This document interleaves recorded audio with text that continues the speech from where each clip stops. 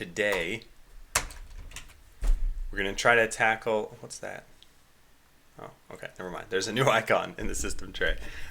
Today we're going to try to tackle just any number of things until 8 hours have passed. So let's see how this goes. Step one, I guess, is remove this from my desk. Hang on, let me mute my mic while I do this. I don't know how loud this is going to be.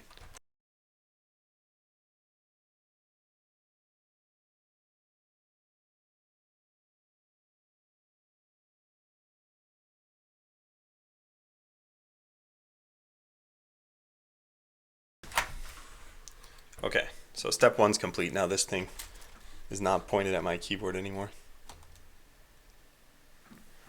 That's pretty good. I could angle myself this way today. Hey Hideo, hey Ski Dog, Digi, Superman.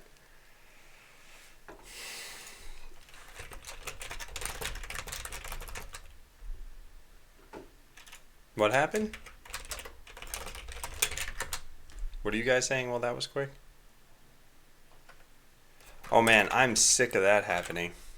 If you guys are saying it cut out and then came back on, is there like a 10-second video now? The stream started, died, and came back. Huh, okay. Hey, Walter. Alright, we gotta put Botland online. So, let me... Yeah, okay. Let's do things this way. Hey, Pecos. Welcome back.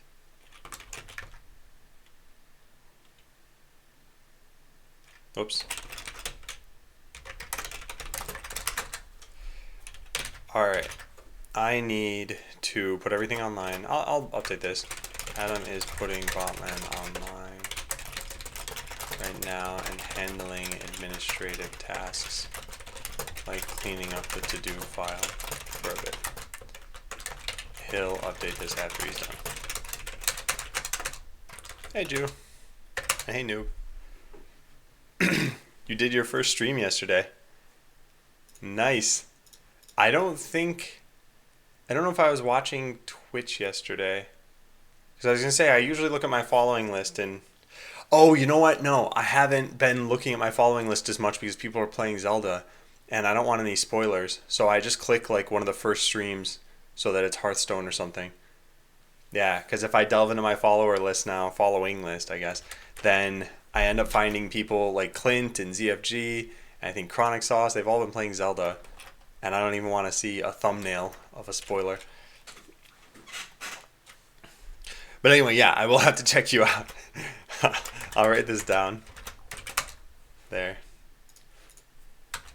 Okay, so clear IPs. Hey, Super Ram.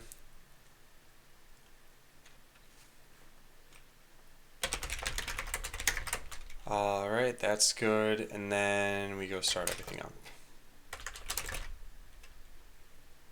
So yeah, it'll be the same version that had been online. I am going to try to sit for most of today, not like a caveman. Oh, Liquidor. Welcome back! Thanks for resubbing.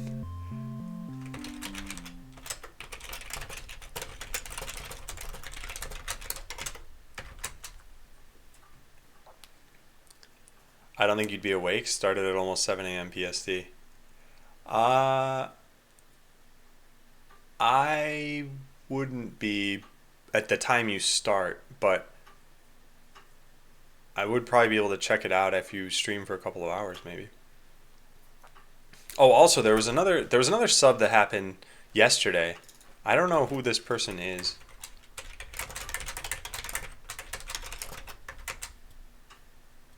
And apparently they don't have any real time in the channel. But anyway, if they come back today, I want to welcome them. Hey, why not? You usually show up much later. And hey, Echo. Oh, you changed your name.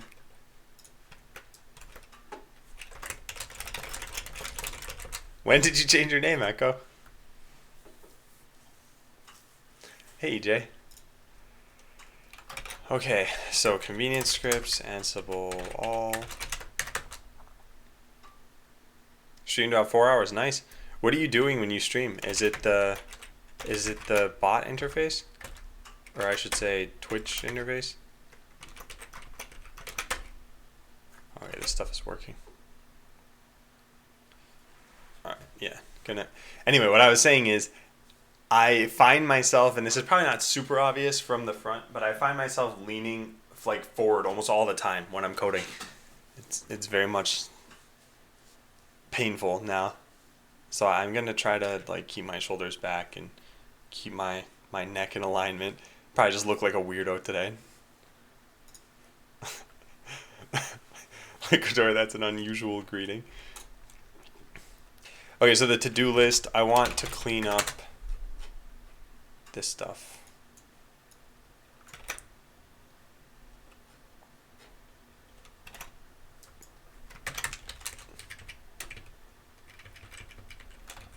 All right, let's put this here.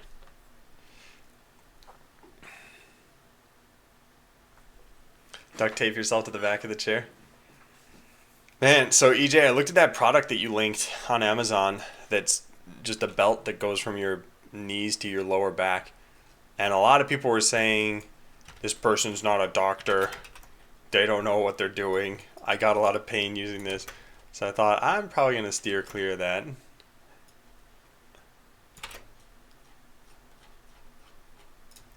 You know, I do feel pretty good after not having streamed for the weekend. I did not do very many work-related things over the weekend. Maybe a couple of hours. A few games will be on market soon, so I wanted to incorporate my Twitch streams and dev videos in the marketing. Yeah, nice. I feel like Liquidor found the emotes. He opened up a treasure chest of emotes and is just like, I'm going to use all of these now. Okay. So it is 3/6. And we got to move all the completed stuff over here, which apparently is not very much. I've got to finish the memory leak stuff today. Is there anything else here that's done? No. Huh, wow. Well, that's not... This is all we really did last week. I guess it makes sense. I mean, last week was cut kind of short. It was almost like it was 3 stream days instead of 4.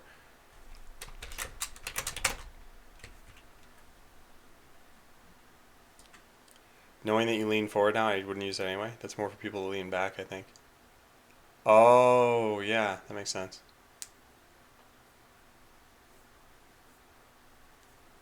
A nice wow too. Creating ISOs. Okay, so Monday, here's what we're going to do. We need to finish up the memory leak work. Oh, also, did this ever... No, it didn't finish. Okay, let's just restart this. Finish up the memory leak work from last week. Then I want to modify the cosmetics tool. Change the color formula.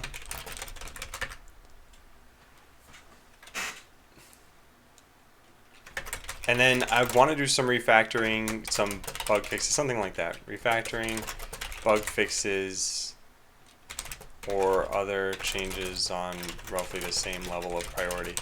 Then I was thinking tomorrow maybe we start trying to tackle the... Oh, also, make sure we include the memory leak fixes and test it out. And then tomorrow I was thinking we could maybe try to do one of the big bugs that's been hanging around for a while. Either the sprite offset issue or... Wait a second, I just remembered something. Hang on a second. What is the 23rd? That's a Thursday, right? Yeah, okay, I gotta write something down.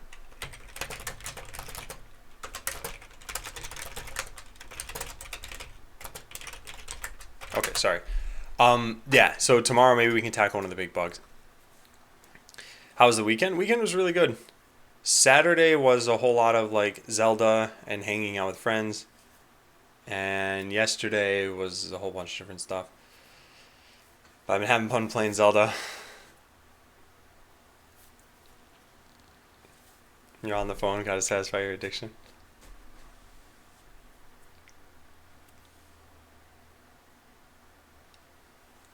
You use the wall a couple times a week back against it. So I've been starting... There are some exercises I read where you put your shoulders back and down, and then you like align the back of your head with your spine against the wall. So this doesn't really work when I don't have a wall behind me. And then you do various like arm raises and touch the back of your head or something, or put your arms out in front of you. So I'm gonna try some of those exercises, but I honestly think this happened probably because I'm just sitting stupidly, and I need to correct that. Okay, so this is fine. This is something Digi was talking about, which is making a link to this document.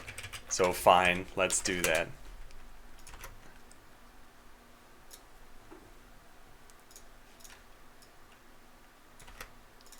So we'll do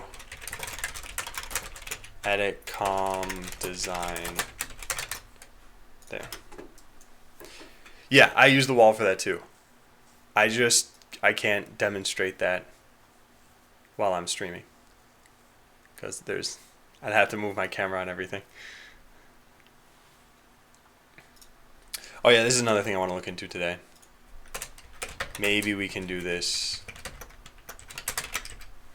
Alright, dropped frames from Friday were a total of 367 by the end of today. We're up to 102 right now. I don't think the drop frames are ever going to go away. I think this is due to using the new OBS.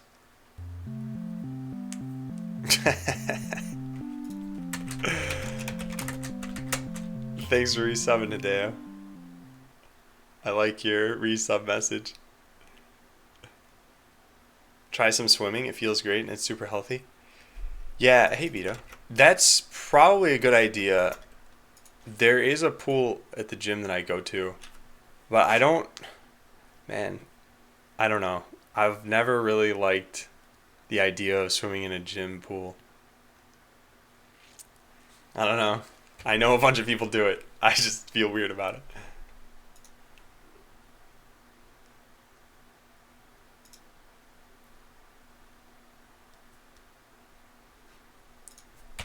Okay. Yeah, at some point I want to work on this stuff. The other thing is tests. Maybe write tests or fix up the failing tests.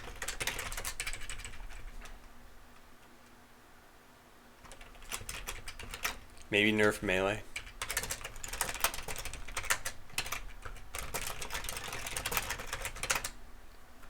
Hey, John Code. Get yourself a nice foam roller. So we actually just bought a foam roller. I should try that out. I'm just not sure how to do it for back pain exactly. I've only done it for leg stuff. But yeah, maybe I should give that a shot. I'm just worried I'm gonna like hyperextend my back by rolling over this foam roller. Melee is not powerful, right? I'm not sure what you're saying. I was talking about cloaking plus shield melee. Shield melee is one item. It is when charging, use a shield on yourself. Spent all day.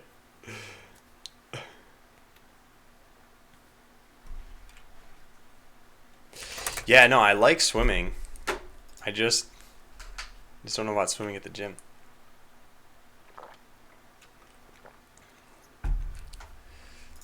Yeah, we're gonna write some of this stuff down that's just been here for a long time.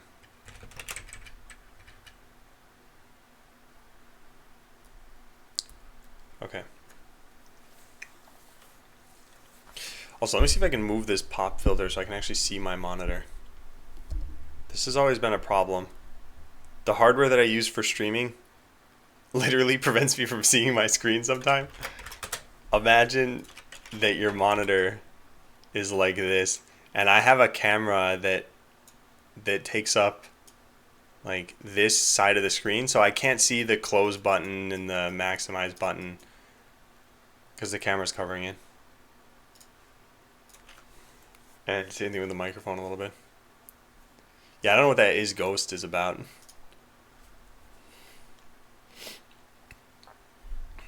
Okay. Yeah, so let's fix up the memory leak thing. Test to make sure everything worked.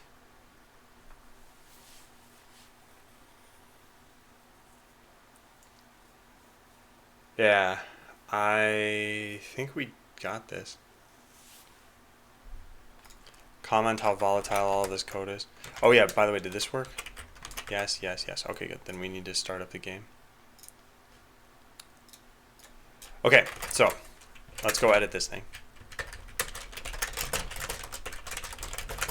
Adam is working on miscellaneous tasks the majority of the day, cleaning up last week's commit, refactoring, bug fixes, etc.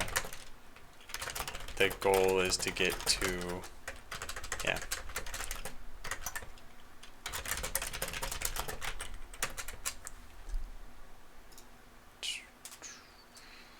Man, it'd be nice to be able to give these a friendly name or something. Hide URL. I don't think I care about that. But where is how to play here? There's no search for your URLs? Huh. Botland is online here. Cool.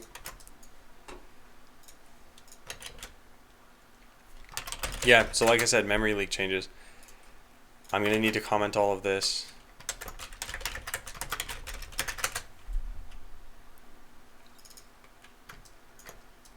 Yeah. Well, we'll take a look. Colorized sprite is defined but never used. Oh yeah, this should be deleted.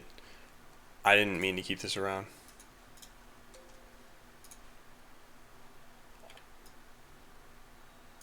Okay.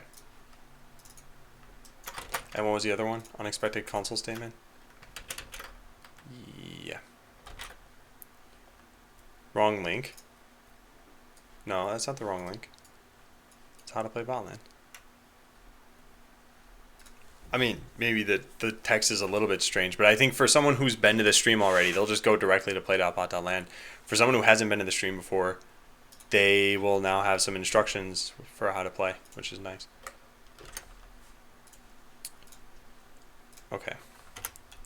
So yeah, commenting this stuff is pretty important. Describing what's in that sprite cache is pretty important. This is probably worthwhile. If this is true, then the children of this be destroyed when this sprite component itself is destroyed. Which happens when the entity is destroyed.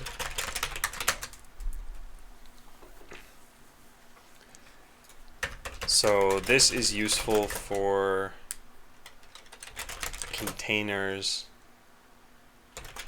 masquerading as sprites.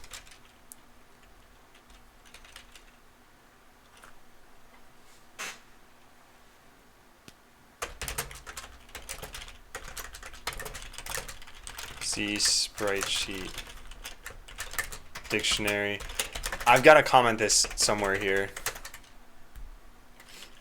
for comments about memory leaks. Okay, so that's been commented. The thing that's going to take the most time commenting is that dictionary. This is a really minor change that should be checked in separately. Yeah, we got to get back to that. We can't check this in, and I don't think we check this in. Nah, this is memory leak testing stuff.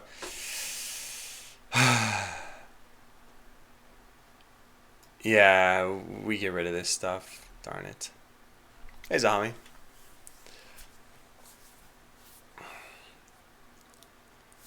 Also, I don't know why. I'm always like freezing at lunchtime. I'm too warm right now. Still need to sit with my shoulders back. Okay, so let's get rid of all of this. And then we just have this. Well, there. Cool.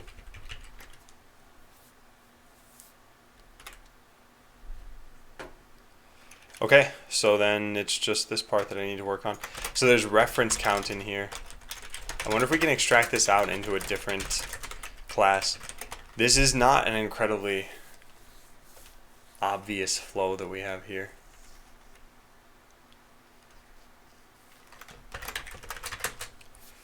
Okay. And then sprites kept in the cache. This can be what it used to be here. There. This is used for storing colorized sprites. Colorizing sprites is not the fastest process, so caching them is desirable. Make sure to look at... Maybe we should rename this to colorized sprite reference count. And make this like super obvious.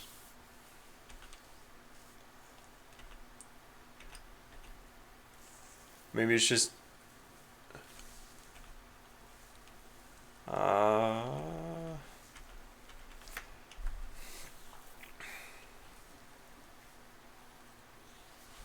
Yeah, I'll call it that.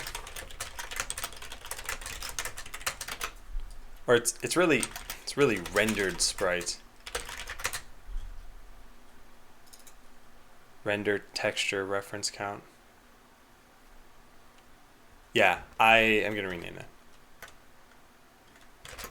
Render texture reference count. Okay, and then there's a console.log still lurking in here somewhere. So there's that. Alright, so what do I want to say for this? This data structure is used to help prevent memory leaks. So the way that this works, and I need to update my notes eventually, a lot of the next like half hour is going to be me just typing out English, not me typing out code.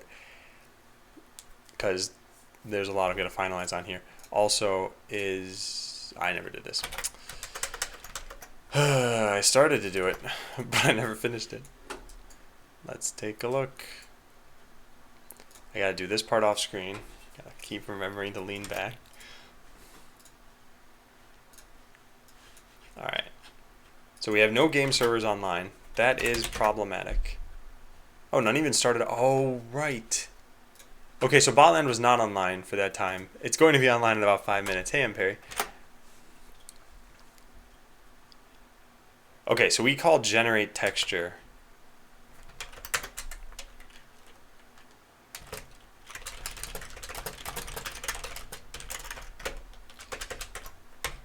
And hey, Rinku. So when Pixie's generate texture function is called, also before I forget, let's do this, because this is sprite name to an object that contains the texture and a count.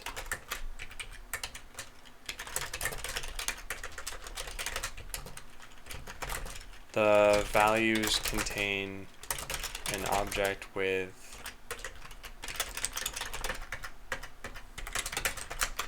two properties, and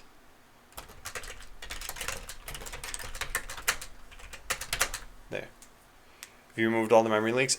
Almost. I've almost finished it. Hey, Z Laughing Dragon. I haven't seen you in a while. I always used to see you in Orange Sky stream. How is it going? And yeah, Moto, that's what I'm fixing up right now. I'm fixing up... So last week, I figured out how to address the memory leaks. And I had to stop because I needed to get lunch and because my back was killing me. So this week, I am trying to sit with my shoulders back as much as possible and not lean forward and fix the memory leak code. So in generate texture is called, we get a base render texture out of it. This needs to be deleted, but we can't, but the way that the entity component system is set up for Botland prevents me from just destroying a Pixie container.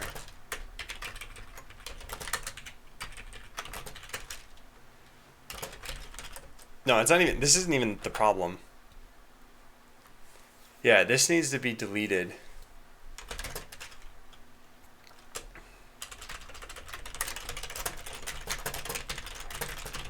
There will be a memory leak. However, it's typically... Capillara!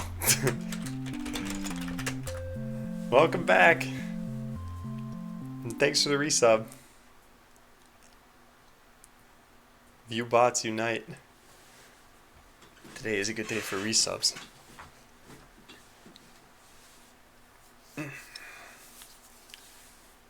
Nice. Alright, so however, it's typically captured in a sprite. How do I want to say this? But we can't...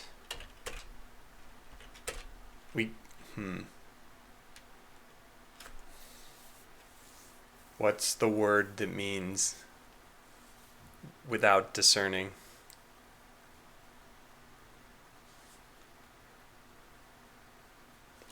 Anyway, I'm not sure. I can't think of the word that I'm trying to think of. Oh, come on.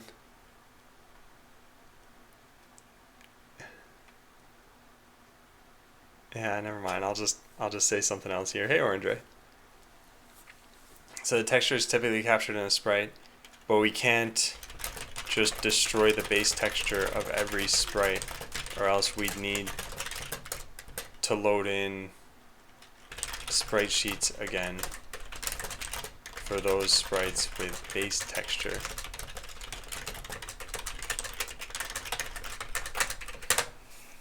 Alright, let's see if this makes any sense so far, because I haven't even finished writing it.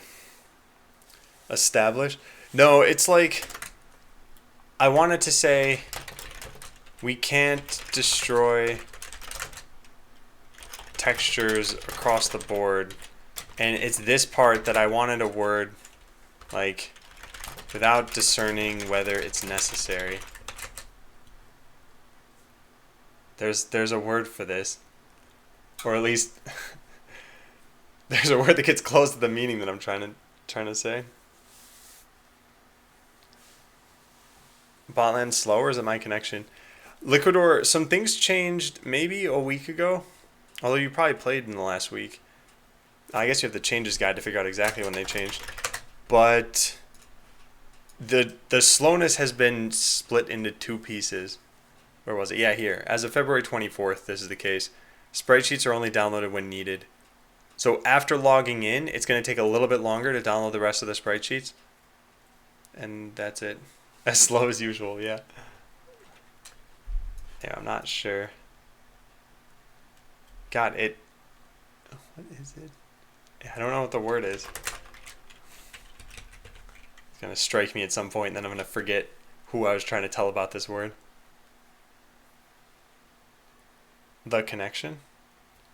Yeah, so commencing is still... Oh, you're saying... Oh, it's probably not online yet. No, it's online. Okay, I don't know. Let me take a look. So I connect.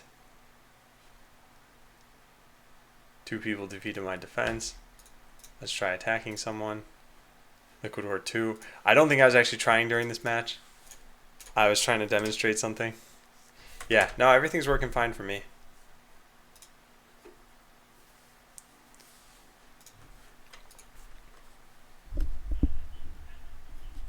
Yeah. It's probably because you commence.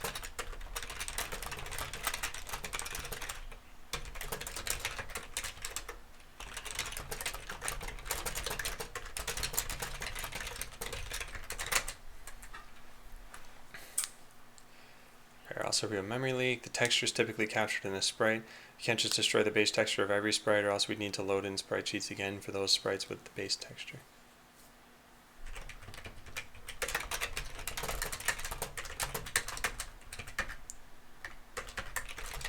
Complicate this,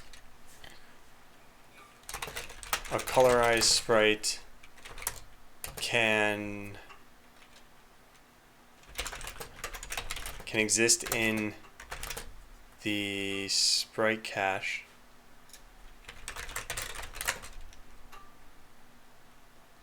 in an entity or in both. For example, the cache can only hold so many sprites.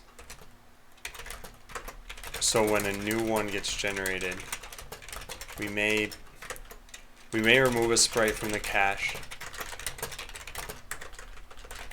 that's still in use by an entity. Likewise, we may have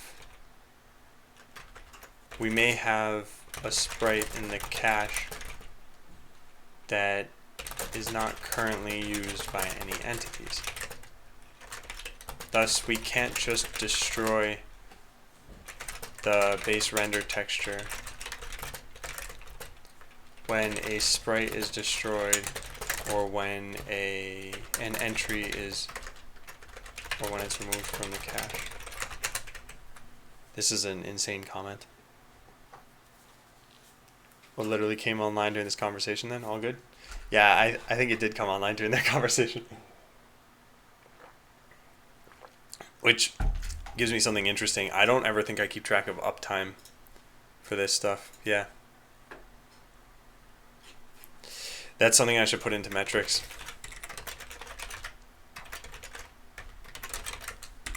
Metrics.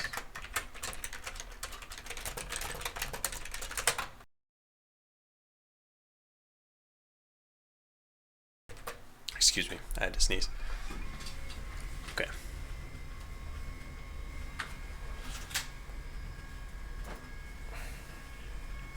Hey Kadoku. Yeah, it's nice to be streaming again. I was saying on Discord that I felt bad about last week. I had to leave on Friday early because I had some back and neck pain. And the neck pain went away, but the back pain is still there. I don't know. It never lasts for this long. I definitely need to do something about this. I'm going to try to start doing some physical therapy just on my own at first, and also try to schedule a massage for Thursday because that helped last time I did this. Or had this, not did this. Okay, so let's go back to this.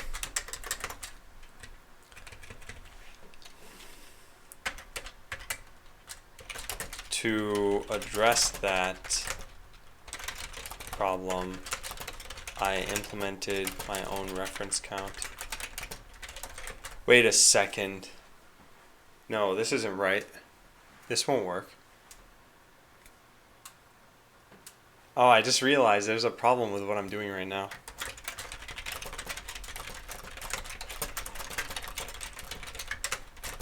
I always destroy the render texture.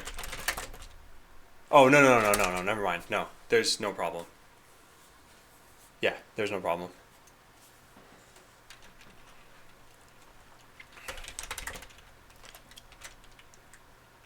So the reference count itself, yeah, I'll write this down. Straightforward. This is the only class that can increase the reference count.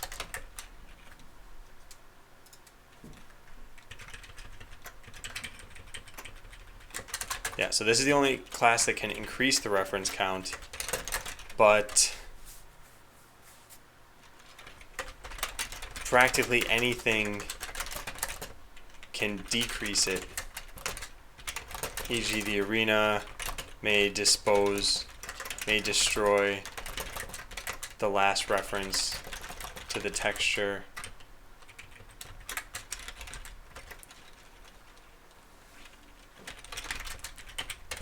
Or maybe this class destroys it via the sprite cache filling up. To accommodate arbitrary sources, I override the sprite's destroy function to decrement the reference count. Okay, so you know that something's gone wrong in your application when you have a comment that's an entire page long. But this really was just a crazy issue, and I think it's worth having this much descriptive text here.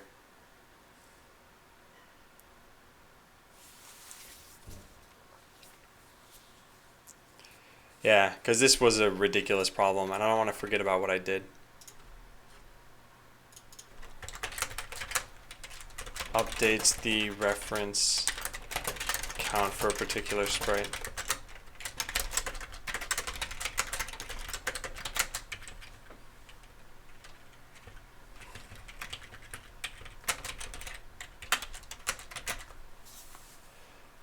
Yeah, so if the sprite didn't exist, then add it, otherwise increment it. All right.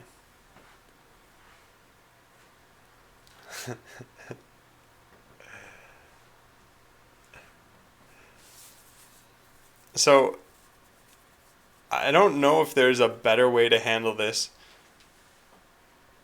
I guess if I didn't cache sprites, there wouldn't have been a problem because I could have just destroyed this, and there only ever would have been one reference to it. But this works decently well, I think. And Digi, I think the infrastructure will be fine, other than the game servers, depending on how many people are playing at any given second. So this is this statistic. Right now, games or like phases take about 200 milliseconds to simulate. So you can handle 5 people per second. If you have 100 people playing, I don't think you're going to hit 5 people per second necessarily. Like, let's say 100 people are actually playing Botland right now. How many of them are simulating a game in any given second? And honestly, this 5 people a second is how much is possible. If you had, let's say, 10 people trying to play for a second and then 0 people trying to play for the next second, then 5 of these people are just going to have to wait an extra second. That's also not too bad. The problem is when it's 10 people per second constantly and we can only handle 5, because then we're generating more requests than we can handle. And at that point, the solution is just start a new game server, and then everything just should work itself out. So is this leak due to textures not being unloaded or sprites not being released?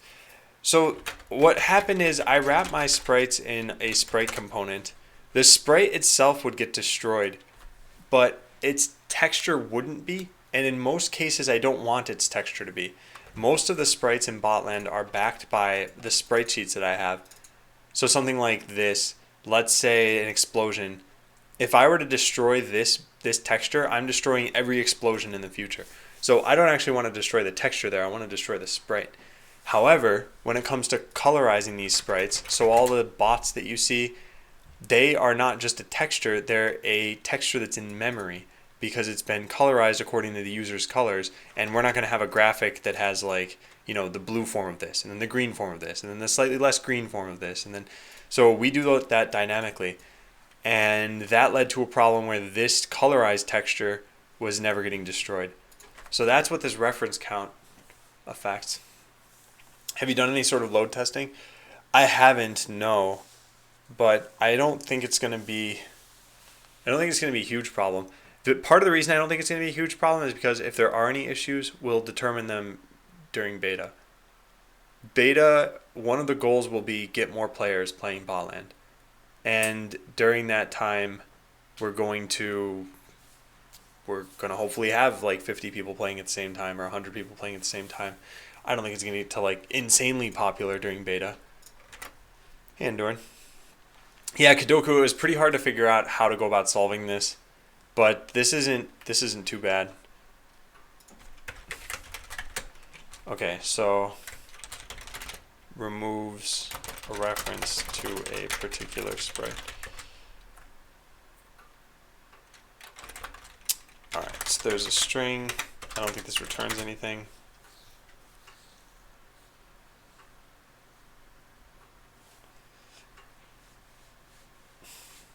So this function, or this comment is not going to be clear to me in the future. I should clean this up. This may happen. Make sure we actually have a reference to this sprite. If we don't currently have one,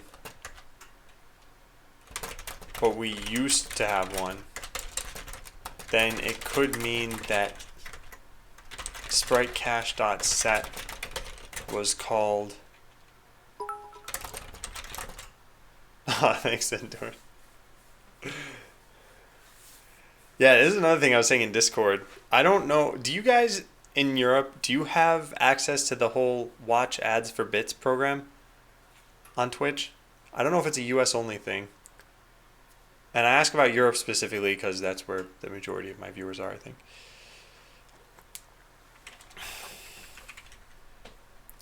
So make sure we actually have a reference to the sprite. If we don't currently have one, but we used to have one, then it could mean that sprite cache.set was called on a sprite that we were already tracking, which will end up calling destroy on the sprite. It is US only? Okay. And it'll be a long time? Wow. You got to link a couple times, but it didn't work. Alright, well, thanks for the answers. Yeah, that's too bad, because I've been rolling in bits lately that I have to spend on other people. I can't spend them on myself. I'm waiting for getting a critical mass of bits, and then I'll spend them all.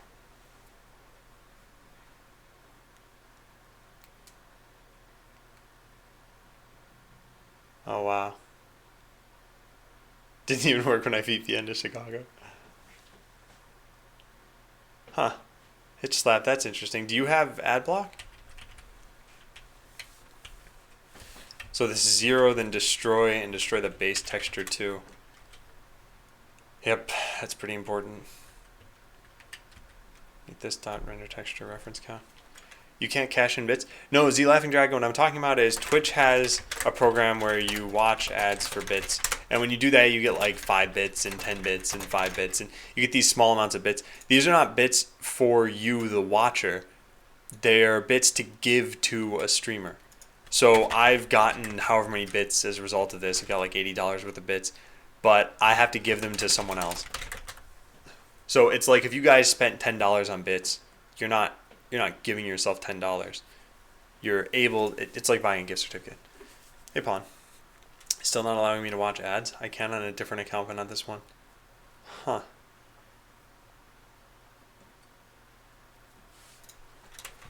Yeah, interesting. Are we almost done commenting this thing? Oh, whoa, that can't stay there. Max sprites in cache 7. This is why you look at your diffs. Clone colorized sprite sync.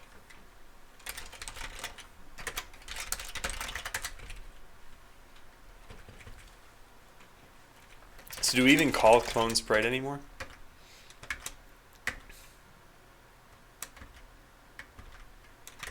Well, we do, but we also have get colorized sprite, yeah. Hey, Okawi.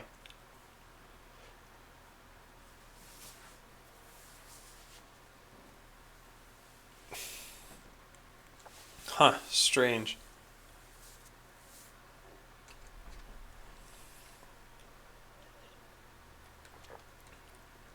Yeah, I don't know if subs can watch ads or not, but Orange Ray is probably talking about just in general on Twitch.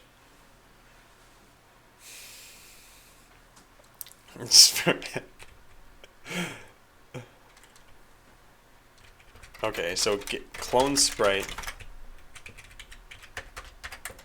Note there is a clone colorized sprite function specifically for outside callers to use for colorized sprite. That way reference counts get updated.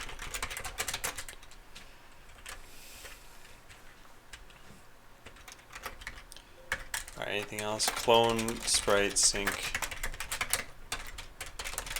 I don't think a sync is needed in here because this is the only function we have. Is this one? Yeah, thanks, Z Laughing Dragon.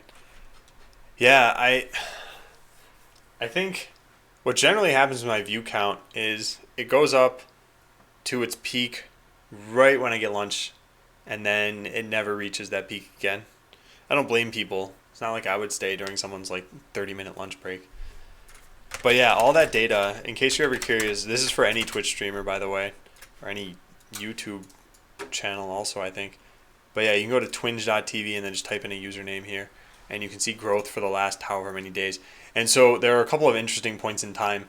The most interesting one is this day here-ish. This is the day when Twitch put in auto-hosting.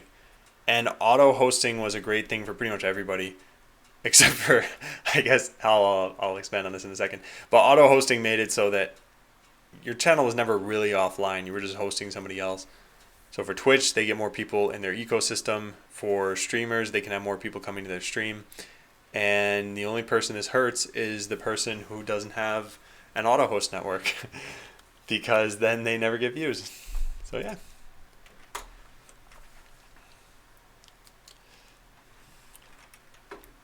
Yeah, so we need to rename this.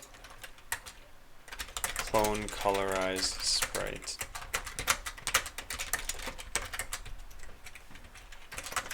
This function clones a colorized sprite in a way that will modify its destroy function so that we can update the reference count.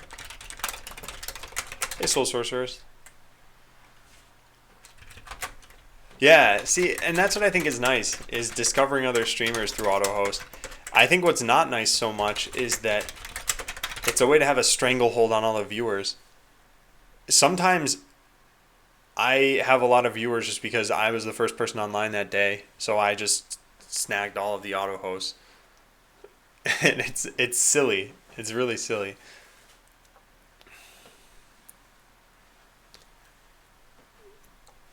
Yeah, so it's a good thing for discovery, I think. I don't know, sometimes I'm kind of cynical about hosting in general on Twitch. I feel like small streamers, and I'm talking about in general, but small streamers sometimes host big streamers to try to get hosted back by them.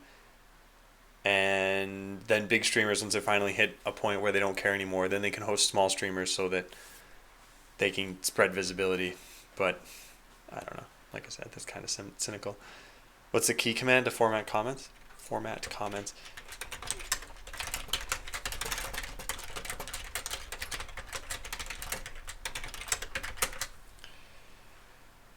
You never watch hosted people? Yeah.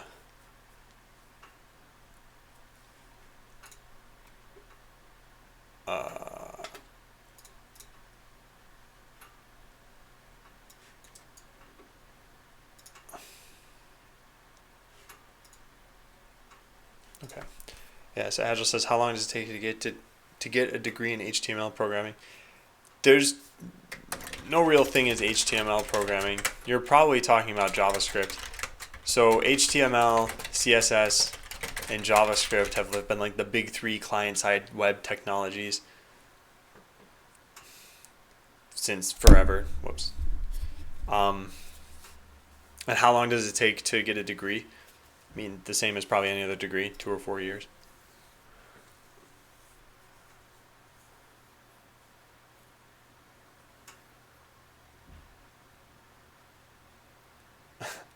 I hardly see big streamers host small streamers. They always host their friends who are already big streamers. Yeah. Yeah. I guess that's true of the really big streamers. Actually, the really big streamers I don't think host anybody sometimes. I never watch hosted people either. I find that whether I like it or not, I usually end up someplace I don't want to be, and then it does affect my view on the original streamer. Interesting. And hey, Edge. I think I forgot to say hi to somebody else too. Sound of Gaming. Yeah, hey.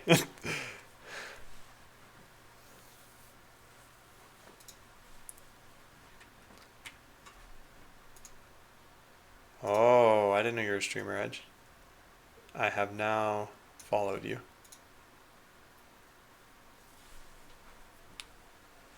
You said JavaScript, but I couldn't get the exe.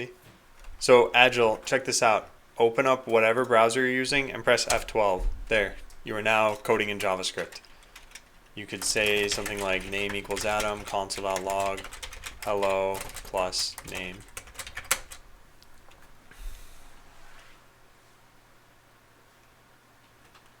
It's fun to control it. I'm glad you liked it, Aziel.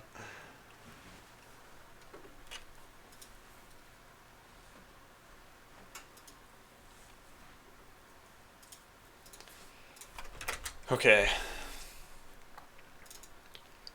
So add reference to it and then set up. So this is for the memory leak reference counting issue. A sprite's destroy function needs to be overridden so that it decrements the reference count. This sets up that override.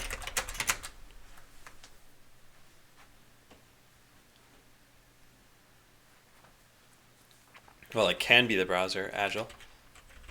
It's like saying you can write English in a notebook or on a whiteboard. You can write JavaScript in Node.js. You can write it in any environment, really. Phantom.js, the browser, which is the V8 engine.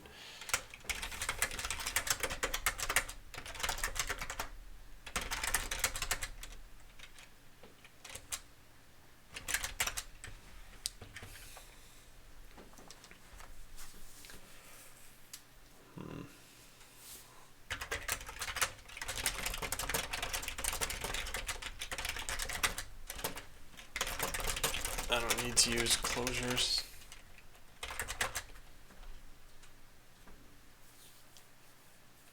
You can write C++ on your computer. You can't typically write it in your browser unless you're going to a website that supports that. As in, anyway, there are some websites where you could type in C++, they'll compile it and execute it for you and then just give you the output. How would you recommend to study coding seriously if you're in your 30s and did a degree in something entirely different? I'm learning online, but the sources and references are disparate, sometimes confusing, often conflicting. It's not like formal studying. Yeah, Dr. Robot, I think this is what's tough about living in the information age and trying to do something like this. There's tons of info out there, but you don't necessarily know what's good. So I'd say one is pick a language, and your choice doesn't matter. So just pick something. So Python, JavaScript, C#, those are all pretty good starting choices, I'd say. Then two is try to ask people about a good book or video series. So for something like Python, I can actually recommend one or two. For something like JavaScript and C#, I'm not a resource for that really. But then three is, yeah, make small projects after you've gone through the materials. And always feel free to use the chat or myself as a reference as well. So I wrote a small PDF on this. Oh, someone already linked it to you, didn't they? Yeah, Z Laughing Dragon did. I wrote a small PDF on this. This is a page and a half. And it covers just in general what you're probably going to need to know. So I wrote a bullet point on debugging. I didn't explain the importance really. But this is one of those things where if you're programming, this is like magic. It's just amazing. It solves so much for you. And other things are in here too. So yeah, definitely check it out. Let me know what you think. And if you need any help, like I said, feel free to always send me a message or just ask in here. Found a prank BSOD code and it changed the boring background to awesome. If you want to check it out, tell me. I mean, I would check out a video of it. I'm not going to execute arbitrary code on my machine. Are you able to help me with the Python error? I Google it, but I have no idea what I'm looking for. Yeah, sure. No. So old destroy function is a function. Sprite name is a sprite. This stuff doesn't matter.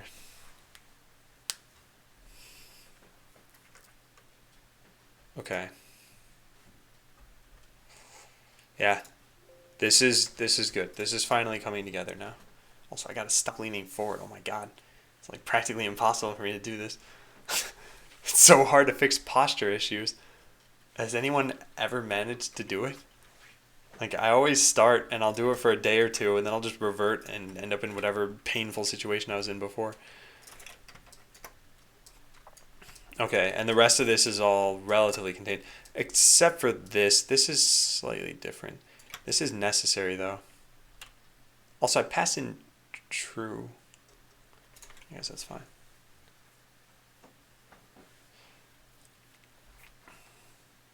Oh, Dr. Robot, yeah, you'll definitely have some questions. And I think having a resource to get those questions answered is pretty important.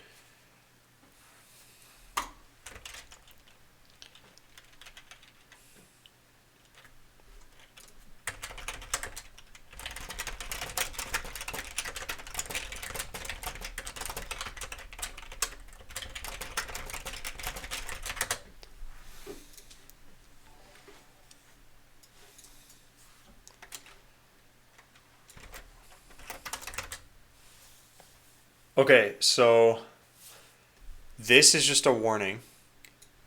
This is your actual error. And it says module object has no attribute. So it sounds like what you're trying to do is access something called record functor creation stacks. Oh, which is, oh, interesting. I think what's happening here is this warning is printing out and then it's trying to tell you where it happened from and it's calling into some deprecated code. Well, anyway, what you could do is it sounds like, yeah. It's first of all, it does sound like this should show up on the internet. I'm sure someone else has run into this. Because this one in particular, well, anyway, so either do what this thing is telling you, so import from panda3d.core, because it sounds like you're doing panda c.panda modules.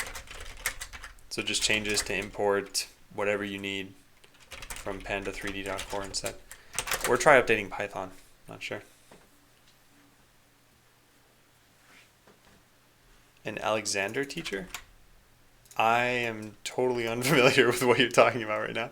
And does that keyboard really help? Yeah, I think so. It's hard for me to say because I didn't really have wrist pain before this, but some people have switched to it in chat and they said that their wrist pain went away.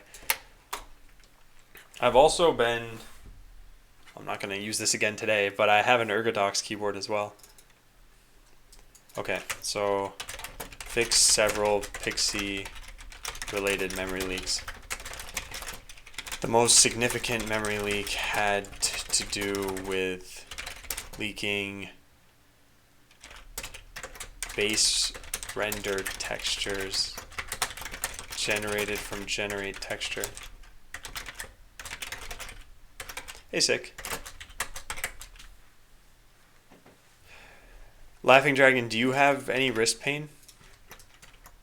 Or any sort of repetitive stress injury that you think is caused by being in a computer? Because the three major things to correct are your sitting or standing posture. That in general can cause a lot of pain. I knew a guy who always like leaned back in a couch and tried typing on a laptop. He ended up with like some really severe pain. I don't even remember where it was. Somewhere in his arm or shoulder. So that's number one. Number two is keyboard. Number three is mouse, I think. What keyboard did you say you also have? Oh, I was saying I have the Ergodox keyboard. You can see this. So this is one half of it. There are two halves, but it's shaped roughly like your hand is shaped. I should be showing you with this hand if I'm going to show you. It's shaped roughly like your hand, and you can move it anywhere on the desk that you want because it's connected by a cord. So you can put them close together or far apart. I haven't gotten used to it yet though. About to try out a reverser plugin for Atom by the Trailing Comma King. Do you have any good config for your Sublime one? Actually, Hideo has a good config for his own thing. Let me find mine. I'll upload mine, but I don't like. There's some Botland specific stuff in here. But yeah, you can check it out. Whoops. Okay, well, ignore the syntax highlighting on this. I guess this is Jason with comments, so I should have just highlighted it as JavaScript.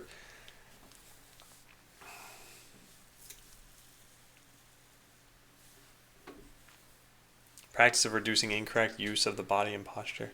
Okay, got it. Huh. Yeah, I'm trying to look into more of these things.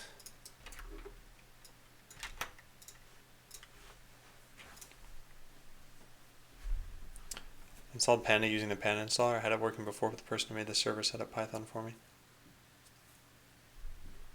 Huh. Yeah, noob, I can only help you that much. Maybe Spurtman can give you more information. Oh yeah, Spurtman is actually already talking to you. Yeah, sick. That's the issue for me too. It's your muscle memory stops working on keyboards like that because everything's in a different position. All right. There are numerous comments in Spritesheet Dictionary that explain the biggest solution.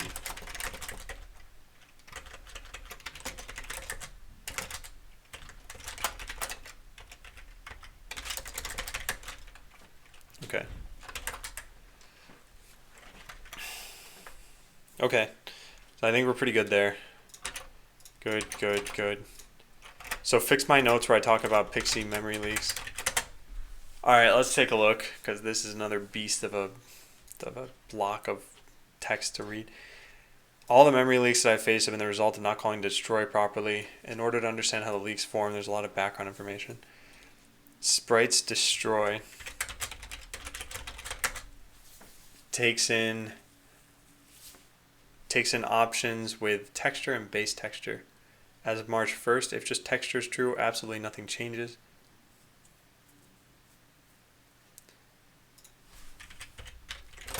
Both properties need to be true.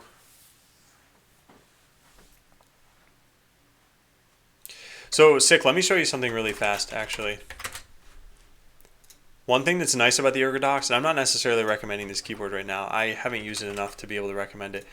But one thing that's nice is you can customize anything, any of the keys, and there are multiple layers too. So the way that I talked to one friend about this, he said that, so see this button here? This is like a shift key that puts me into layer 1. So imagine the regular shift key changes lowercase to uppercase. This changes all these keys, every single key on the keyboard, to the layer 1 keys.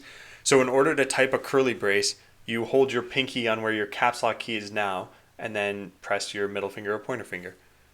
And then you let go and you're back in layer 0 and you can type your regular keys again. So this is how they suggest doing it on this keyboard at least. I don't know about the Kinesis. But yeah, there's a lot to work through and figure out. This is the one I'm using. Oh wow, this has the same setup of the thumb keys, which I don't know how to hit these well. And yeah, the rest look pretty similar. Yeah, it seems like the ErgoDocs is just a small evolution on this.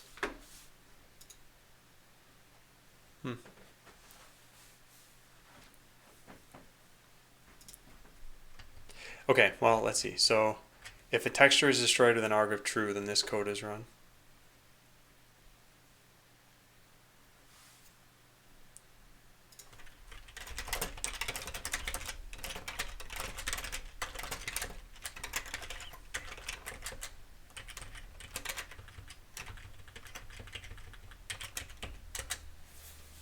Okay. The base texture is the texture that a particular texture uses. Texture cache and base texture cache. Objects. They typically contain all of your sprite sheet files.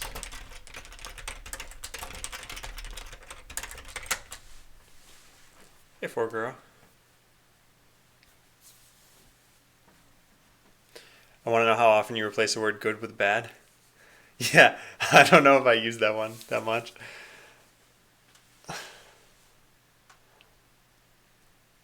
Issue I have with the thumb keys is that space is on the right hand thumb and backspace is on the left.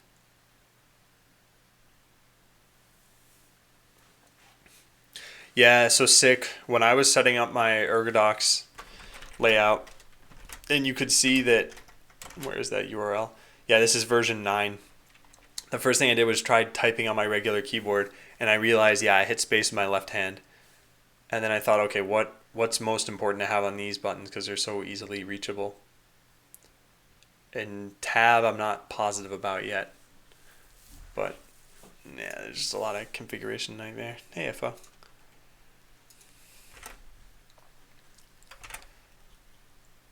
Okay, so when using generate texture, the base texture has an image URL of null. The Pixie loader is a thin wrapper around resource loader. There's texture parser. This code shows how a base texture gets created when loading in an image. This should really never get destroyed unless you plan on reloading the image with the loader. You can also create a base render texture by calling generate texture.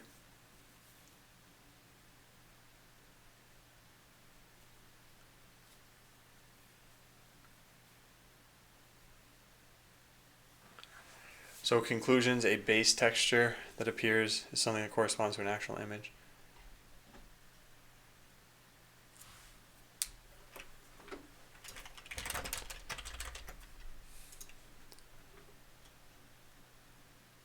So Haziel, I'm not gonna, oh, I see.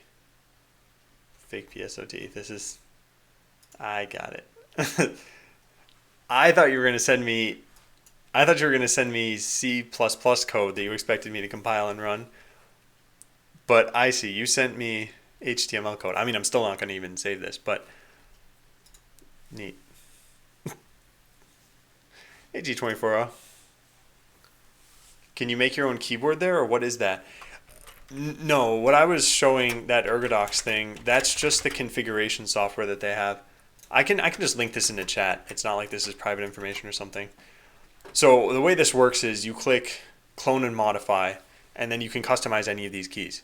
You could change this to Dvorak layout if you want. You can make it a stenographer keyboard. You can whatever. There's any number of things you can change about it. So that in particular was just my layout for this keyboard. But no, it's not for manufacturing a new keyboard with that layout. That'd probably be super expensive.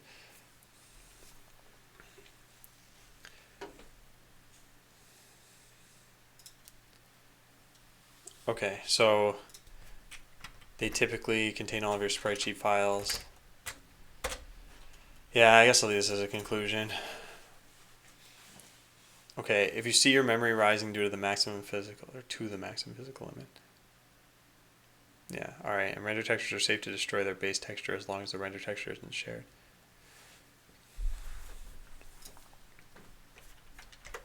The part about as long as the render... If the render texture is shared, then the best solution I found to destroying them reliably, if I could type, is to implement my own reference counting.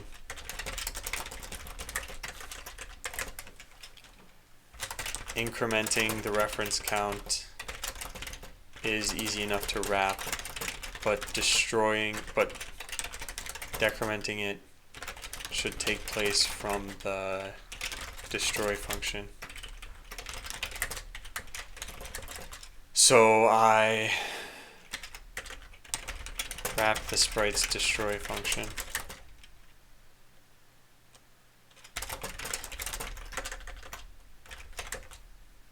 Okay.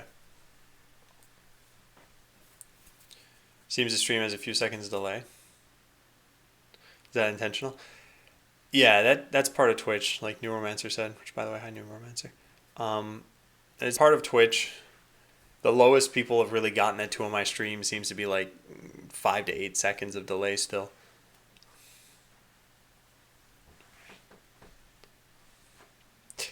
And there's a way some option that you can set to try to reduce that delay, but I don't think it's super important for this kind of stream. Maybe if I were playing a game or something, but by setting that option, they say it might increase lag for other users. So this is done.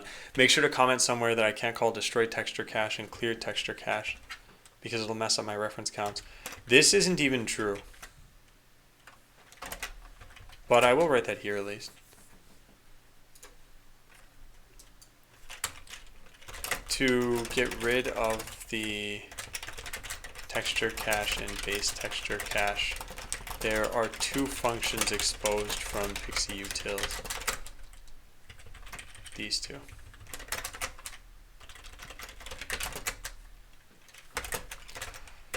As of now, these are never naturally called from the Pixie codebase.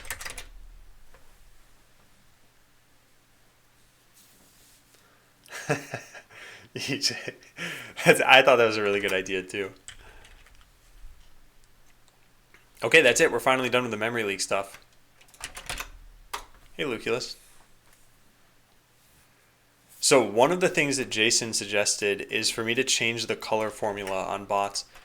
Let me show you guys what I'm talking about. You can't actually access this URL, but when I make a new random bot, the color algorithm that I came up with was something like make a fully saturated primary color. So that's the blue that you see here, or cyan, I guess, whatever you call that color. And then the secondary color is offset by a certain number of degrees on the hue spectrum. And then I think it's darkened a little bit too. So all of the colors that get generated, and just pay attention to colors right now. So like pink is the primary color, and then green is a certain number of degrees away. Again, pink is a primary color and now generated in the other direction, I guess, because it's purple. And so you can see all the different colors that get formed here. I think they're actually pretty nice, but I'm totally up to changing them. So I think that's what I'm going to do now. Did you buy the Ergodox on their site or did they retail it somewhere? Sick, it was actually a gift from Monadic Bind, who was in chat every once in a while. So, and he mentioned he ordered, so the one that you see here, this has brown switches underneath, and it has no printed keycaps.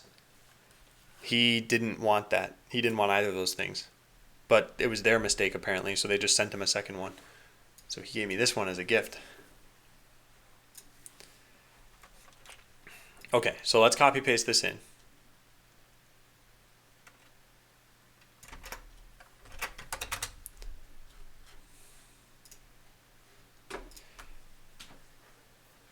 No, Olson, I don't think this is the kind of thing that would give higher FPS. It was just a problem with RAM usage, and when you ran out of RAM, it would just crash the application. Brown switches. I have a keyboard with blue switches and I have a keyboard with brown switches, and I like them both, I think. Isn't clear keycaps a pain when you're learning to use it? Yeah, it is. I mean, like I said, this was a gift. I do not look a gift horse in the mouth. I think it's a nice gift, and I think that I should learn how to use it without looking down at the keyboard. It's just been a process for me.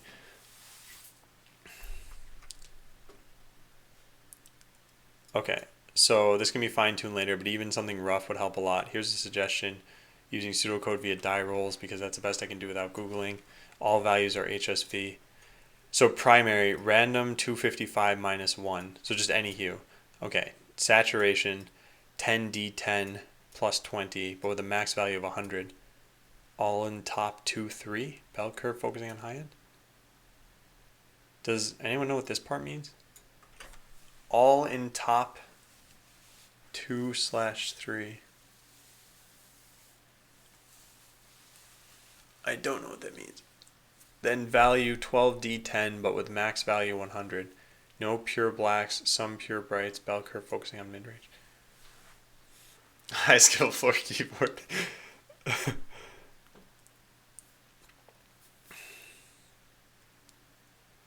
I can't answer that question. I haven't really looked into the website too much, other than the configurator. No, I understand this means 2/3, but I don't understand all in top 2/3. Like, what does that mean? What is saturation? Oh, wait a second. Yeah, what does saturation typically go to? HSV. Well, that is not what I wanted to search for. Is that not? Okay, I'm sorry about that. I want hue saturation value. All right, apparently that stands for herpes simplex virus, which I did not want to search for. Sorry. Yeah, and Doran, that's the part I'm not sure about.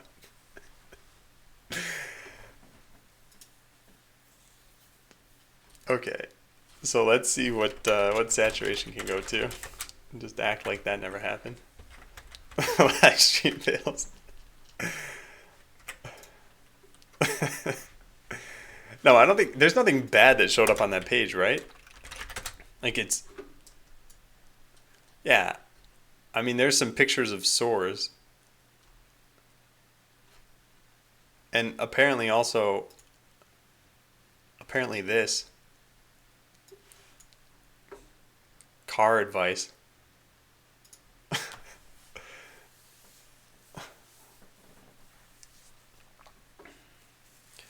Okay, so what does saturation go to? You know what? It's probably better to just do this and look over here. Saturation goes from 0 to what? 100? 0 to 100. So then why did he say max value 100 here if it only goes to 100? Because the thing that I don't understand here is this all in top 2/3. Can't a 10D10, can't this just give you 10 as a result and then it's 30 out of 100? I don't know. Weird. That's why you don't use Bing. EJ.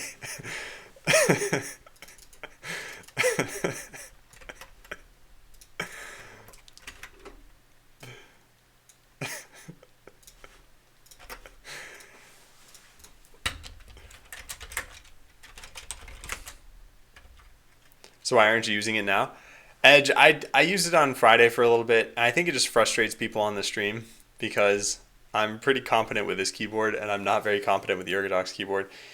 And to convince myself to use it after the stream sometimes, like I take a big hit to performance, productivity I should say.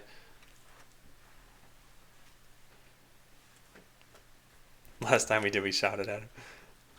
All right, so generate starting color pair. This is the algorithm we have right now. Start with full red for primary and secondary. Rotate by the amounts that we determine. Darken the secondary color a bit. What library am I using for this? Color. Yeah, best alloys. Right, and a die with 10 faces is going to be labeled 1 to 10, right? Not 0 to 9. So what I'm saying is 10D10 is the same as randomly generating, well, not exactly the same, but it's randomly generating between 10 and 100. Is it not? So on the low end of this, if you got 10 and you add 20, then you're generating it from 30 to 130. Well, we're capping it at 100. So that's what I don't understand when he said it's got to be in the top 2/3. Because it sounds like this is generating from 30 to 100. And yeah, it's not the top 2/3. I guess it's almost the top 2/3. Yeah. But yeah, maybe whatever. He should have just said top 70%, I guess. And then it would have been fine. I'm being pretty nitpicky here. Okay. So let's take a look. Where is color? It's not here.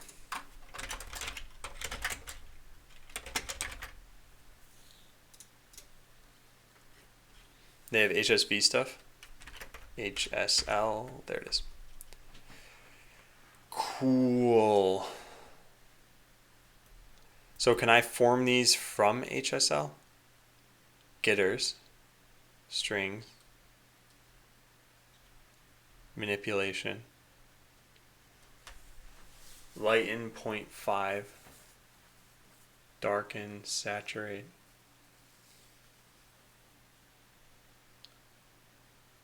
Okay. Yeah, I think I can do this. Hey, Mario.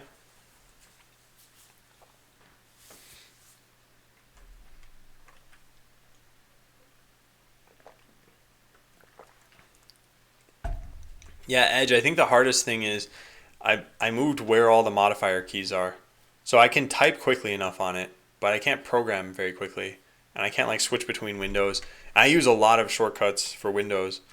Like if I want to go to Paint right now, I would hit Windows key T to go to the taskbar, then End to go to the last thing, and then Enter.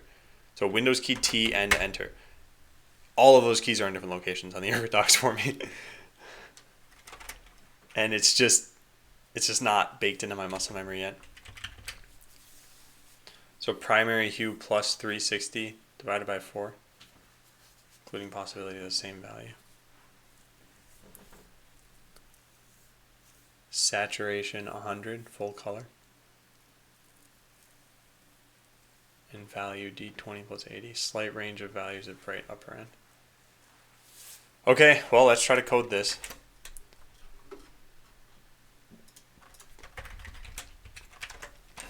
So first, let's just write this as a comment here. Second, let's do this. Let's get rid of all of this code.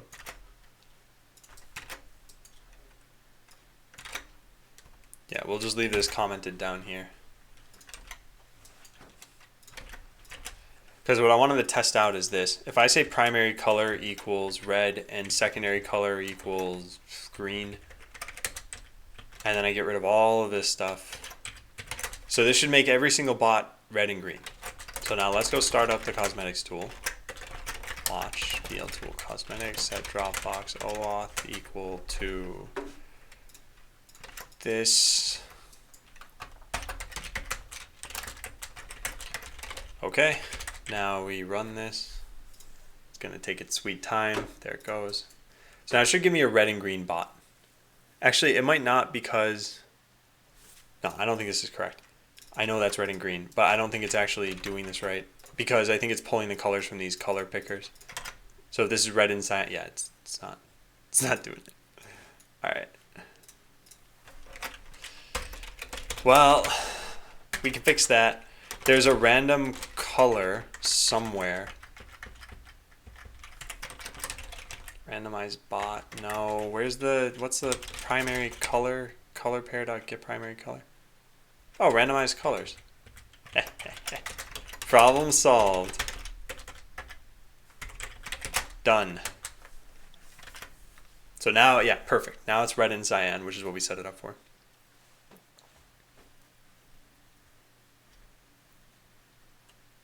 Having Z be a modifier control is really nice, though. I've shifted and modified my keyboard a bunch. When I hold Enter, it goes into emote mode on the right hand. That's really funny. But actually, I could never get used to that, Edge. The whole one, it's a modifier when you hold it, and it's not a modifier when you press it.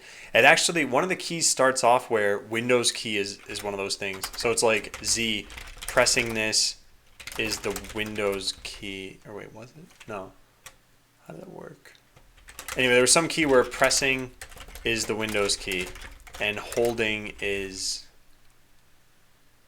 No, I did this wrong. It's something like this.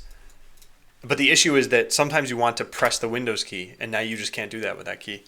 And same thing, sometimes I just want to press Alt to open up this menu.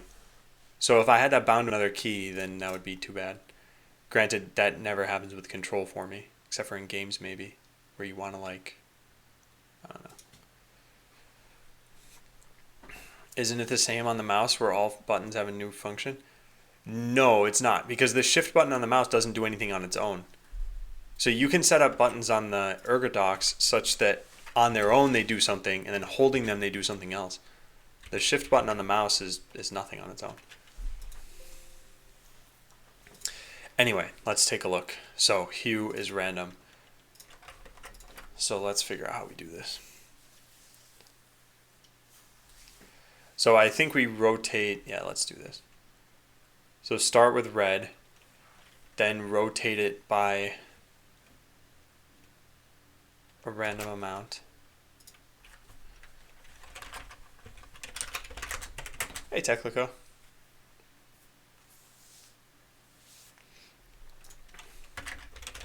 So primary color dot rotate 0,359. So get a completely random hue. Okay, so that's step one, right? Random, and then saturation. So let's start the saturation at, actually, can we just get the saturation? How do we do that? HSL.string. Okay, I guess let's print this out.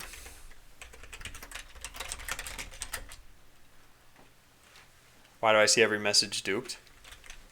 Twitch is being weird. I don't know.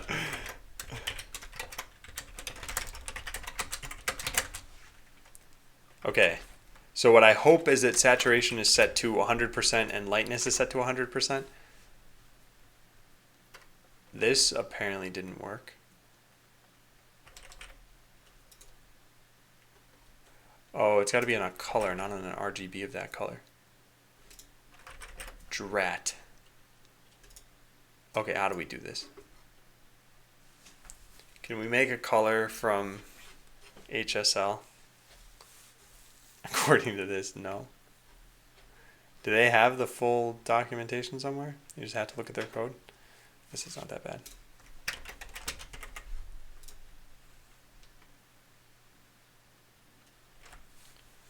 String alpha, a number.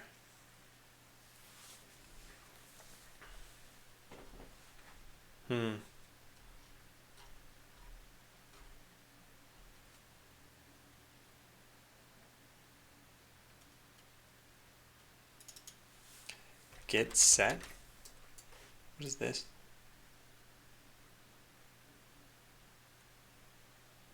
Aha, here it is. Model channel modifier.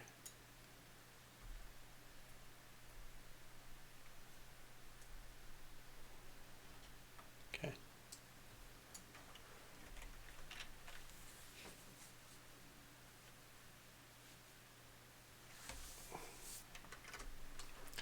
Yeah, I think we should just mess around with this on the command line for right now.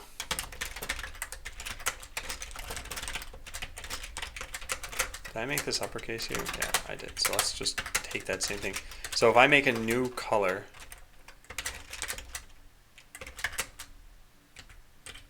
can I do something like this?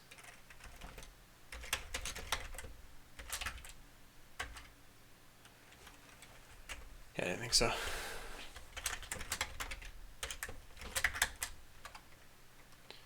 Also, is HSL different from HSV? All right, let's do this correctly this time. HSV hue saturation value. There we go.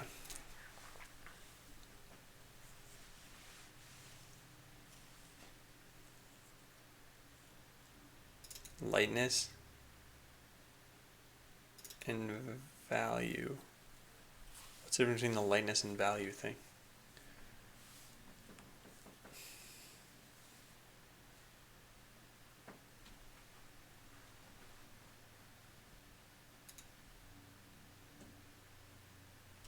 Wait a second, what's this? From HSL and from HSV, so they must be different then.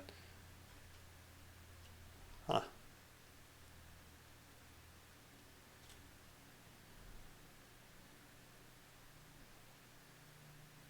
Is this not the exact same formula?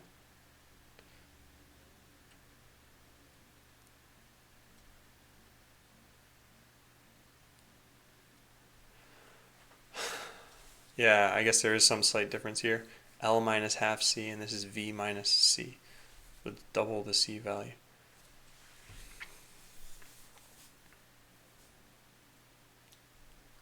Alright, fine. So this is not a great idea then. So there's saturation V. Let's try this. We have the color red.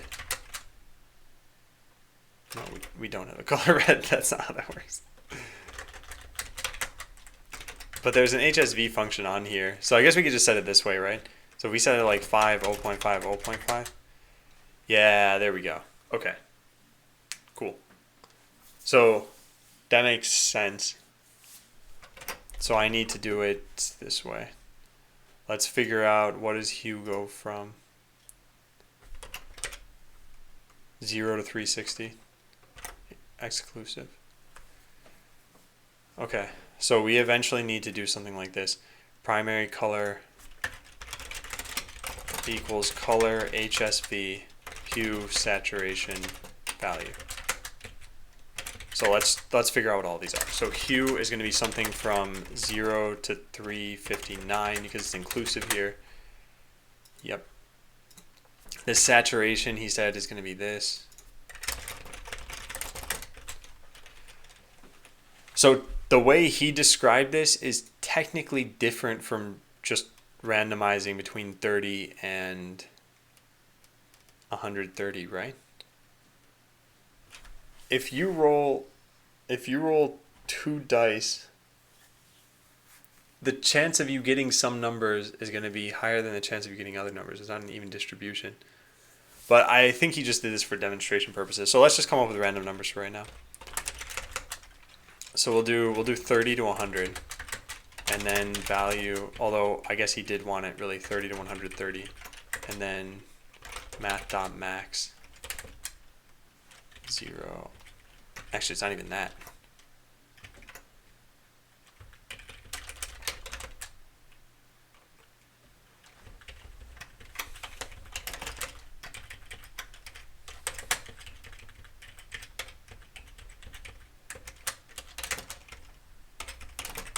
There.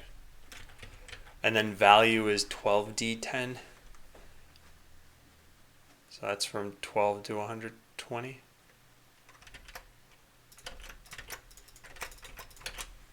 So from 12 to 120, cap it at 100, yeah. Yeah, he wrote bell curve for both of these, so he actually did want it to be that way. Okay, then I should do it that way too. Isn't it 2 die and not 2 dice? No, you've got it the other way around. Die is singular. A deck attack. Yeah, these all work out to be bell curves. Yeah, okay. Right, and that's what I was thinking about here, is that I'm not doing things the same way. But let's try this out anyway, just see what it looks like. So the primary color is going to follow these rules without the bell curve. Let's try it. Math.clamp, whoops.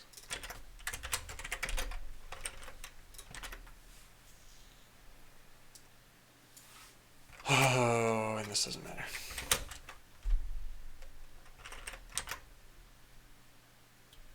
Because the primary color is black there. It's always black. Methinks I screwed something up. Hue, saturation, and value. And this should be... So if I set the hue to 0, and the saturation to 1, and the value to 1. Oh, it goes from 1 to 100. Oh, my bad. Oh, well, fine. Yeah, my bad. Okay, so instead of this, we got to multiply all these by 100. Thankfully, we have the eval plugin, so this is super easy. There. Done. All right, so now we get a brand new color that's never before been seen in Botland.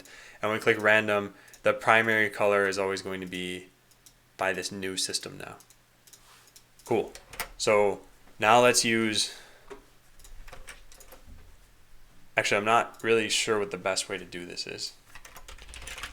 I could just literally simulate die rolls. Is there any sort of distribution here? Probably a better way to do this. Yeah, but I'm not going to go research all the math that goes into this, so let's just do it the easy way. Aw, man. Right? Yeah. That's too bad. So let me think about this for a second then. Yeah, I guess I'll go make a new... I'll make a function here. Static roll dice. Num faces. Num dice.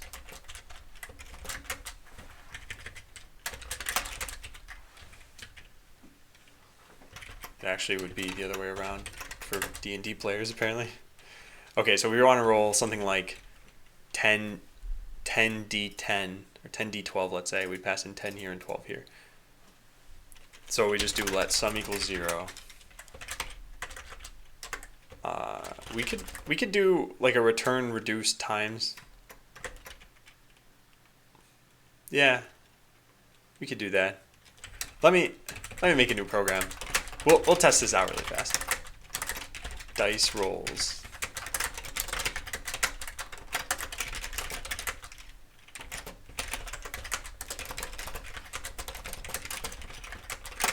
Okay. So let's get Lodash here. And let's make this function. So return reduce times num dice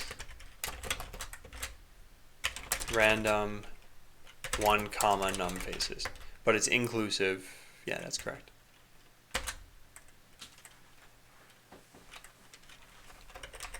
And now let's see how reduce works.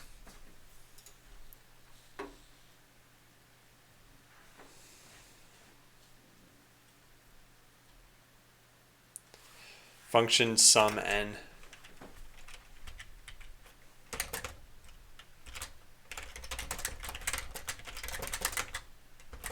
So this is the entire, this looks really ugly. I'm gonna fix that up, of course, but this should be it. So now if we call roll dice, let's say we want to roll 2 dice with 6, so just 2 regular dice. Let's do this. Actually, we'll do this a certain number. Let's do this 10 times.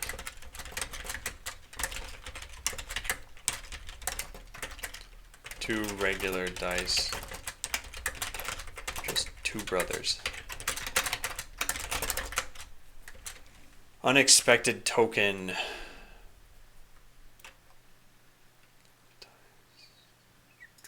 Yep, whoops. There. Which means now I forgot a parenthesis. Hey, cool. So this is wrong. This is definitely wrong.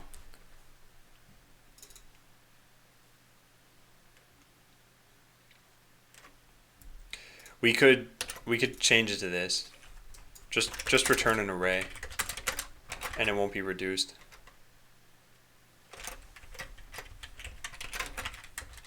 Yeah, so this is correct. It's my reduce function that's wrong. What is the point of this? You're asking me, EJ? This is so that I can get a normal distribution, like a bell curve of color for the use of colors. So if I do this, for example, random 0, 100, then the resulting, let's just draw some atom art here. Whoa, hang on a second.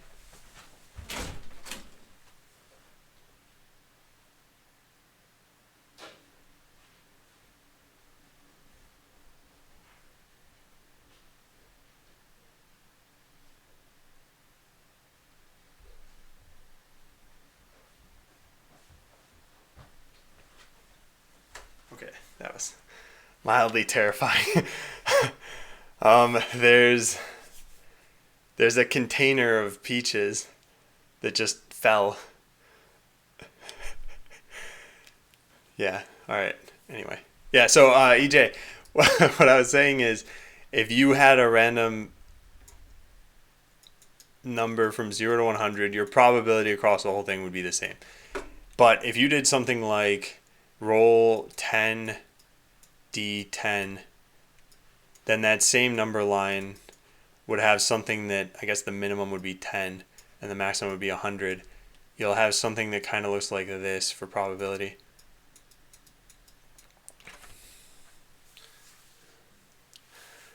No, that wasn't intended to be a good story. I was just a little worried because I heard something hitting the floor pretty hard. It was that plastic peach container. J Bugsy, this isn't that bad, right?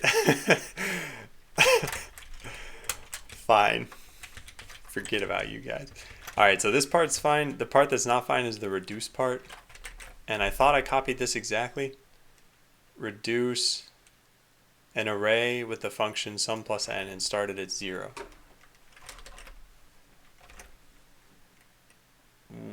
What did I do wrong? Let's format this line so it doesn't look so stupid.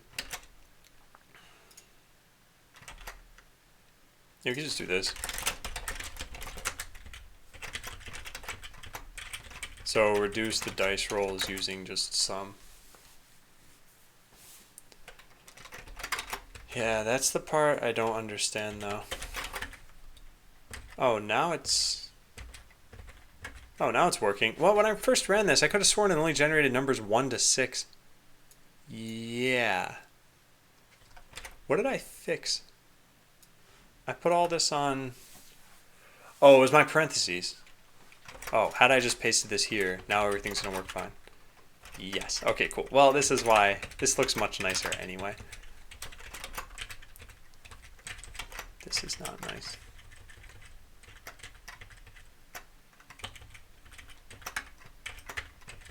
Let's do it like this, maybe. Oh, this isn't even needed here. Cool. So if we want to roll 10 or 12 d10, let's say.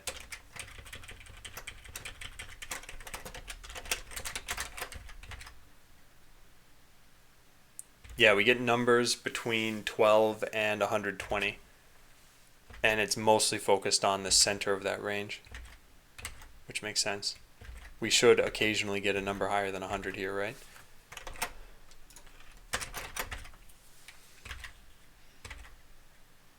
Or else maybe I'm not understanding this correctly.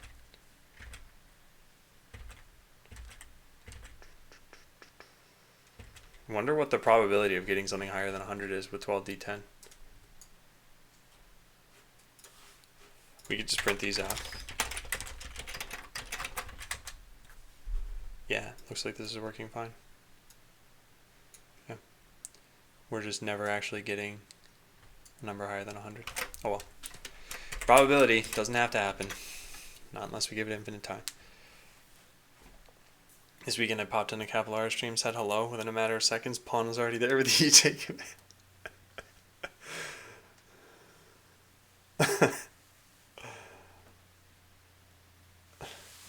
Why am I making a roll dice function? Because I was just saying this earlier, if I just used random, then we'd get the same probability for every single number. But if I roll dice, we get a nice bell curve. And that's what we're doing for the sake of generating colors. So let's put this here and tab this in. Okay, so what he said was 10d10 plus 20.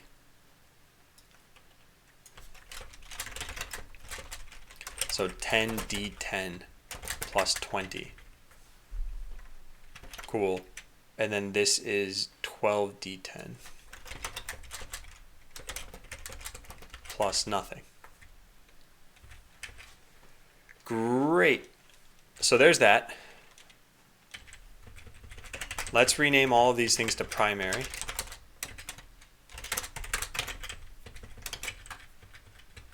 So that's a primary color.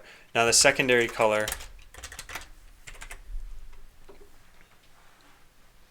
hey mine turtle.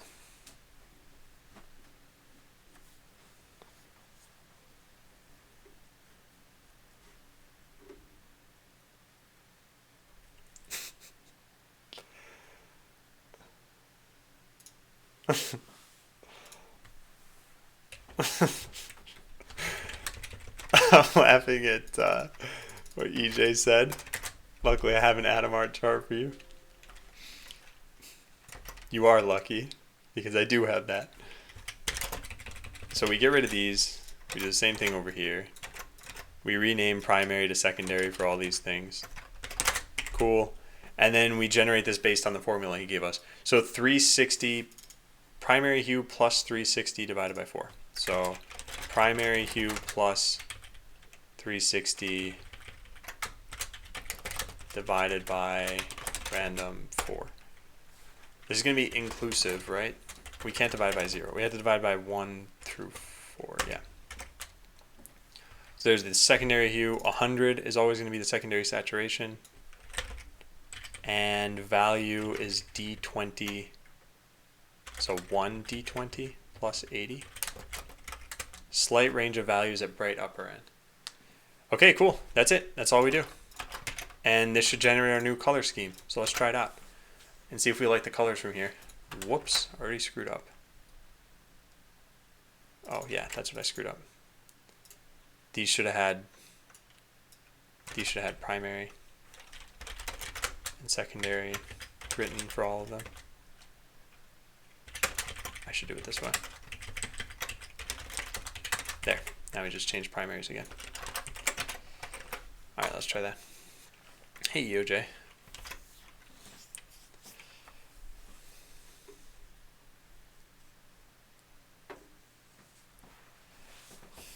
Okay, so how do we feel about these colors?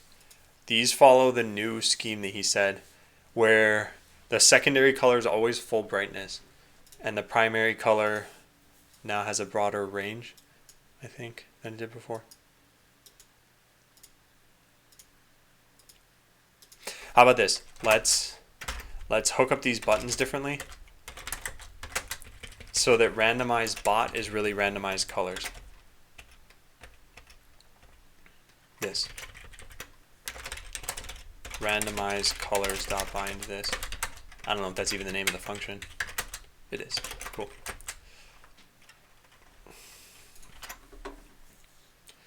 Yeah, so now when I click random, we're just going to change the colors here. So let's get a bot that looks pretty good. Let's go with a Quetzal bot. So here's our bot. Now let's look at the different colors that we can get for it.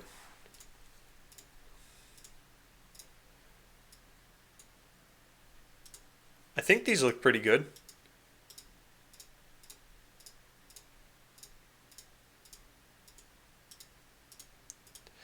The one thing I'm not sure I like though is this part right here. The secondary hue is the primary plus either nothing, what is this? 490, 90, 180, or 270, pretty much. It doesn't really work that way.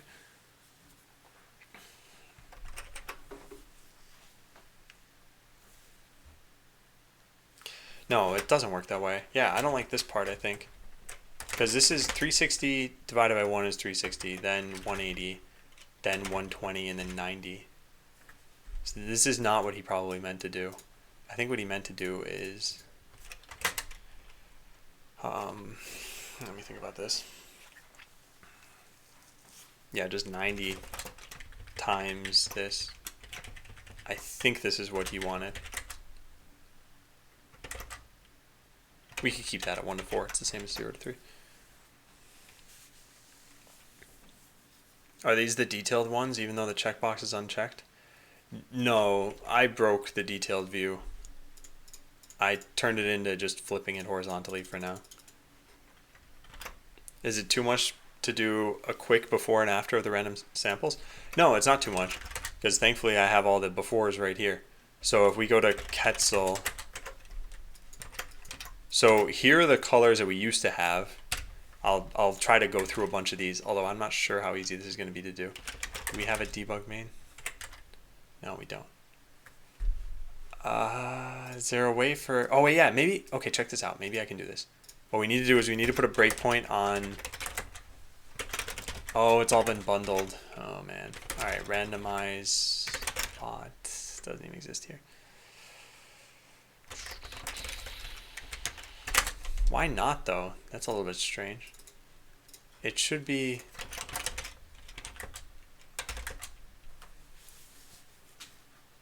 I like the colors themselves or the difference between primary and secondary. Yeah, that is something I'm just fixing here.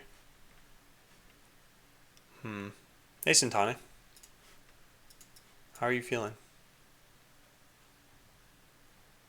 Why is this super weird? Anyway, what I want to do is I want to set a breakpoint. Oh, here we go. This die randomized bot. But then why couldn't I set a breakpoint here? Cool. So what we do is we click this button. Now I set debug main equals this.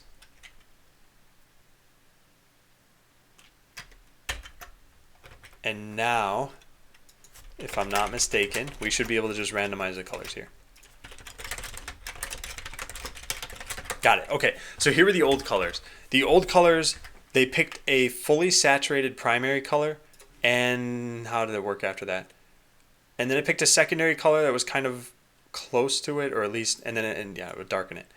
So basically, it was these very vibrant, flashy colors. So here are some of the random ones before.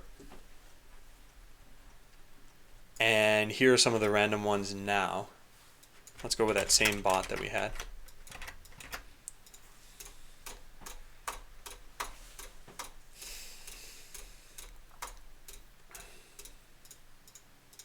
It's picking red a lot of the time for some reason.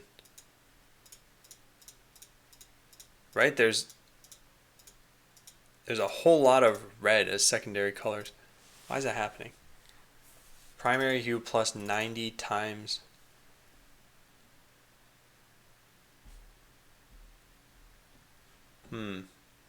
Yeah, strange.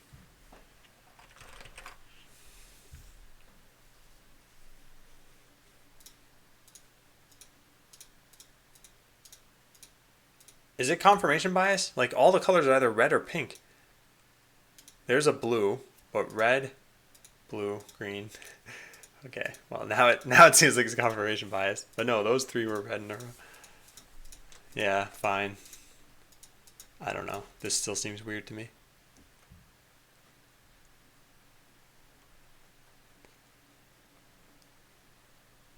Maybe adding %360.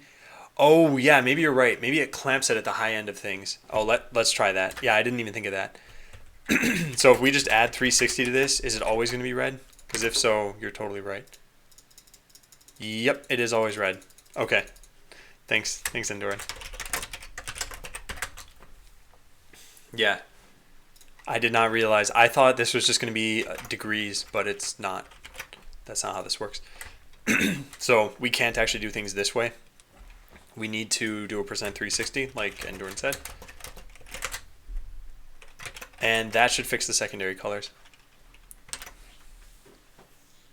Okay, so now let's go back to that same bot that we were testing with. All right, now we've got yellow. That was never a color before. And, excuse me, some of the greens and oranges that weren't showing up before. So you don't get 2 shades of red. So the way Jason suggested this, he actually explicitly wanted that. He said including possibility of the same value.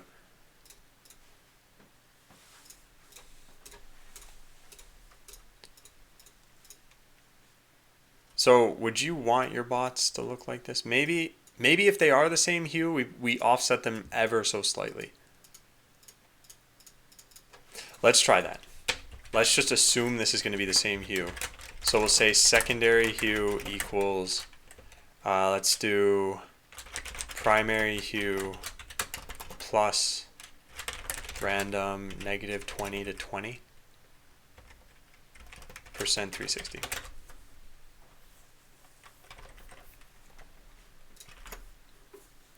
So let's see what that looks like. Also, I just have this pick the Quetzal bot by default. So this is set so that the secondary hue is going to be not exactly the same as the first one most of the time, but still kind of similar. These are not, we're not going with this as like the main color scheme. I'm just testing this one particular edge case. Because the problem is a quarter of the time right now this is going to happen. Well, we can test a bunch of other things here. We could, instead of saying math.random 1, 4, we can say 1, 8, and then change this number to 45. And then it'll be half as common for this thing to happen. Okay, I'm going to stop changing these. Let's just go into here.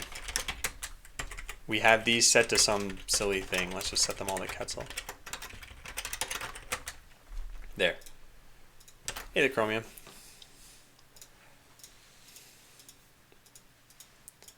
No, I don't like this. Yeah, I don't like this. Okay, now let's change this back to how it used to be. You know what we could do? We could do this. We could say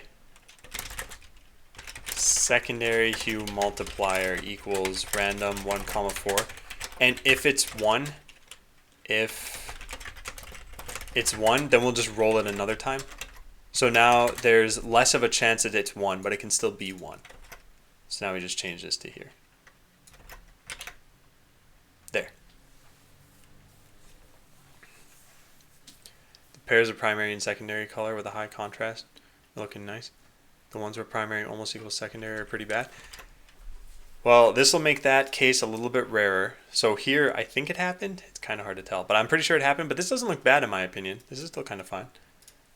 That's fine. You got Joker colors. Yeah, again, like this is kind of the same thing happening.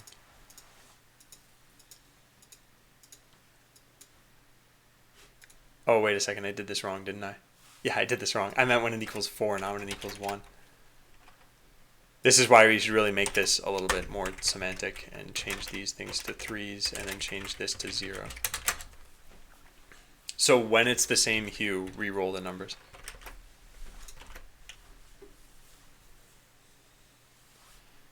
Try to remind you when I see you working on your next task.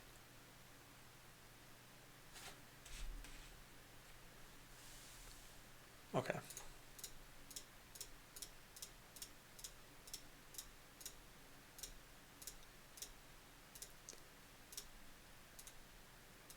Yeah, I think these are pretty good. Because, yeah, you'll occasionally get the same color. We could just explicitly avoid that. Or we could try to make it way less common. Because remember, if a game has 100 players and you have a 1% chance of something happening, then you'll probably have one player. Actually, that's my point. Those numbers don't exactly work out. My point was that this will happen to players no matter how rare I make this if we have enough players. All right, so let's randomize everything now. I mean, change it back to default for leg, torso, head selection. Oh, yeah. What does Quetzal even mean? Quetzal's just the family name of this bot. So randomize bot, randomize colors. So I'll have it randomize everything now, and we'll take a look at this new color selection and see how that looks.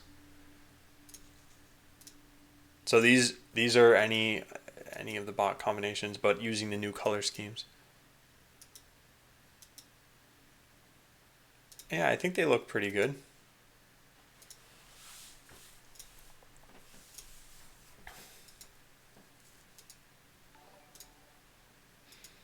Right?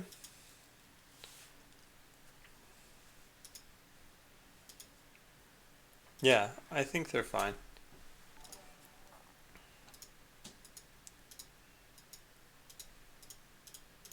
Now, one more thing I'm curious about is, let's say someone got really lucky or unlucky here, and instead of getting roll dice 10-10 here, what if they got the lowest possible value? So let's say primary saturation is 30. That's the lowest they can get. What does this look like? Yeah, so they have very grayish primary colors. But it's still not bad. They're just different. So that's fine. And then what does the lowest value look like? 12D10. So this could potentially be 12. How dark is that? What are these points for? Hi, Sheba. Oh, and Dorm beat me to it. And hey, Lieutenant. And one show. Let hue go one color at a time. Max 16 and random rest of it. One show, I don't know what you're saying. Flies you out to his castle. Yeah, so these are the darkest values that can be generated. They're probably a little bit too dark. Right, because you get a lot of browns. Like, this is not a bad bot necessarily. It's just,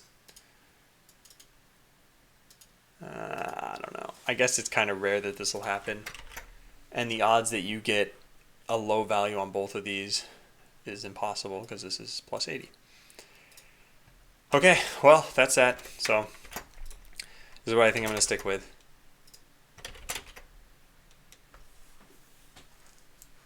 Still looks okay. Looks more like a robot. Dark is A. Well, the dark has an incredibly slim chance of happening. Remember, you have this whole bell curve, and the darkest ones are at the very beginning of it. So it's really unlikely. So let's take a look at the final algorithm and see if I'm pretty happy with this.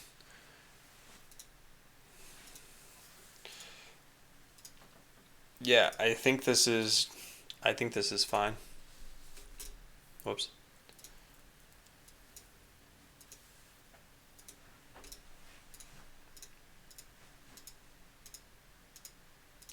And remember, you guys will be able to recolor these in the game. So if you want to pick something that's like super bright and obnoxious, you totally can. You can make bright pink bot and then randomize all these if you want.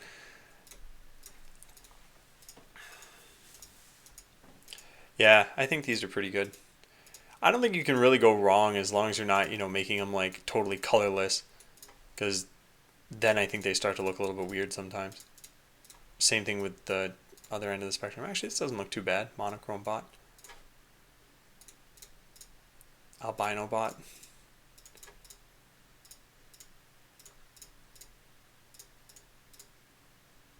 Yeah.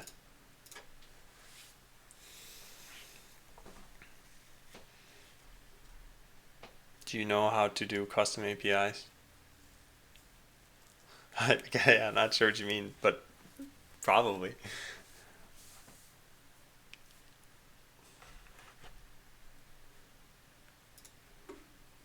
Yeah, I think you suggested this to me before, Digi. And I don't know how I feel about selling individual colors or color palettes. I think letting you just switch to whatever colors you want is probably fine. but we can figure out how that works later. There's no way to change your colors in the game right now. Yeah, so we can stick with this. So let's act like we have this, and now let's go make a new account and just see what if we had to commit to this. So we run this, we go to localhost, and I sign up for a new account. Actually, we can already see it on this main page. This is the new color scheme. But if I register for Atom Colors, yeah, this is now my bot colors, green and pink.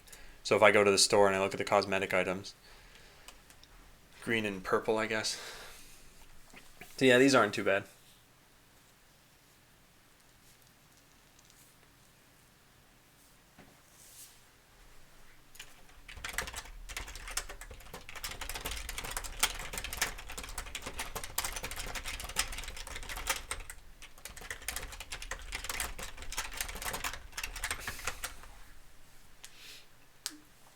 All right, nice.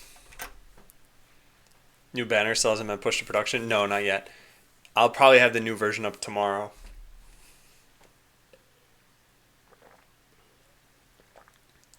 Would rather not go into detail over chat. Lieutenant, I think if you're looking for someone from my chat to help you with something, I think you'll need to get more detail than that.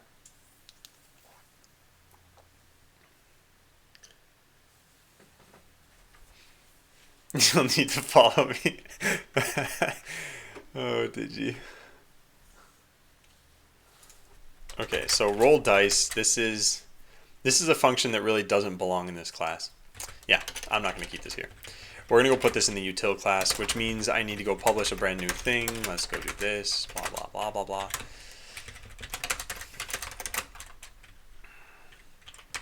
Do we have it? Yeah, we have a random integer. Export function roll dice. And we do use a load dash.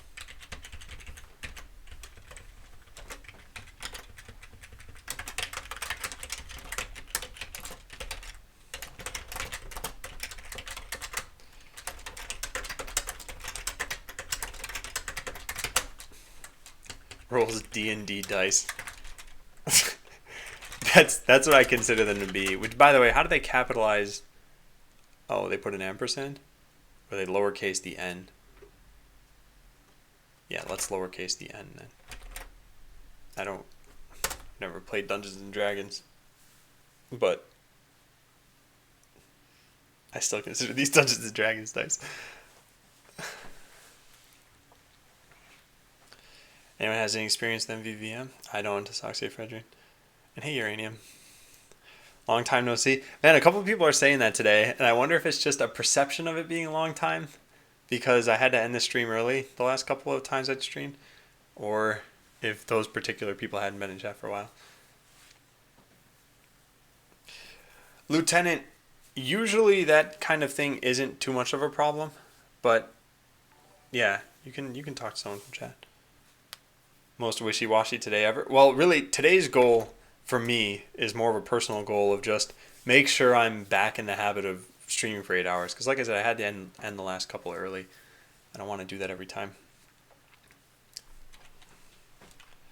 Okay, so now that this is here, we need to go update package to be one version higher.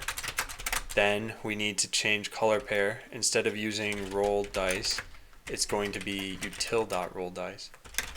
Then we need to include util.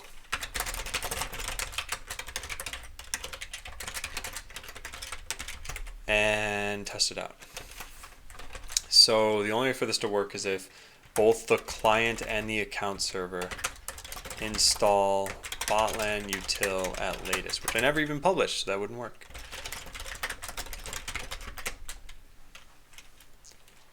And now it should work.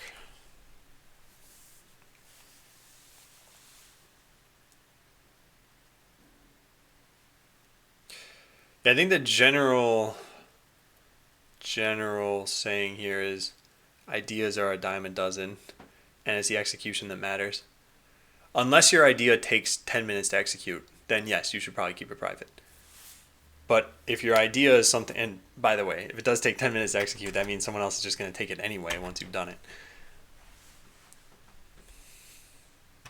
I actually came up with an idea that'll probably not take very long to execute, but it's a game idea.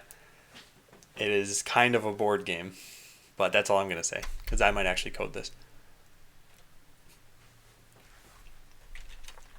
Okay, so that worked, and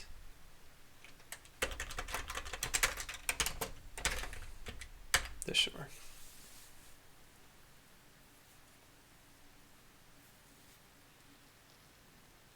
Yeah, or someone else already thought about it. Yeah, I think most ideas are not entirely unique. It's almost impossible for them to be at this point. It's been millions of people coming up with ideas for hundreds of years.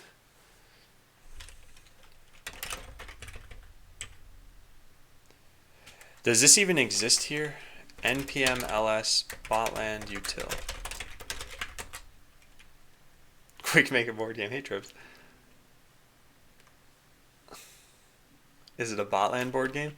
No, it's not a botland board game. I've thought about a botland board game. I think it would be super fun to at least come up with it. I don't think it'd probably be fun to play it, but I was picturing something where you have a board just like in botland, and I'm not going to draw this, don't worry. We're just going to go into actual botland. And so what if the bots that you put down, I don't know how this would work exactly, but they were programmable robots. You probably just would use the botland interface to control them. And then they enacted all the little actions you did. But instead of shooting lasers, maybe they could shoot lasers. I don't know. But instead of shooting lasers, there would be more physical-based puzzles, I guess. Like getting in the way of your opponent and trying to push blocks or something. I think it'd be cool. But it'd probably be super expensive, and you'd have to actually come up with a game that's fun around that. When you sit, is your screen 10 centimeters under your eyes? Otherwise, it's bad for your neck. No, it's, yeah, you know what? That's what I should do. Let me set that up later. I'll bring some cardboard boxes or something. Yeah, I'm not sure what I'm going to use exactly, but I should elevate my monitors to the point where they're like probably 6 inches higher than they are. Yeah.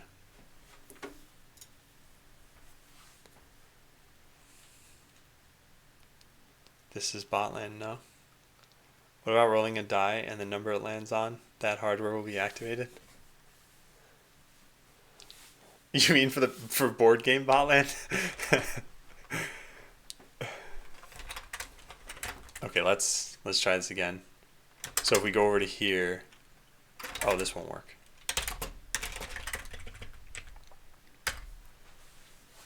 Dual monitor bracket? I don't know about that. I feel like, don't most monitor brackets mount to the wall? Did this even, what happened here? Huh. For board game land. Oh, come on. Lodash doesn't exist. Did I not even install that? Lodash, no I did. Yeah, I don't know what I'm doing wrong. Yeah, I don't know what I'm doing wrong. So if I just run node here and I try to say util equals require, oh, that works. What's going on then? Maybe that, ooh, what's this?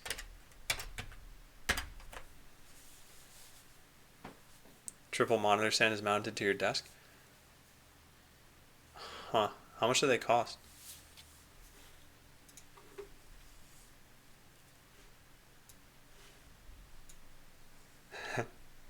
It looks like a face with a mustache, doesn't it? But yeah, I need to make sure that I could raise this to the right level. Otherwise, I got to put this entire thing on a cardboard box still. But anyway, I don't think I'm probably gonna spend the money on this. It's $35 apparently. That's not bad. Huh. Interesting. My thought is that you should not need to hold your head up or down, but only move your eyes. If your head is tilted, that's not good. Yeah, and I think that's what, yeah, I'm going to try to fix that after today's stream. I really want to be more serious about my posture and not having back pain the rest of my life. All right, yeah, this is looking good. Let's try it on the account server as well, so we need to go restart that. Because all of these are going to try to call the same function, which I just put into util. So all we need to do is register for a new account. Let's try it. Oh, this doesn't even load anymore. Okay, well, let's go fix that too.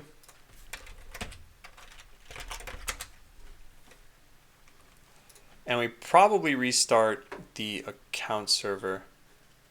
I don't know. I think it's this one. Just restart it. Gulp server watch.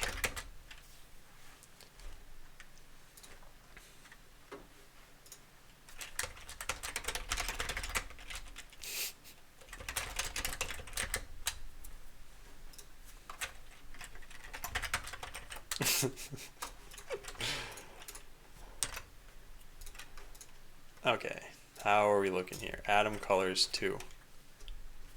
Password. Yeah, everything's looking fine. Great. So when I go edit my defense now, we've got bots that look like this. You can't really see the secondary color on the default bots. It's just in the eye, and you might notice this. It's a little bit around their skates. They're not really skates, they're wheels.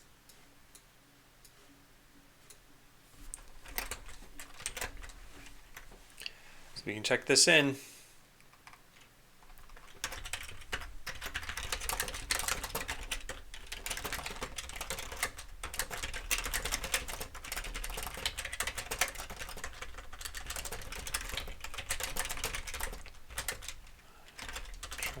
Prevent.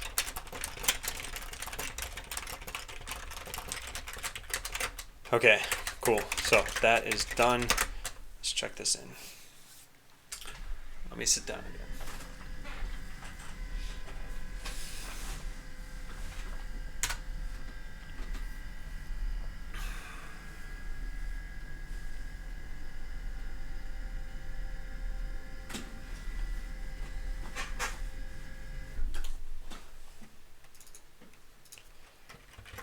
You know what? Let's just check this in. Stop using .bind for request animation frame. Okay, now for the next one, change color formula. Yeah, that's it. We don't need to change this tool at all. Change starting bot color formula. It used to be much brighter and flashier. They're now a bit more subdued. Okay, so that's done.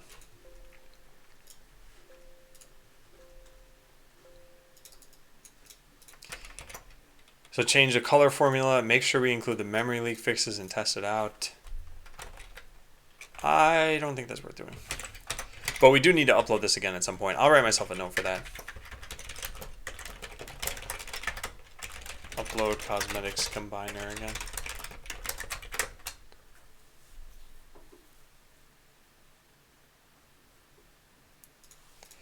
So write a tool that quickly exports the database from AWS, downloads it, and sets it up as my local version.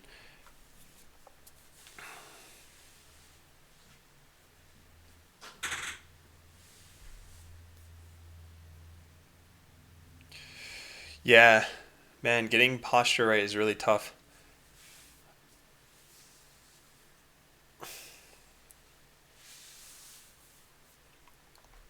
Okay, write a tool that exports the database, downloads it, sets it up. Yeah, so one of the things is, for the people who can't play Botland during the day, because I only keep, so let's start at the beginning. I'll only say this explanation once. Most of you already probably know it.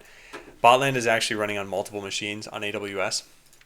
I had to pay for those machines, but I'm on the free tier right now. So you get 750 hours per month of EC2. That means that you can run one instance for an entire month, or you can run 2 instances for half a month, or in my case, I run 5 instances for about 1/5 of the month. That works out pretty nicely. I stream for about 32 hours a week. So 4 servers times 32 hours times about 4 weeks is what, 512? Yeah, 512 hours per month. So that gives me some leeway, but I can't leave it on for 24 hours a day, because then I would be at 5 times the amount of this or 4 times the amount of this. But there are people who still need to be able to play, like I said, designer and artist sometimes. So I need a tool to put the production database onto my machine and then host that version. Did you change the bot part selection? Yeah, I did. Yeah. Yeah, and Mitchell, that's what's nice about just diffing code is every time I go to commit, I look through and I'm like, oh, computer level. Like, I didn't finish this yet, so I just don't check that in and I uncheck the box over here. But I did revert that. Oh, thanks, Left-Hand Short.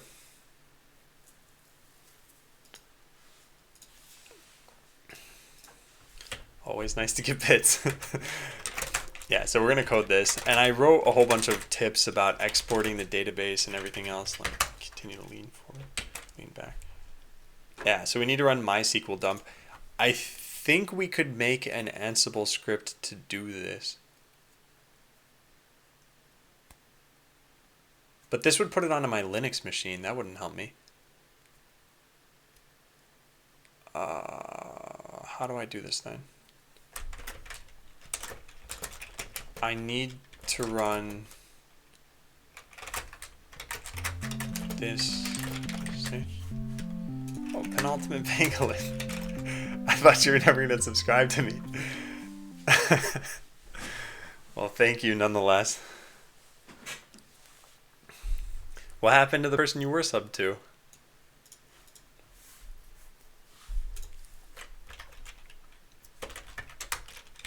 Or I could run it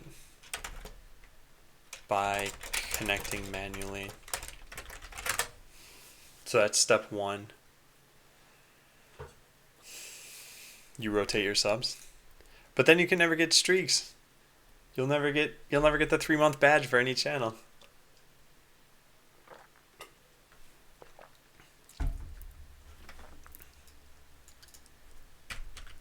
Plus I already know you in real life. I could just invite you over for food and tell you the food costs more and get money from you that way.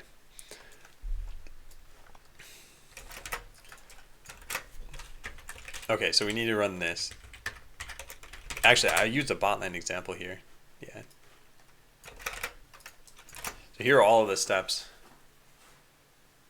Oh, that's not going to work. That's definitely not going to work. Yeah, this is going to be a little bit harder. You don't care about streaks? All right. Yeah, SCP to get it onto my machine. I can do that part, but there's going to be, and I have these instructions written out. I do appreciate that, EverX. There is a problem here, though, and that's that I can't delete from replays. So I would just need to not dump those tables, I guess. I think MySQL dump lets you specify which tables you want. Yeah. Yeah. Well, let's try this out. Do I have this on my machine? I do. So how do you specify? Wow, that is a lot of options.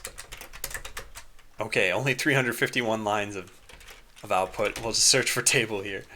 Yeah, so it lets you specify which tables. Can you specify one table to exclude? Because there's only one table I don't want. Oh, here we go. Ignore table.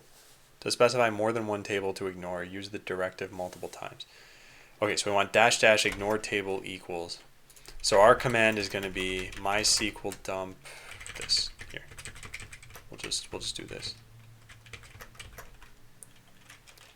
We don't want replays.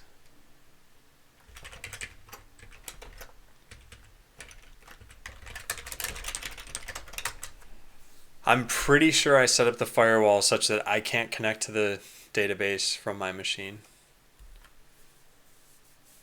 Can you explain what a network socket is? If an IP address is addresses of apartments, if UDP/TCP is describing how a package will be delivered, if port is at which door of the apartment. This sounds a whole lot like a homework question, given your unusual formatting on this. It sounds like you've copy-pasted something.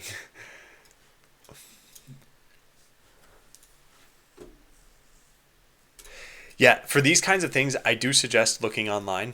Like start with Wikipedia even, and then going from there. Or if you have a textbook, looking in your textbook.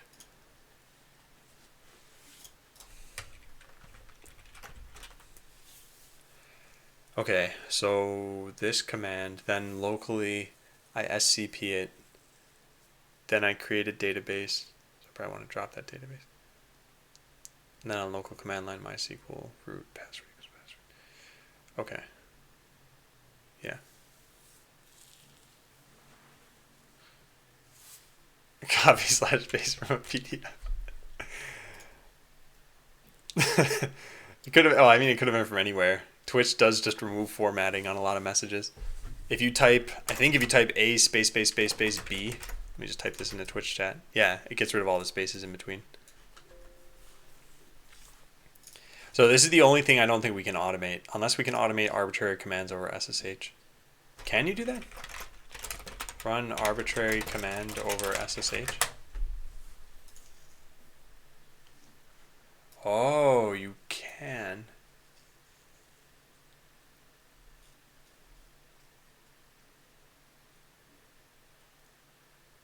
Well, well, well.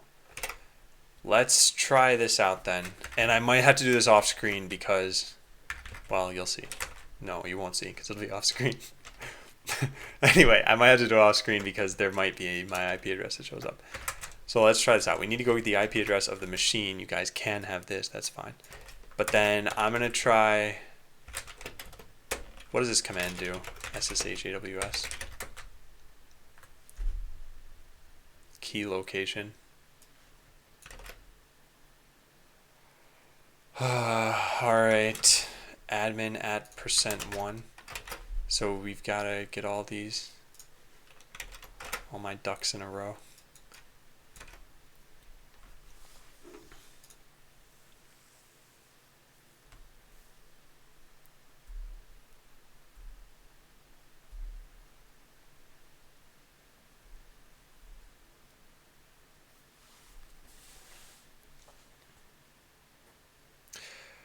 Yeah, okay.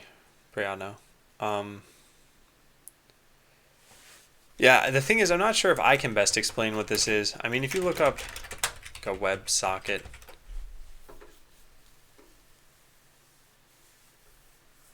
like normally I would be happy to explain this stuff. I just don't want to confuse you any further here. And this is not exactly what you want anyway. It's socket and then their disambiguation page. Yeah.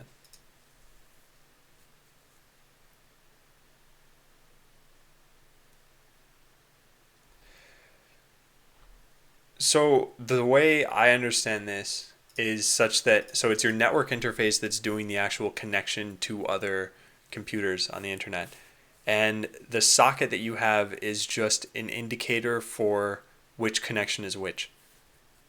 So you might have traffic incoming on, let's say, yeah, I don't know, this like socket 922.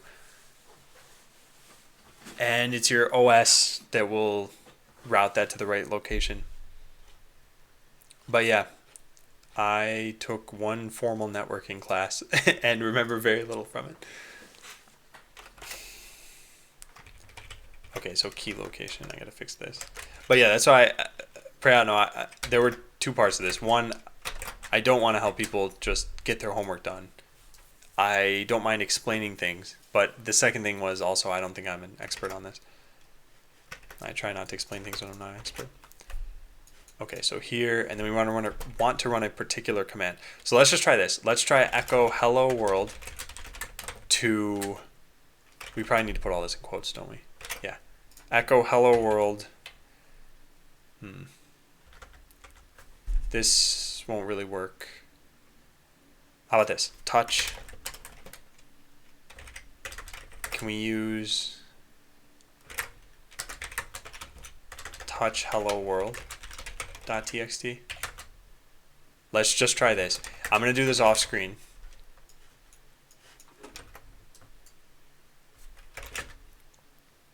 Okay, it apparently worked. Now let's go SSH in the machine for real. And yeah, Jorge, this is JavaScript. I'm currently trying something right now. Nice, it did work. Check it out. Hello world.txt. Cool. And hey, Blueberry King. All right, so we can remove that because I don't need that there. So what we want to do is run this command, but we need our password specified. Drat. How will we do that? Yeah, that's the part I didn't think about. Because -p means to ask for the password interactively. Now, MySQL does have a -- password equals, and then you can specify your password. But there's no secure way for me to do that from a stream perspective. I guess I could use environment variables and try to obfuscate it, but then it's saved on my computer somewhere in plain text.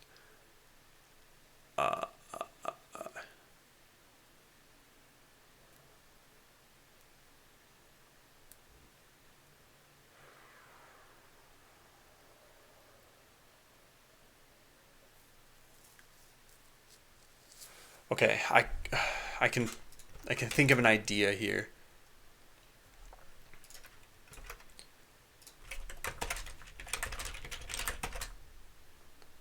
I think you can use a file for auth. Can you pass the password through SCDN? Well, using a file, I think is only marginally better than using an environment variable. You need a better chair.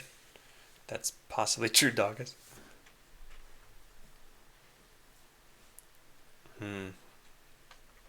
Well, let's take a look at the passing in a file. Password, if password is not given, it's solicited. There's no take it from a file. I mean, I could just, I don't have it saved on the target machine. Yeah, I'll have my command ask me for it.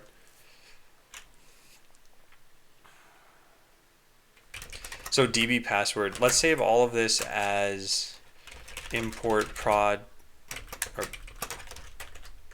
import prod bldb.cmd.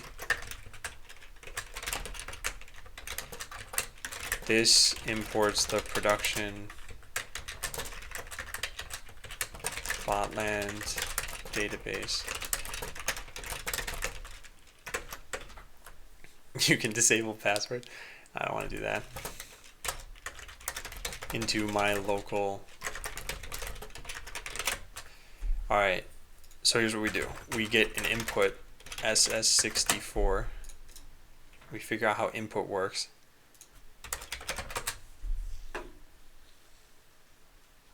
I think it's just input. Prompt. Change the command prompt. There's some way to.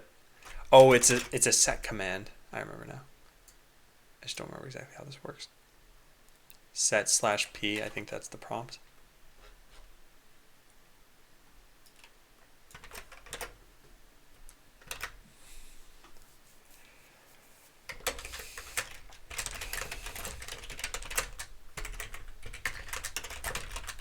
Okay, so echo utyped variable.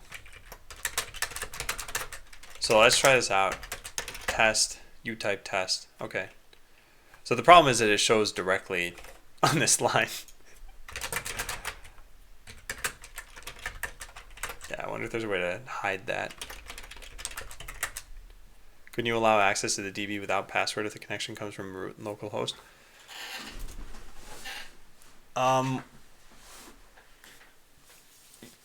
Yeah, I just don't know if that's a good idea. If someone gets root on your machine, it won't matter anyway. I'm trying to figure out if what they would get if they got root on that particular machine. I guess at that point they would have the database password probably.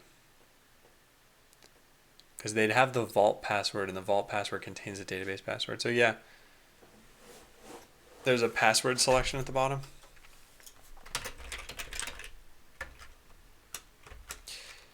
Yeah, I'm familiar with that. What am I developing? Oh, Jorge, I'm making a game called Botland. And it's actually online now if you want to play it. So that the only auth is SSH and that's it. Yeah. Haven't follow.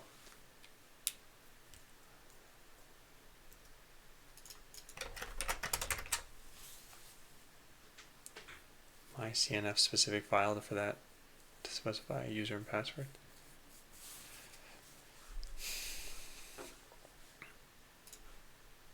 Oh, I see what you're saying. What is this though?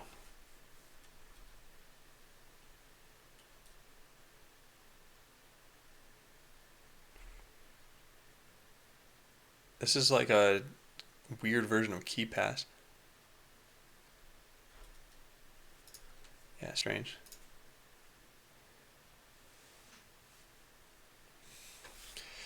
Yeah, I think what Dano and EverX are suggesting is probably the way to go here. Disable password.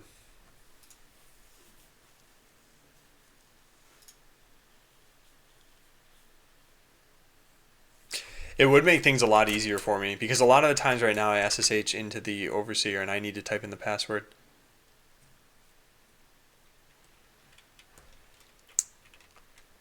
Okay, let's...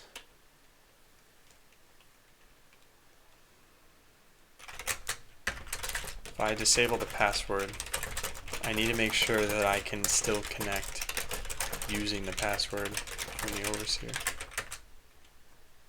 The recommended is the official MySQL conf file.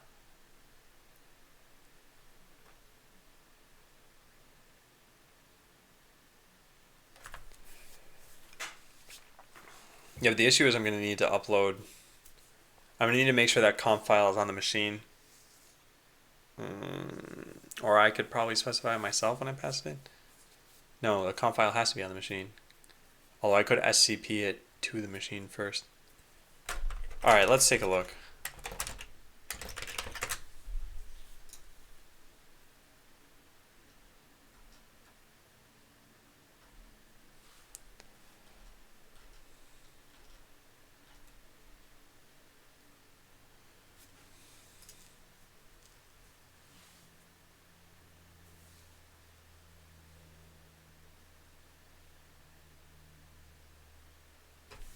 Why did I open this GIF?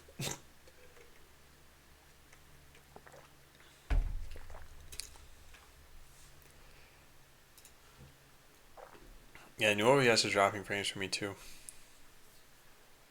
So here's a typical global option file. Man, I could do this a really, really simple way and not worry about the proper way for any of this stuff and just type in a password here and then delete the environment variable down here and close the command prompt. That would definitely be the easiest way. But I think this is probably the second easiest way.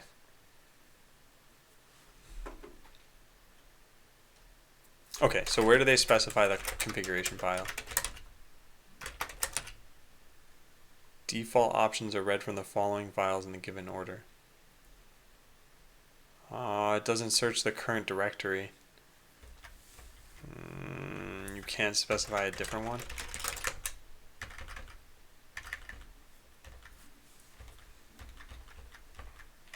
Oh, default file. Only read default options from the given file.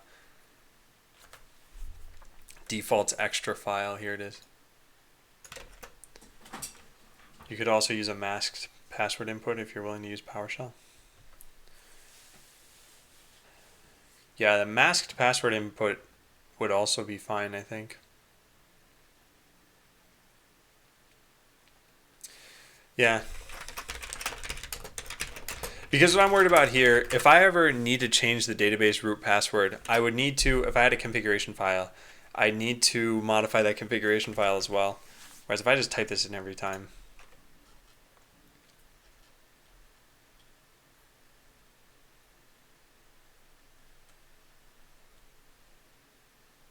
Oh, it's not even possible in PowerShell? It just masks it. It's not really a big deal.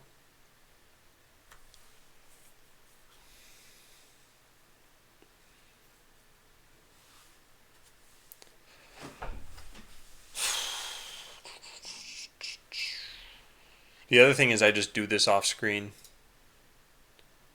and never show it. Let me test something now.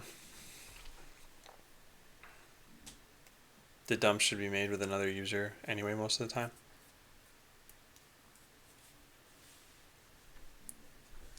Yeah, I think I'm just gonna do things this way. So if we do this, echo variable. So if I then set variable to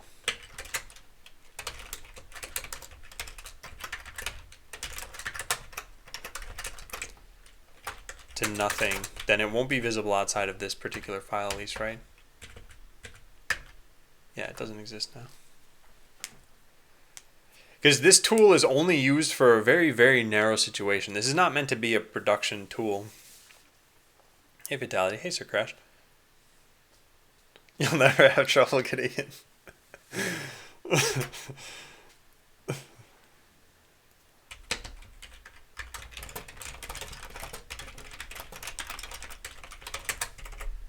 Okay, so instead of variable, let's call this db password. Which, what do I call it for the account server? Database root password. Yeah, all right. So the other thing that I should do here is just put a prompt somewhere. Right, because this is all going to print out, is it not? If I say echo, not even echo, just like ls db password. So this won't exist, but I want to see what happens when you do this test. ls cannot access test. So we'd have to pipe all of this to null, which is not a thing on Windows.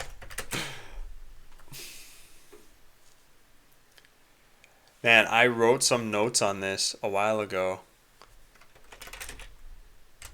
Oh, here they are.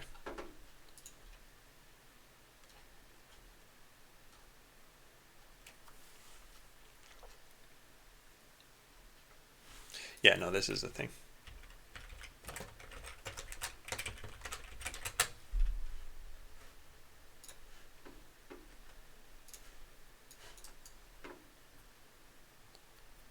Oh, I see. You run some .NET code that does this. Interesting. Let me try this out. I mean, I'm just going down a rabbit hole right now, but test.ps1.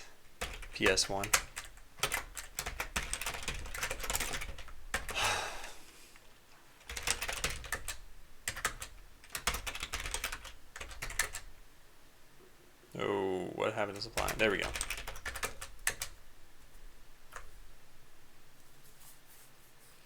Yeah, I could do something like that. I'm doing things a really simple way for right now. Someone suggested changing the background in text colors. That's pretty funny. So read host, what's your password? But the thing is, your response is still going to be here in plain text, right? Can we do write host? Your password is... I don't know how to concatenate strings in PowerShell, so let's just do things this way. Alright, so desktop del PowerShell. What do I call this? Test.ps1. The term was not recognized as the name of a command line. Whoops. Darn it, there's some like... Forget about PowerShell. Anyway, thank you still, Dano. I appreciate that, but I'm not gonna worry about this stuff.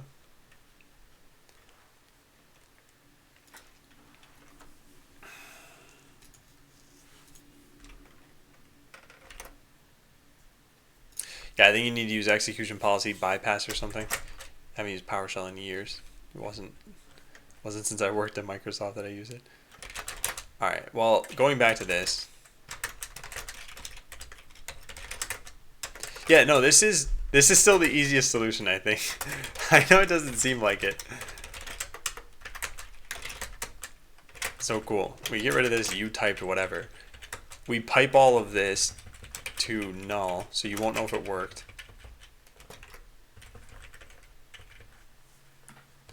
And then we go to cleanup. This can be done at the top. All right. Now, what does this do? This produces something called dump file name.sql.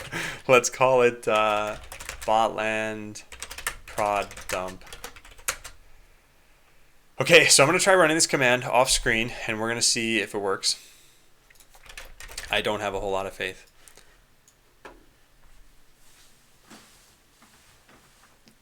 Aren't you already configuring somewhere in Ansible MySQL? Because you can add the MySQL dump config to any MySQL config files. Yeah, I could do that. That's true. That's actually a pretty good solution. All right, you win this one, Hideo. At least it's Adam Hack. Yeah, this is a good solution. All right, still I'm gonna try this off screen. So prod db password. I don't even know this thing.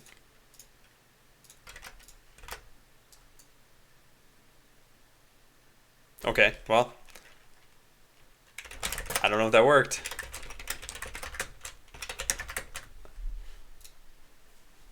Yeah, input redirection or stream redirection, I guess, is a thing on Windows 2. All right, so now we just connect to this machine. I do this off screen for a second. And it didn't work.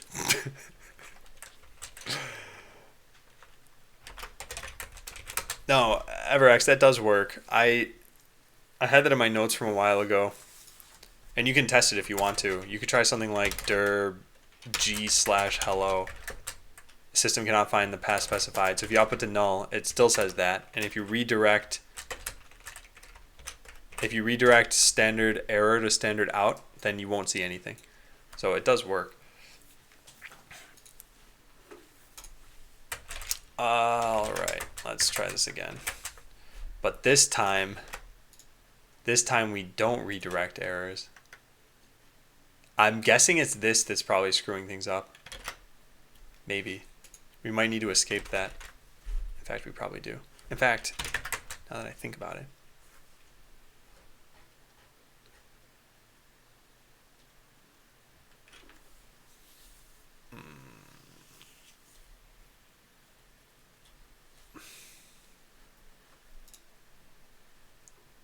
Can you explain the English expression, stop beating a dead horse?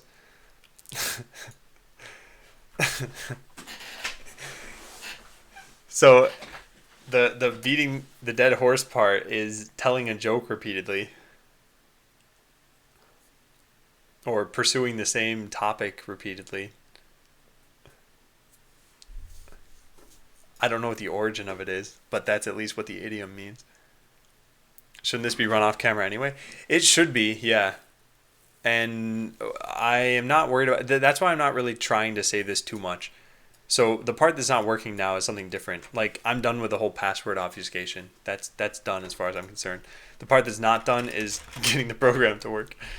So that's what I am doing now. It says illegal use of option. Oh, you have to say database.table.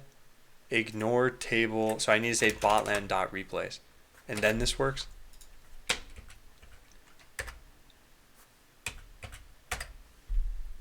Oh, I think it did work.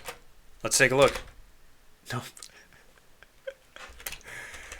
Oh, where is it producing this thing? Or maybe it's just taking time? There's... Huh.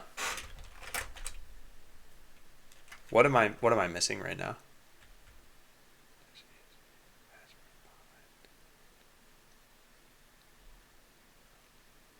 Botland prod dump. Yeah, maybe it's running from a... No, it can't be running from anywhere else. What am I doing wrong then?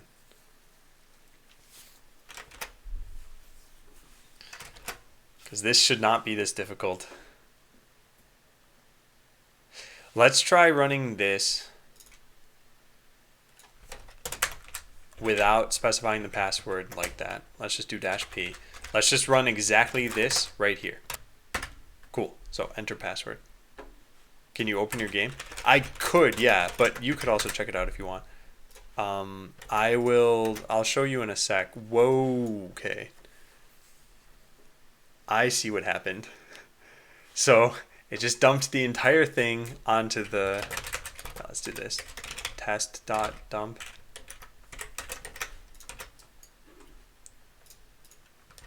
I don't think there's anything private there, but still. Hey, cool. Whoa, I crashed Konimu.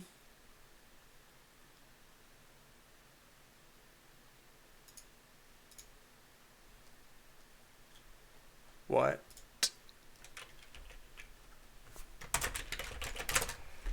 Okay, hang on. I'm in the process of just blowing everything up, and let's try to fix this. Okay, so there it is. Test.dmp.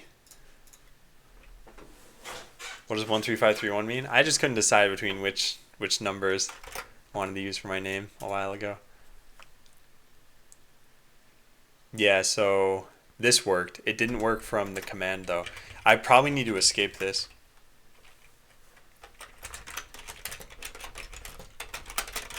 I forgot what the escape character is. I think it's a carrot. I don't see any carrots here though. Ah, here it is, carrots. Yeah, so let's try that. If I just put a carrot here, does everything work? Is this just hunky-dory? Here goes nothing. Hey, it worked. I did it. Ha! You all said I couldn't do it. None of you said that actually. But I did it anyway. Alright, so yeah, let me show the game. Like I said, it's available for you guys to play too at play.bot.land. And I will show this off actually relatively quickly because there's a video about it and you can just play the game yourself if you want. So the goal of Botland is either to protect your CPU if you're a defender or to attack it if you're an attacker. And either way, you make bots. I've got a bot here, teleport, reflect, melee, and repair. I could customize this however I want. I could say something like lasers and shield. Cool, that's my bot. And then you can customize its behavior. So I could say something like, I want to fire lasers if I can. Otherwise I want a shield. Shield self, let's say. So you're writing its AI, essentially. And I could make this, I could say something like, hey, fire lasers in any direction, it'll work. And if I can't see an enemy, I'll just fire lasers off to the right. So we test out this defense I just wrote. So my bots there are shielding, and they're firing lasers even though they can't hit anything. And then when something does come into range, they would fire lasers at that thing. And my other bots that you see here already had some special logic. And that's it. That's the basics of Botland. Does it have the right contents? We'll figure that part out once I try importing it. Have you considered using the subsystem for Linux? Yeah, I have whatever it's called. Bash on Ubuntu on Windows. I just don't really use it. Hey, kazoos. Oh, I actually lost this because my bots were only trying to fire lasers.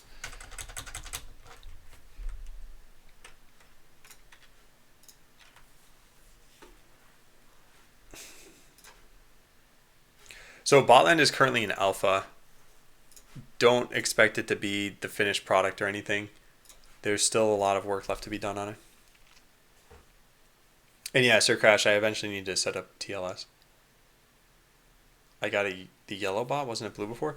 Yeah, you're at 6 months now. And it wasn't exactly blue. I think it was supposed to be silver, right? Pawn and Ski Dog Pawn has it. Yeah, Pawn and J Bugsy have the icon that you had before. Matches my name better. That's true. Okay, so this is step 1.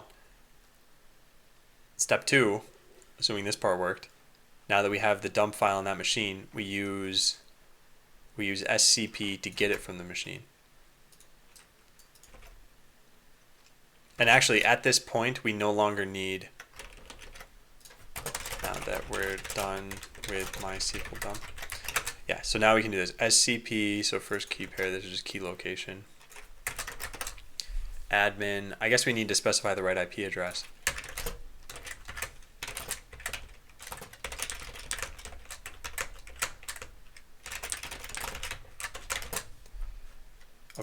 So the overseer IP address goes here.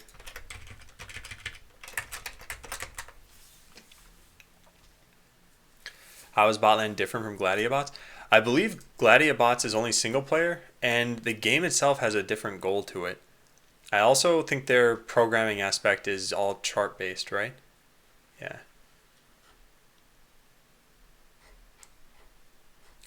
I don't know if they made this multiplayer yet, but part of what I think makes Botland a bit unique here is that it's meant to be accessible to non-programmers. And what that means is the logic you're actually developing in these scripts doesn't have to be complex. You can make your entire script using just the snippets menu if you wanted to. So I could set up something like, hey, melee first, then use artillery, and I'm just dragging semantic blocks at a time here. I don't necessarily have to build up, okay, if you can do this, then go do something else, and I form like 3 blocks out of this. The other thing that's nice is that the actual API is really just, can you hit something? Okay, then hit something. And can you shield? Okay, then shield. It's not like, am I facing the right number of degrees toward the enemy and whatever else. There are more complex strategies you can get into, but I wanted it to be accessible.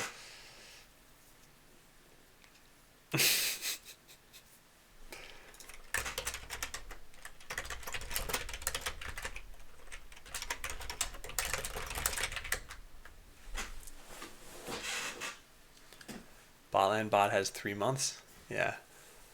It's actually probably at 5 months because I got the subscription for it a couple of weeks after I got partnered, I think.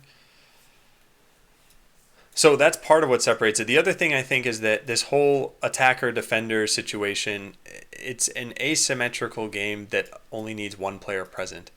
I think that's another thing that's kind of nice about Botland.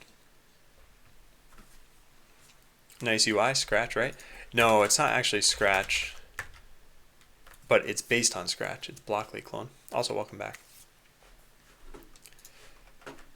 All right, so next up is getting this onto my machine.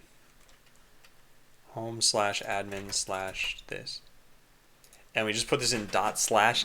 That's probably not the best idea. We'll say set local dump destination equals, just put it in here, I guess. I don't know, Botland backup.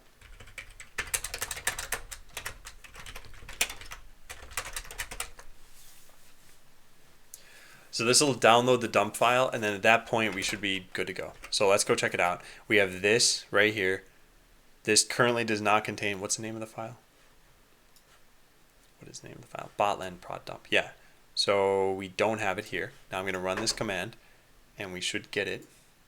Oh, I need the IP address. Drat. What's the IP address? There it is.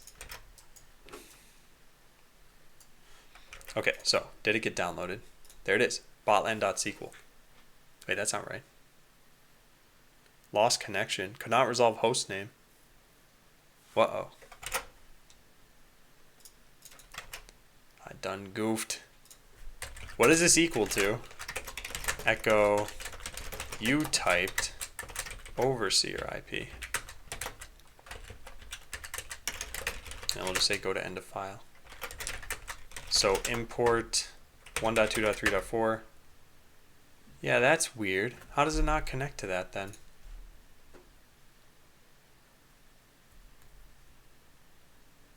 That's weird. Add a timestamp to the file name. Don't want to overwrite. Now, I think if I'm running this, I actually do want to overwrite it.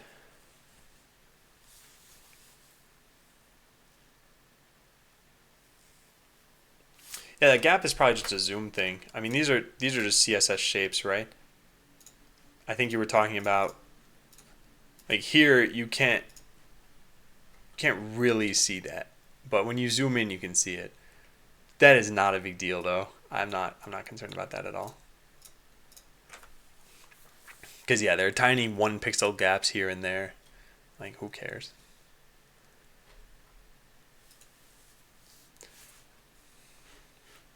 Copy pasted white space. Yeah, that's the only thing I could think of, which is why I'm going to have this thing print out no matter what, and I'll try this again. No, it doesn't have white space there. Yeah, I keep saying could not resolve host name. Excuse me. I wonder where that's happening. Let's do this. Echo, whoa, that shouldn't be there. Echo SSHing into overseer IP. And then I guess we want to here echo SCPing file. Because I don't know what part is failing exactly. Admin at overseer IP colon. No, this should all be fine.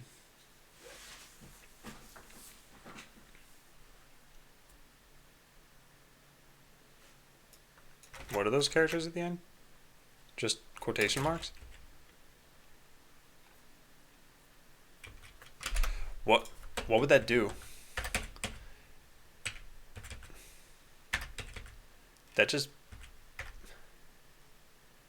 Yeah, no, this... I don't think this matters.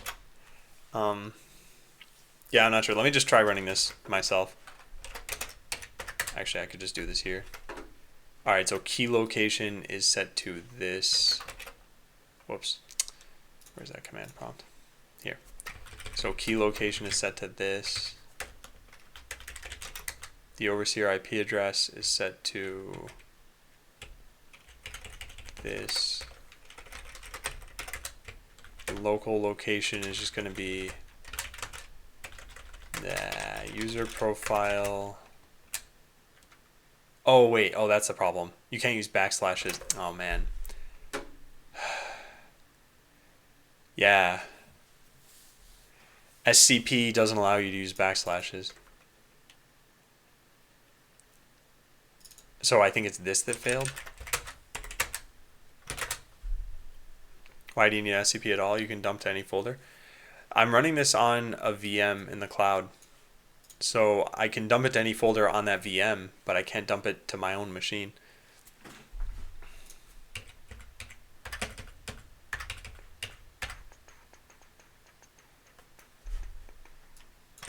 Wonder if these need to be changed too. But yeah, I'm pretty sure this is the issue I ran into last time I hit something like this. It's still not working. Huh.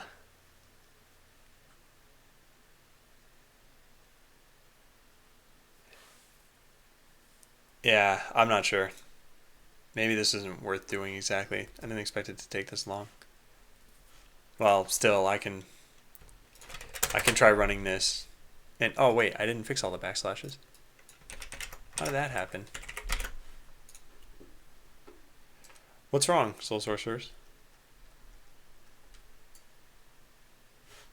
No, yeah, that didn't work.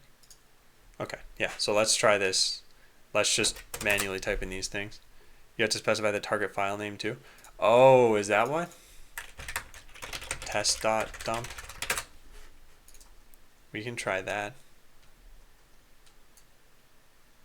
Okay, no, that might be necessary, but I'll just try this over here for now. And overseer IP is going to be, we can just set this right here. Okay, so key location, admin at overseer IP, all of that stuff should be fine. So let's try running this. Test import.cmd.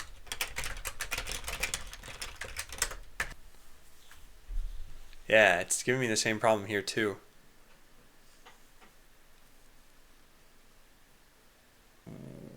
What is going wrong?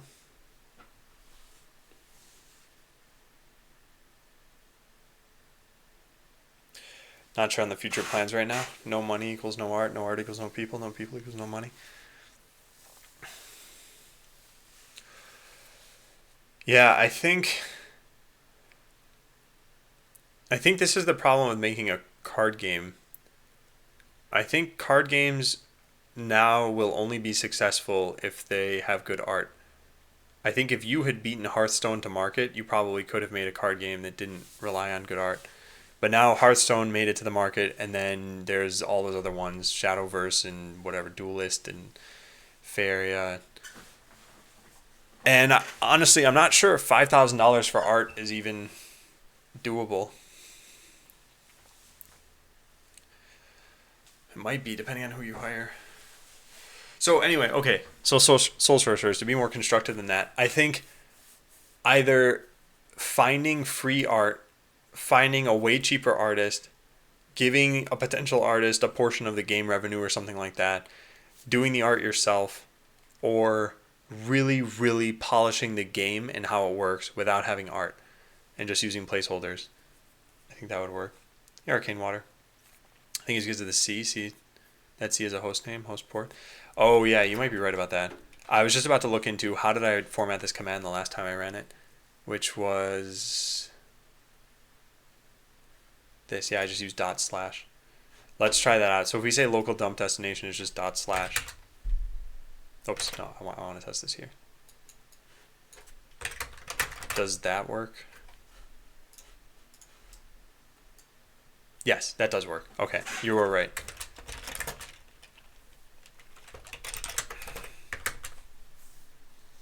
You and Quasi could be brothers. I'm guessing you mean in looks.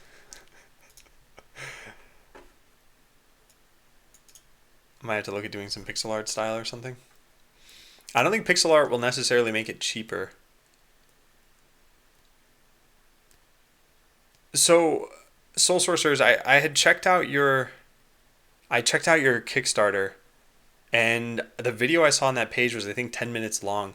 I think what people expect out of a Kickstarter is a very punchy video that is basically like, hey, here's all the work that's done, here's what the game is going to be like, here's what I envision. And yeah, that's why I say I think you can still make progress if you want and try to like act as though you will have art and just make the game as fun as you can possibly make it. All right, so then how will we do this without having to do it this way? I guess we can just assume we're running from the C directory, so I could just do // or just / and then all this stuff. Yeah, so let's try that. Don't specify C/ here or SCP will fail. Just do a CD into the destination folder. Yeah, that's true.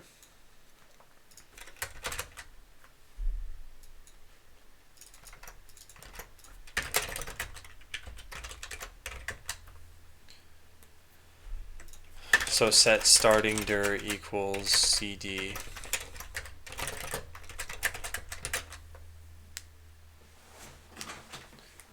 Yeah, it's a good suggestion. Here's another point. Okay, so let's go delete that file and try this all one more time. So we currently have, where is it? It's probably in the delete folder. Desktop del test.dump. Where did that thing go? Oh, it downloaded as botland prod dump. Yeah, there it is. Okay, good. So we're going to delete that. We're going to run this command off screen again. And this time everything should work, and it should go into this folder. Did it work?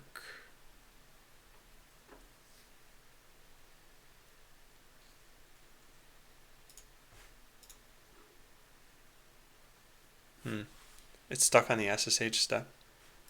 % around. Oh, whoops. Oh, man. Oh, man. I don't know where that just downloaded to then. There it is. Oh, goodness. All right, hang on a second. Let me fix this off screen. I accidentally downloaded to a weird directory. I don't even see this file anymore.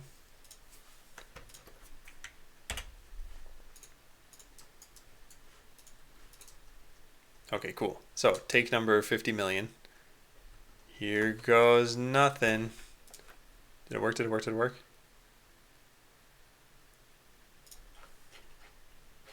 What? It didn't. System cannot find the path specified. That means I still can't switch to this?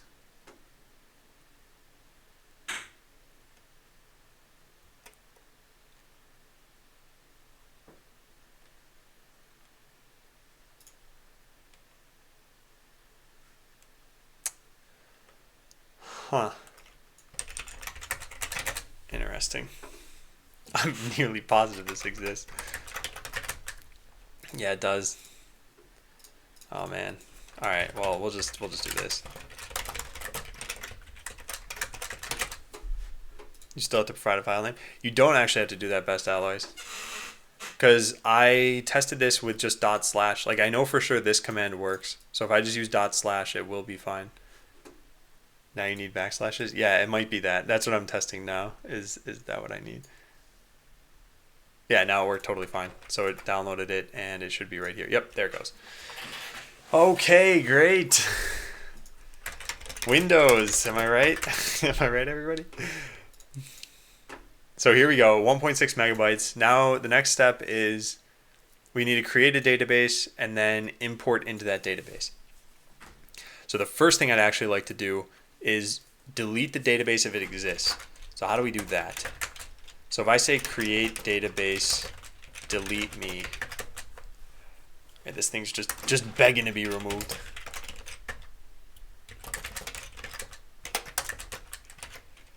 So how do you execute an arbitrary command from MySQL?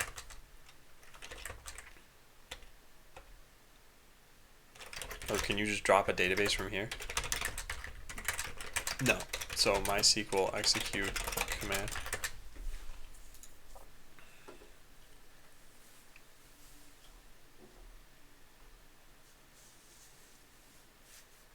Oh, you can pipe in a script.sql.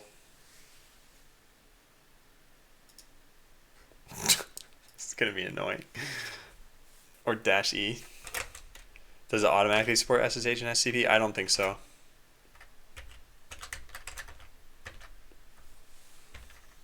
Execute command and quit. Okay, so let's try this. So I have db.cmd. This connects to my local database, which is not secure at all. And so we're going to try this. -e drop database. What did I call it? Delete me. So if we say show databases, there is delete me right there. Now we're going to try to do this. And that definitely didn't work. What am I missing from this?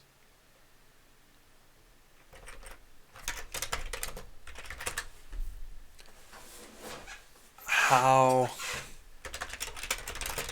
I just want to see any example of this. Is that I'm missing a semicolon?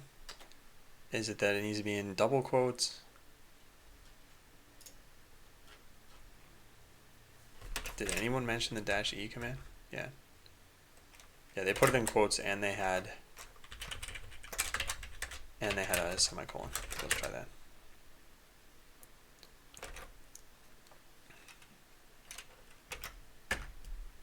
Warning. Hey, cool. So it worked. Yep, there. It's gone. 16 rows.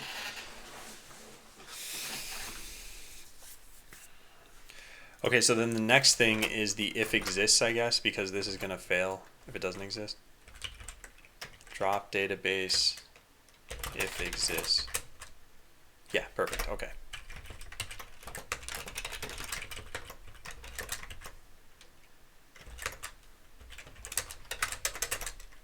Great. So now we put this into our import. Dropping the... What should I name this database? I guess prod database.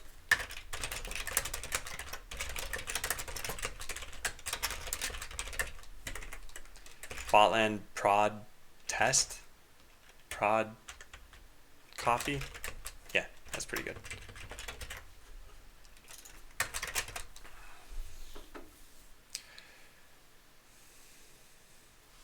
No, Syntonic, this actually started out as what I thought would be a really simple task. The goal here is, let's say, you know how you said, like, your wife wanted to play the game, for example, but I don't leave the machines on AWS online. What I could do is I could run this script and get a copy locally and then share my IP address with you, and you'd be playing the same database, but no, none of your changes would save though. Oh, I didn't think of that, did I? Yeah, it's probably an issue, huh? I guess this whole thing is a bad idea.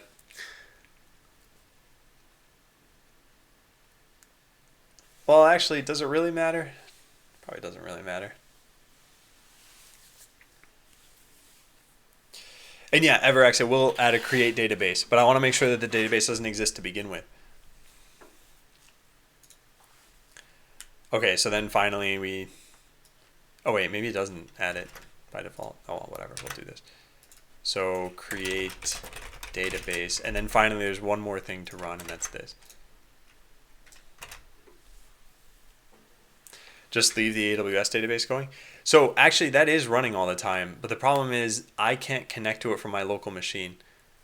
I could add a connection to that, but then I'd have to open it up to the whole world from the firewall and then limit it to my IP address.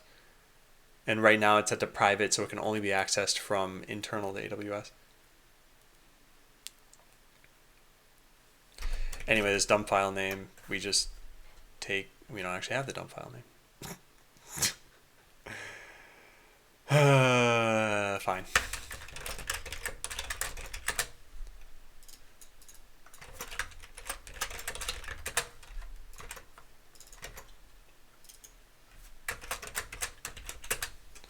So dump file name and local dump destination.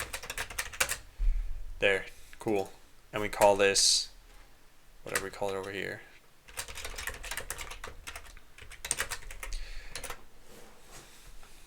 When Botland releases, are all players in the same database? Like no Europe, America, Asia? I'm not sure how this is going to work yet, Uranium. And no, NSDogus, I know that. What I'm saying is AWS has its own option. It has a publicly accessible flag, and it's just a checkbox. And right now it's not checked. So once I check it, the next thing I need to do is modify the security groups so that my IP address has access. And then the next thing I need to do is modify MySQL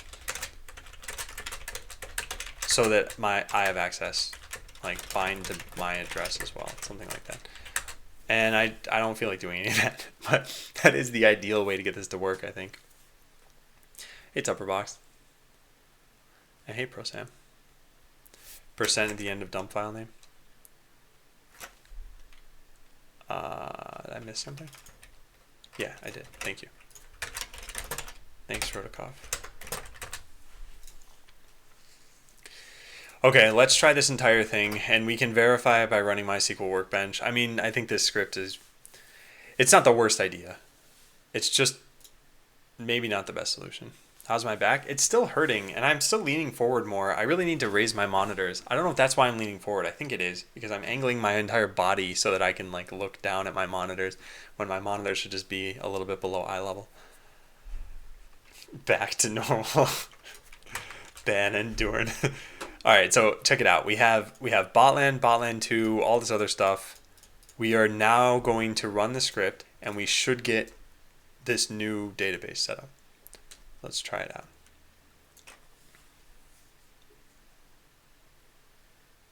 Okay, it should have worked. So we just refresh this somehow, probably this button, and we have prod copy. Hey, check it out. It worked. So let's just try running a query on here. Oops, I didn't mean to double click that. All right, let's do select ID name from Botland prod copy. Why? How do you get this to autocomplete? What? Oh, there we go. I can't select from that for some reason. Maybe if we just type it out. Table does not exist. Hey, cool, it worked. There I am, ID number 4. So if I say select star from bot base where user ID equals 4. So this is everything I have on the production version then, huh? Yeah, must be. Neat. Should lower your chair. Well, the problem with lowering my chair is I'm pretty sure your arms should be at right angles. Your elbows, I mean. And if I lower my chair, then my elbows are going to be like bent upward, and I don't think that's a good idea.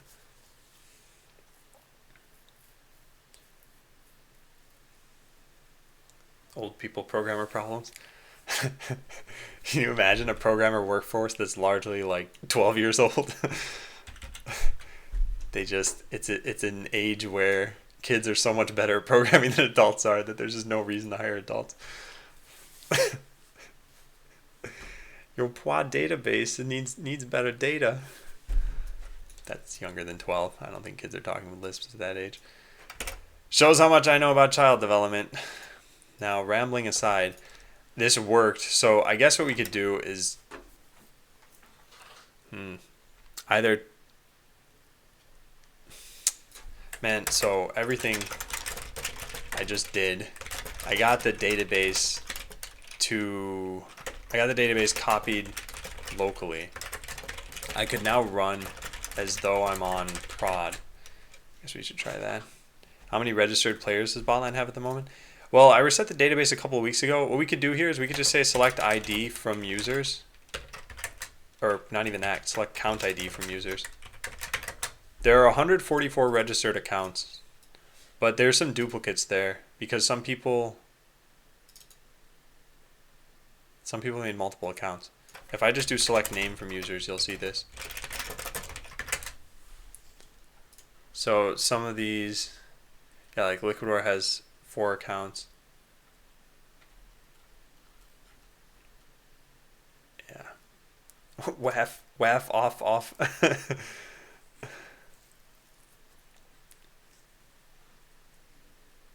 Yeah, Tupperbox, I'm definitely going to do that later today. Just found out my PSN account was banned because of service that they were supposed to cancel. Oh, man. And no problem, Laughing Dragon. That does suck. Man. Yeah, I don't know how you fix something like that. Alright, so I can now run as though I'm on prod. Let's try that out. So if I just go into here, if I say database name equals botland prod copy, and then I run this. So we need to close out of both of these things.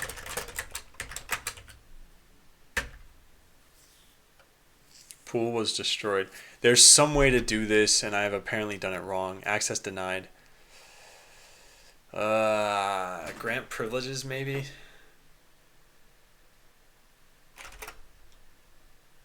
Oh, wait, yeah. We just changed the database user to root.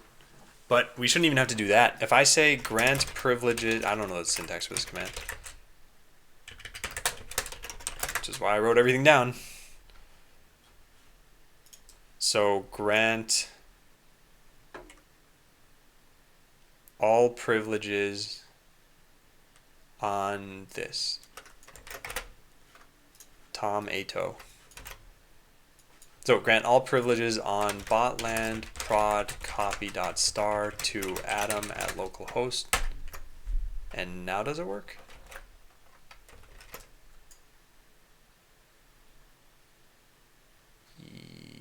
Yes, question mark.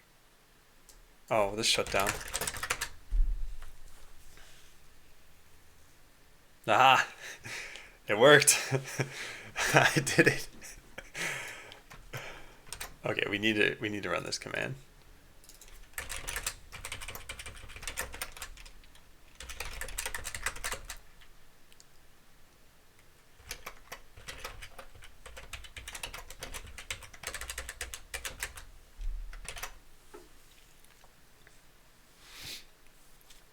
I can't even work with my bank on it. Yes, I tried to cancel. Huh. If you drop table, will this grant work?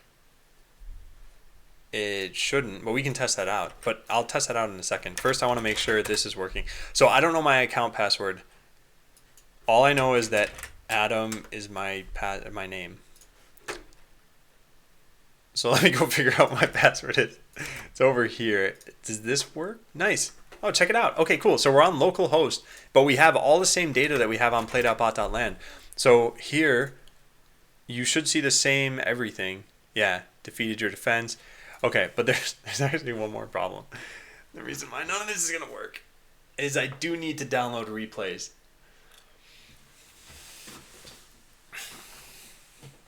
Is this for a game? Yeah, this is all for the game. This is for Botland. This is for a very, very narrow scenario, though. Yeah, so none of these replays are going to work because I deleted them all. In fact, the replays table probably doesn't even exist, right? Yep, it doesn't exist. Oh, I did so many silly things here.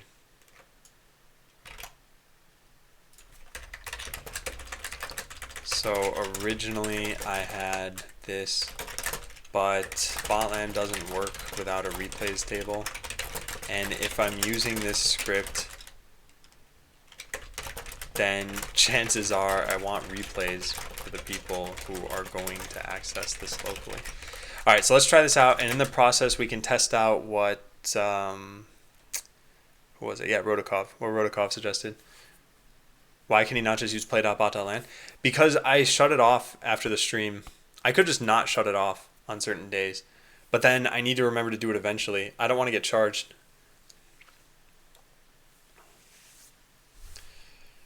Okay, so let's try this. We're gonna delete this entire database.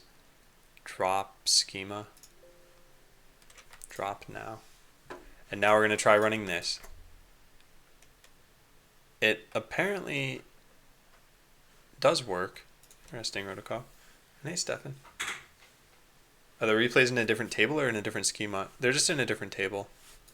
Okay, so if we run everything all over again and we just don't... Well, no, let's just keep the grant. It doesn't matter. Okay, so let's just run this all over. It's going to take a little bit longer this time because now I'm downloading all of the replays. Alright, here goes. So let's keep track of the starting time. Yeah, 9%, 12%, 16%. ETA is 22 seconds left. Yeah, it's got to download megabytes and megabytes of information now. This is a bad idea. This is just a bad idea. Plus, this is all bandwidth I'm going to get charged for. Oh, man. Yeah, just connecting to the regular database is the best idea, probably. Which is what everyone was saying earlier. Is it done yet? It's not done quite yet. How didn't I download the replays? I used an ignored table command in MySQL dump. Okay, there. So it's finally done. So now we can check this out. If I try fetching this replay now, let's try this again. So I connect. Oh, darn it. It doesn't say my password. Okay. I connect again. I tried downloading this replay, and yeah, now it works. So now this replay is exactly the same as the one we should have over here. Yeah, so if I hit play on both of these, you can see the tabs should be pretty similar in what happens. There. Yeah, so they're exactly the same replay.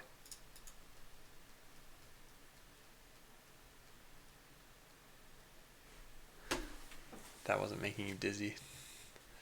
Alright. Yeah, the only issue is that's 108 megabytes. Just... I think this was a poor solution. Yeah, I think this was a poor solution.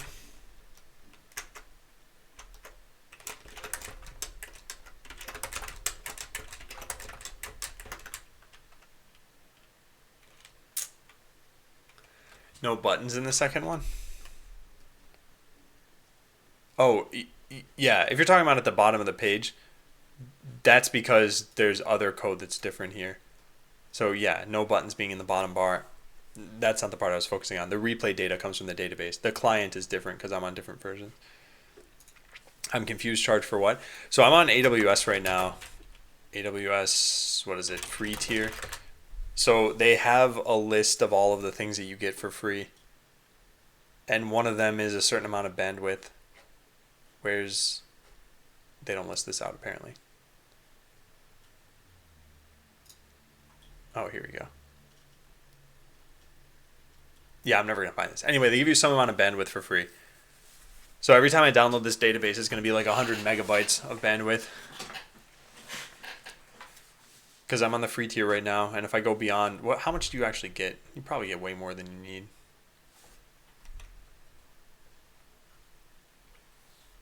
I don't know where they list this, though. Let's just search for bandwidth. 15 gigabytes aggregated out across all AWS services. Yeah, I'm never going to hit that in a month. So I guess it doesn't matter. But the problem still stands that nothing will be saved here. Something I want to write here is, did I ever... Okay, so executing arbitrary commands from the command line.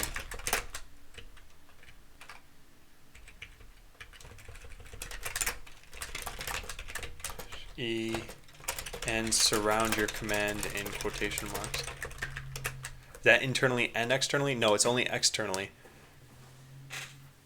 So internally, any bandwidth from, let's say, my account server to my database is all free. Couldn't you just copy the difference in the database? Yeah, I could. The issue there is that here's the reason I did this. So the reason I did this, Jason, the designer, wanted to be able to play Botland after hours. So my scenario would have been this. One, while the AWS version is online, export the database. Then two, open my machine up for Jason. And then three, what you're suggesting is I could just export the data back, right? Well, the problem is it's not online, so I need to wait until the next day. And then I need to change my provisioning process so that I export the data before anyone else gets to the database. So really, the best solution is just connect to the real database and have him play, but from my machine. And I didn't do that. So I could set that up. And that's what actually a couple of people were suggesting earlier. And I poo-pooed that because I thought, no, that's too much work to go fix it later, though. But it turns out it's just an all-around better solution, and I probably should have had the foresight to see that. So apologies to those who suggested that.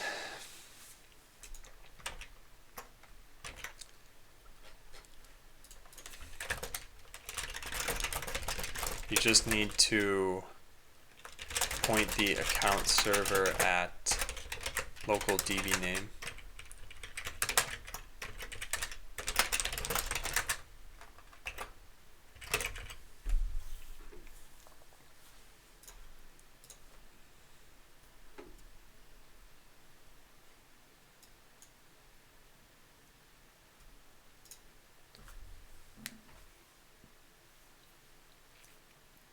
Just sound like you're trying to skip out doing the work. Anti-matter tape. Oh, free as long as it's in the same availability region. Or availability zone. Yeah, got it. Do a second dump for the request table and use the -- where parameter. Yeah, I think this was just a bad idea. I think I should have pointed my machine at the production database. Of course, then I would have needed to modify other things. I don't know, whatever. I'll do things this way for now. Because, okay, so as far as getting a feel for the game, let's say I am playing this and I'm like, oh, cool, I got however much money and I'm at 46. If I buy an item, so I go in and I buy Zapper, for example, not enough money. Okay, well, yeah, it costs more than I have. All right, well, let's say I bought an item anyway, and I go back to my defense and I'm like, hey, I'm going to go modify my defense now to use that item. Well, it's going to modify it for a copy that's not going to exist anymore.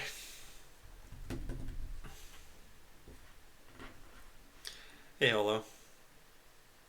This was not a time loss, just a new experience. Yeah, I'm not like super bummed out. If I had spent a week doing this, then yeah, that would have been a huge waste of time. But no, I think this wasn't so bad. Plus, I learned some things about what I'm doing over here. One of the things I do want to write down, there were a couple of different learnings. So yeah, on Windows, you can't seem to specify paths with C in them. Otherwise, you get an error that says SSH cannot resolve hostname. I fixed this by always using relative paths. You can further improve this by just using cd/d absolute path to folder right before using a relative path. Why do you need live data for him to test on anyway? Why not just have an account for him on your local DB? I could do that. But then it's not, people wouldn't be attacking him with real strategies and he wouldn't go up against real defenses when he plays. So I think using real data is important, but I think it's not a good idea to use a copy of the real data. I think you just use the real data. So there are two solutions. One is just leave AWS online on the days he wants to play. And two is point my account server at the AWS database.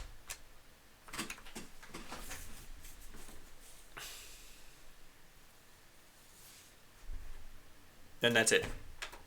I guess there's technically the third solution if we really wanted, which would be upload the local database back onto AWS when Jason's done playing. But I need to write more tooling for that. I guess these are really, this is the absolute simplest. I don't do anything different. I just wait 8 hours to shut down. But, oh well. Like I said, let's just write down what I learned from here. Dropping the database, creating the database.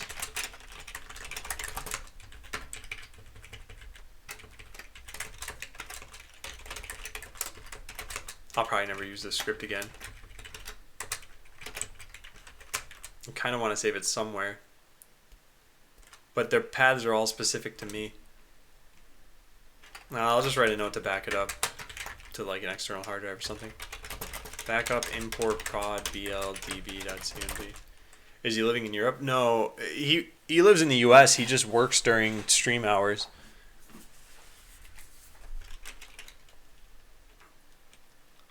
And when I said 8 hours, I just meant that's like roughly when it'd be the end of the day. That wasn't a specific time or anything. All right, so back this up to, there we go. All right, well, then I got to figure out a better solution for this. Could just be this. I'll write this down. Consider connecting to the prod DB from my own machine. What would this do? Probably nothing. Yeah, no, I think this would be fine. We'll have to do that.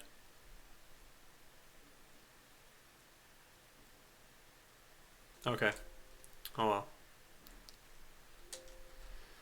Well, that's too bad. Okay, well at this point we are ready to just do regular work for today. I mean, other than that, it is 12:21, which is roughly lunchtime for me. There is one thing from the mock-up. Let me show you guys this. Because I want to get a new version online for you guys tomorrow. So I want to affect some things that will actually improve that, or at least the coding experience for me. One of the things that we have, when you're defending, you can see 2 columns of blueprints. And that is currently the case over here. You're defending, you can see 2 columns of blueprints. So if I add more blueprints over here, you can see them show up like that. Well, when you're attacking, you can only see 1 column of blueprints. And that is intentional.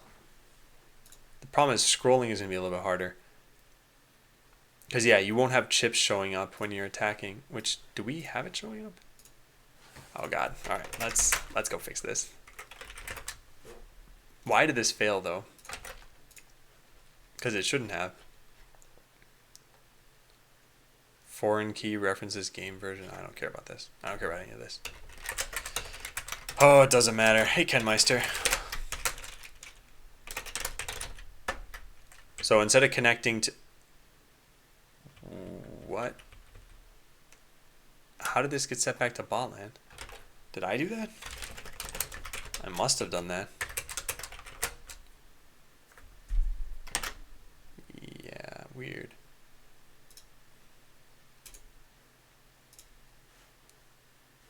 Yeah, I don't show chips. The EJ release.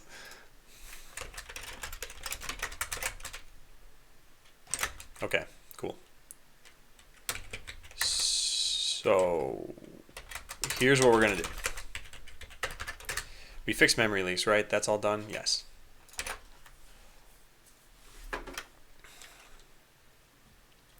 So this I want to do today.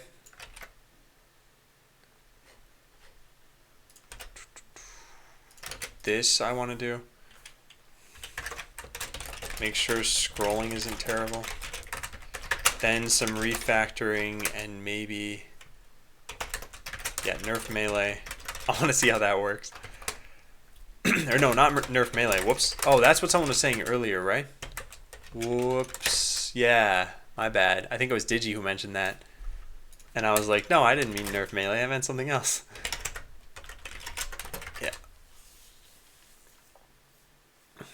I can only get one attack, so it'll rank up on defense. Wait, what? I can only... Oh, I can get only attack, so little to rank up on defense. So where are you in the game right now? I'm assuming your name is Ken in the game somewhere. Yeah, KennyBoy89. So your defense ranking is actually, yes, pretty low, but your attack ranking is your number 25.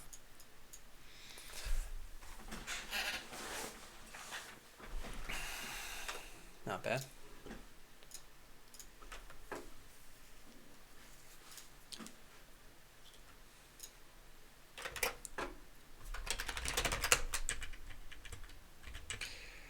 Yeah, I think these are good things to do, but like I said, I think it's lunchtime. So here's the drill. You guys know how this works. It's about 12:30. I'll be back at about 1 p.m. Stream will be left on. My uptime is currently 3 hours 36 minutes. This will be at about 8 hours at the end of the day, so I'll be back for about 4 hours when I come back. It's not the end of the stream. It is just the time where I eat lunch. Why is this so different? What do I need to get better? What do I need to get a better defense? Oh, so yeah, Ken, this is one of the core issues of Botland right now. Excuse me. While there are not so many players playing, you can't make it so that you're getting attacked. Like, no one's really playing Botland right now. That's why you're not getting attacked. There have been 15 games today, and that's it. And if we go take a look at how many people are playing to make those 15 games. Oh, this closed down. All right, hang on. I'll get you those stats, and then I'm going to go to lunch.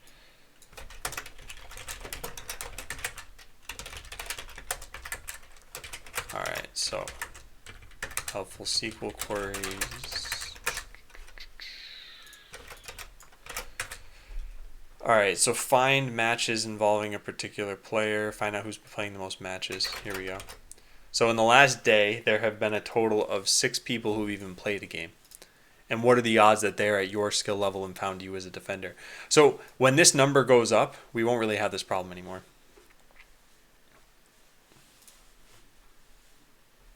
Hey, Trix. And yeah, I got the Switch. I'm not going to be playing it over lunchtime, though. Okay, yeah, lunchtime.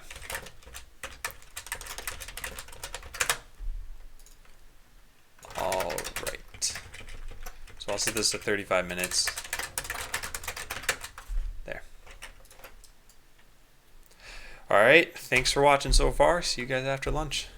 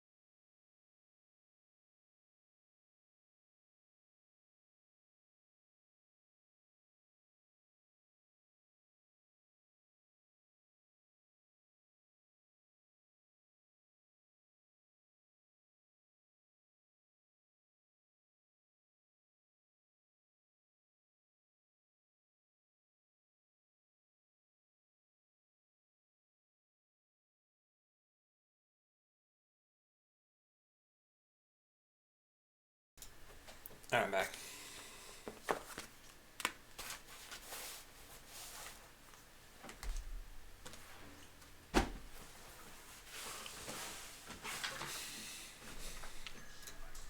No, no. I was watching Hearthstone. I refuse to believe this, baby. No. I turned this off. I was watching Savage. I always just press the home button on my iPad or something. That kept playing for some reason today.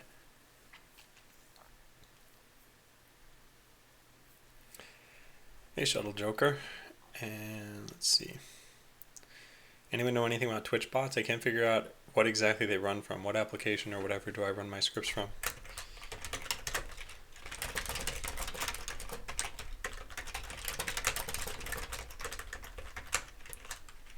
Yeah, Laughing Dragon. I don't know if you're still here. Let me check. Yeah, okay, you are. But I don't know if you're present. But I can respond at least. Alright, so Defender bots. I'd started to modify this, but I never finished. So I need to look at my own design document. Hey, ProSam, and hey, Hideo. Alright, let's take a look. Ah, you are here. Okay. Yeah, there are a bunch of different bots you can use. I'm using something called Phantom Bot, which I actually don't recommend. But there are a lot of other ones that you can use too, and they should have documentation on their site. So I know there are ones like MooBot and RevloBot and whatever other ones. Like, let's look at this one for example. RevoBot? I thought it was Revlo.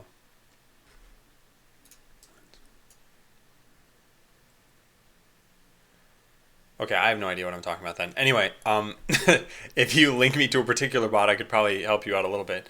Oh yeah, writing your own is fine too. I suggest tmi.js is what I used for my bot. It's not doing too much, but this is good if you want to use JavaScript. All right, so what changed here exactly?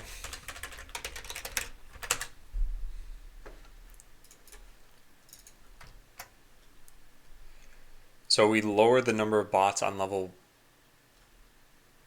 1. What? Did I mean to do this?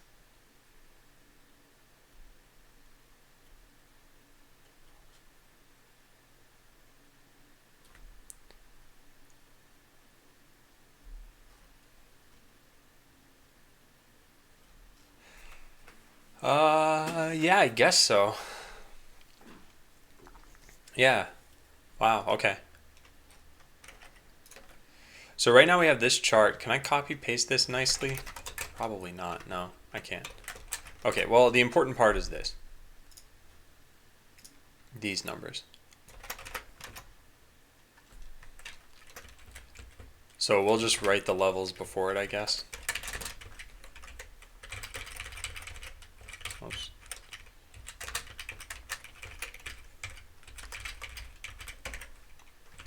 So level and then number of defender bots. Yeah, no problem. All right. And then we need number of attacker bots alongside this. So let's get that. Number of attacker bots total. But we don't want any of these there. So we just put this there.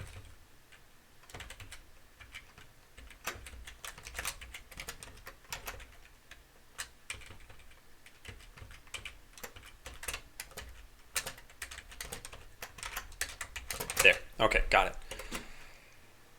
So after this one, let's put some tabs here. And then same thing here.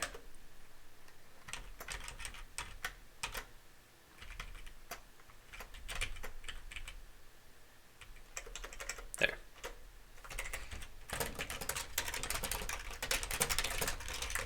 So these are the current numbers.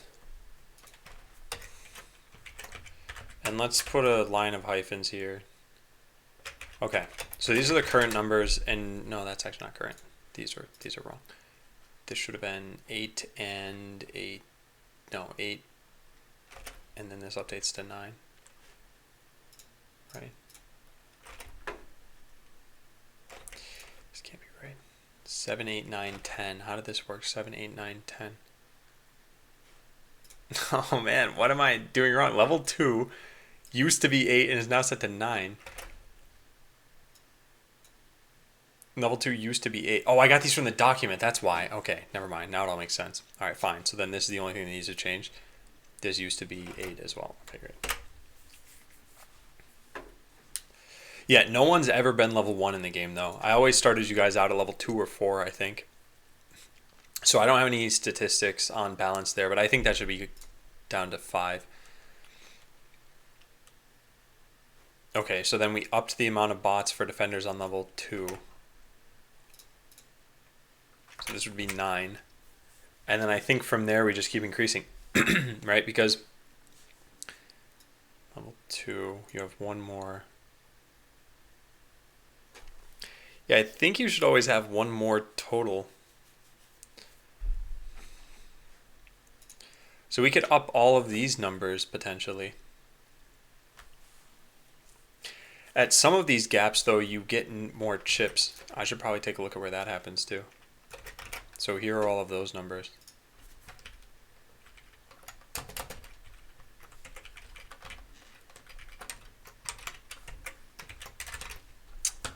Yeah. Hey, Joyous Beast. Did you ever study that sort of thing at university? If so, how much of what you learned in real life to use? Yeah, so I did study something like that, and it's actually incredibly helpful. So how much of it do I use? Um, a good deal of it, I would say. So I think it's worth paying attention to that and making sure that everything makes sense to you there. So we'll just cram this in the middle. I shouldn't really worry about table formatting. Yeah, number of chips there.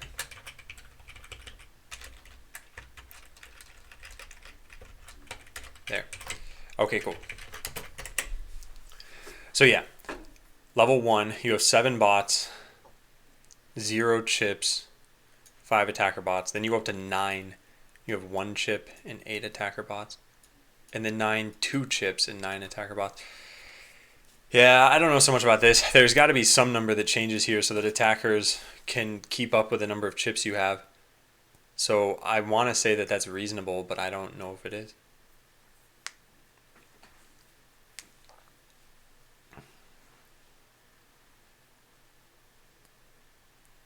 Apparently it's really easy the first year. Yeah, when you start out learning a new programming language in school, if you already know a programming language and it's the same paradigm, then you're going to learn a lot of the same things again. So things like syntax. For someone new to programming, having to say like int x equals 5 and bool y equals true, like this alone is something you have to learn. But you're already very familiar with that. And sure, maybe you only spend like 10 minutes of one lesson teaching about this, and then maybe you move on to something like for loops for int I equals 0, I is less than 10, I plus plus. Well, this kind of thing isn't really possible without knowing, hey, there's a variable declaration, and here's a comparison, and here's an increment operator, and now I can tell you what for does. So yeah, you'll know all that stuff, but it all depends on how fast the school teaches. Okay, so what if we were to just up these numbers across the board? The thing is, I don't have stats on higher levels. So I think the next time we wipe out the database, we should start everyone at level like 5 and work your way onward after that. That's probably a good idea. Because I have a feeling once you get a bunch of chips, that as a defender, you can be way more aggressive. So let's just up this to 10.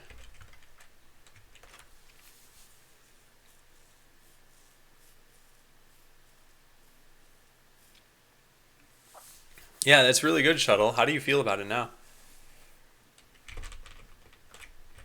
Then this goes to 11. This, well, like I said, we don't have stats on this, though. I just kept, like, ramping this up more and more and more. 13. And we'll set this one to 13 as well. And then 14 and 14. Then you add a new chip. No, I think you should always get another bot. And then now we'll finally jump up to 16, I think, attacker bots. And 16 defender bots, and then 18. I don't mind this jump at the end. That's still fine. So this would be maybe 17 bots. No, I don't know. 18 there. Sure, fine. No, that would have to be higher. 19. Okay, cool. So let's try this.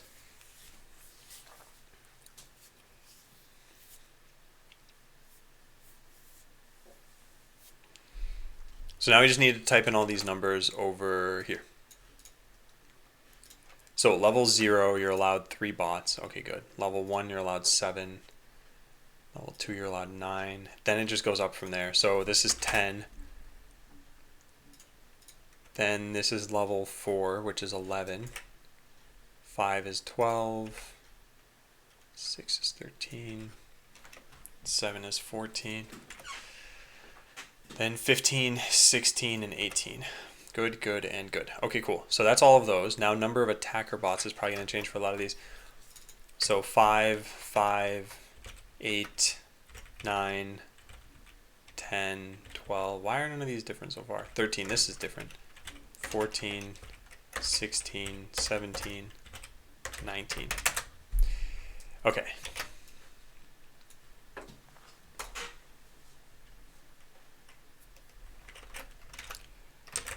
Alright, so let's... What do we run to even get this thing to error out if it's going to error? I think the account server.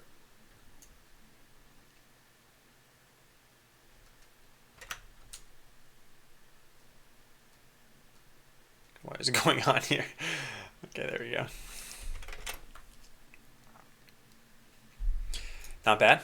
Now we just need to put this into this document too. I'll just move this off screen. That way I can just copy them from over there. Okay. So 3, 7, 9, 10, 11, 13, 14, 15, 16, 18. Good. Yeah, and everything else kind of stays the same. All right, there. So some minor balance changes.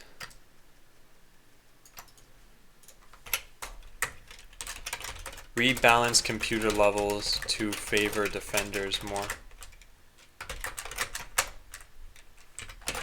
Done and done. Consider having only one blueprint show in the selector. I'm pretty sure when I did this, I made it very easy to adjust the number of, columns here.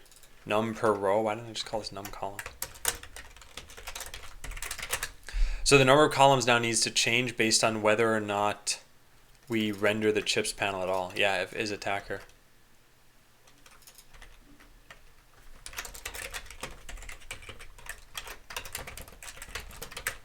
Okay, there. Should be fixed. So right now we have 2 columns no matter what. Now we should have 2 columns as a defender and 1 as an attacker. So we have 2 there. And as an attacker, we have 1. But they are double width, which was not intentional. So we need to make this entire bar smaller.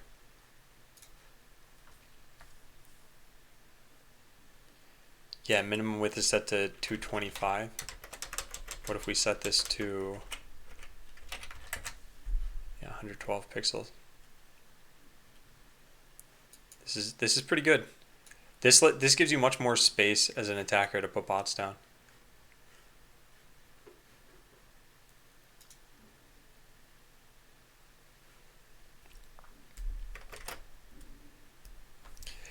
Yeah, it's too bad AutoMod is moderating out lull messages.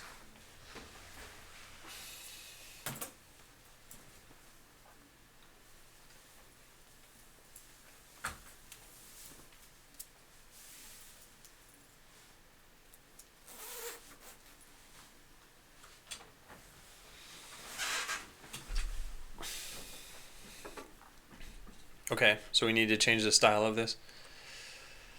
Oh, what's the name? Blueprint selector. Where does that come from? There. Yeah, so do we have class names? Yes, we do.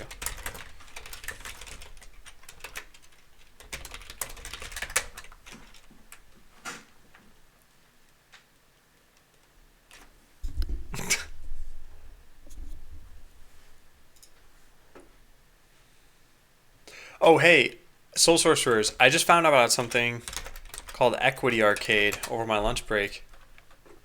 You should look into this, maybe.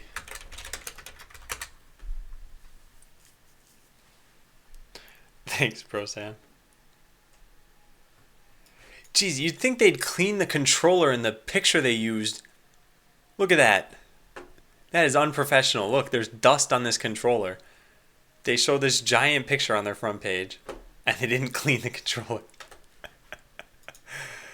Oh, man.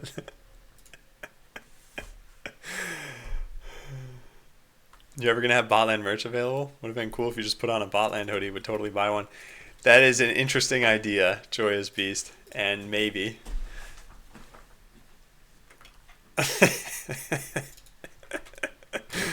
Dusty controller.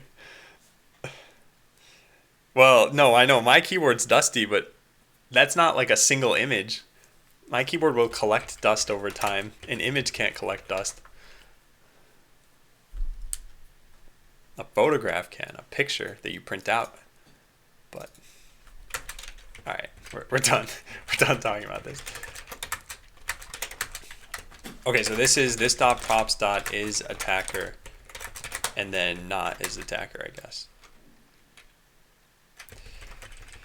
We're gonna have to customize this because right now this means nothing. But let's find blueprint selector. Here it is.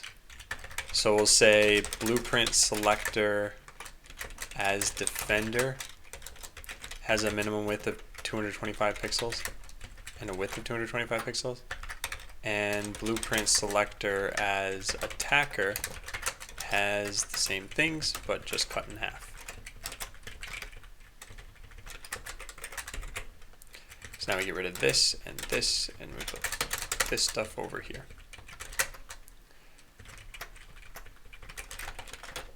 There.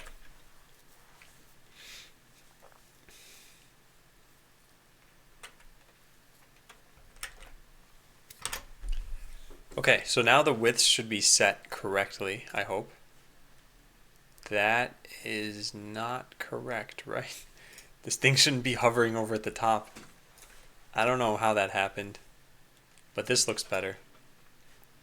But how did that happen? Why is chips now like floating up here? Right? It was never up there before. Yeah, it was down here. There's no... Oh man, that somehow... What did I change?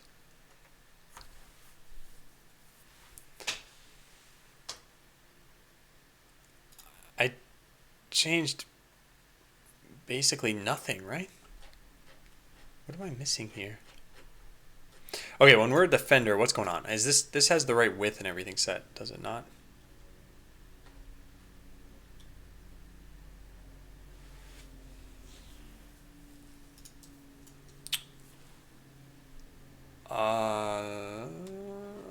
What? What? This isn't even the right class. Oh. Here it is. Oh, whoops. Oh, never mind. I know what I did wrong. Okay, there.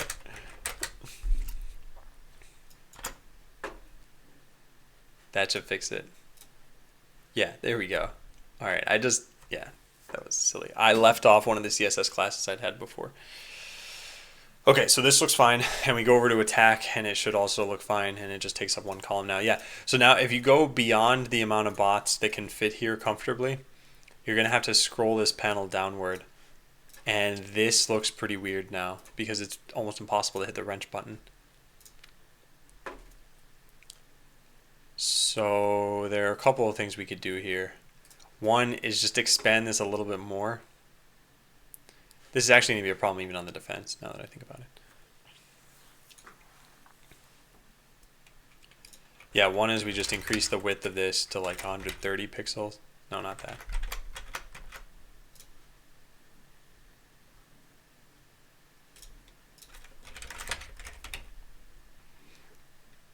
And then this actually fits. But then this will look weird when there's no scroll. Overflow Y hidden. Yeah, it'll look like this when you don't have a scroll bar, which is just strange. Hey, Smooth Dog.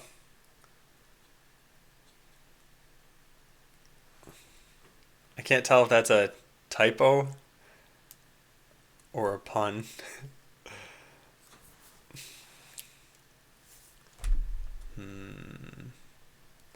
Yeah, I wonder what we should do about this. We could also try to conditionally expand it when there are too many elements. So detecting when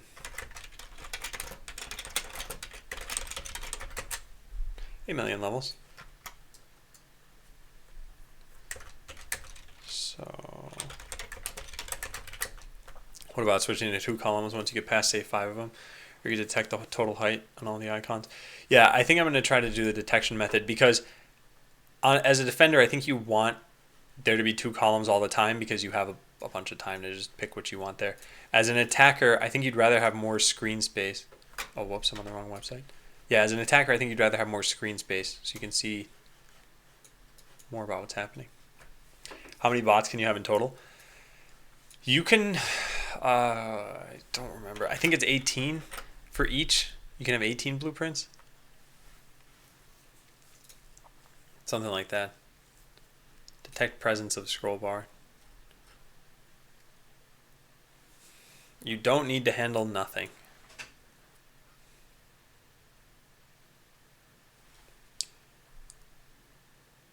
Can only be detected by using JavaScript. Oh man.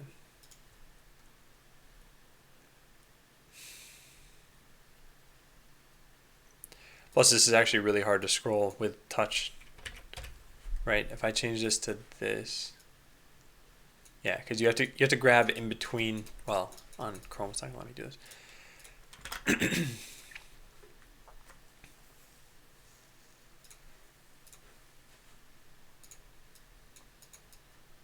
Yeah, so now it's working with touch events.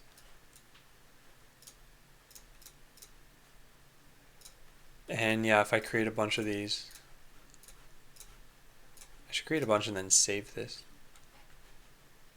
So this doesn't look so bad because it's the mobile style scroll bar.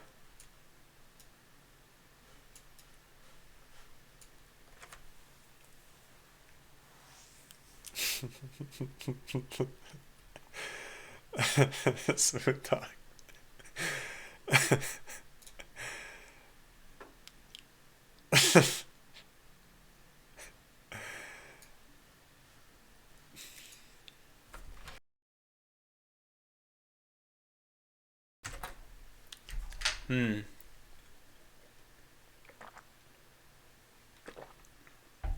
I guess what we do is we get the height of.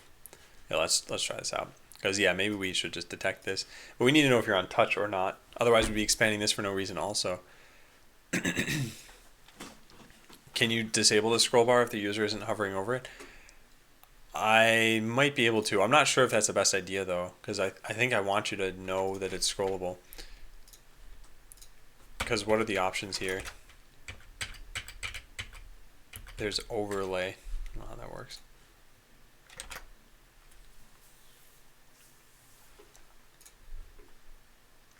Yeah, that's actually another thing I could do is just always have the scroll bar showing, but then I think it looks ugly when you don't have the number you need. All right, let's see.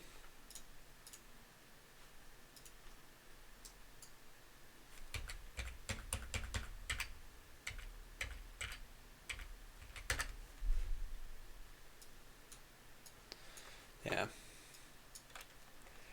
I'll have to think about this.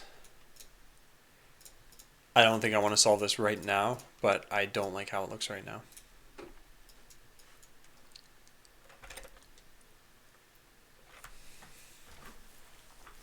Well, and scrolling is still difficult here. This is one of the UI polishings we're going to need to do. It's too bad.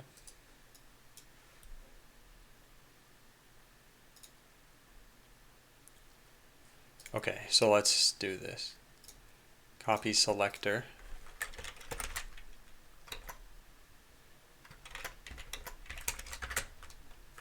So here's that div. A dot inner. Can we not get width here? Client width. Client height is 858. That's of this entire scroll bar, or that is 880 is how much this is total. So there's client and then there's some other kind of height in here. Scroll height. So if client height is not equal to scroll height, that's when we would know that there's a scroll bar showing. And what other height do we have here? Offset height? I don't know what that is. If 8 bots max, plus must transform to the 8th bot and disappear IMO. Yeah, I said 18 max. Because yeah, you're correct. If you end up making all of these, if you use however many slots you're allowed, and I don't know how many this is. I think it was 18. But it might be fewer. Also, this is going to take forever. But yeah, eventually the plus button will disappear. That part's already done. We could zoom out here. Yeah, there. However many I have now. 2, 4, 6, 8, 10, 12, 14, 16, 18. Yeah, so the plus button does go away. Hey, Linux. Yeah, so if client height is not equal to offset height, that's when I guess we would modify this.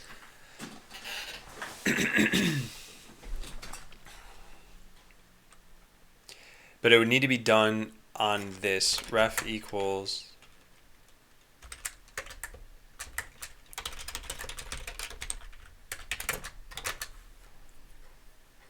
and then what is it?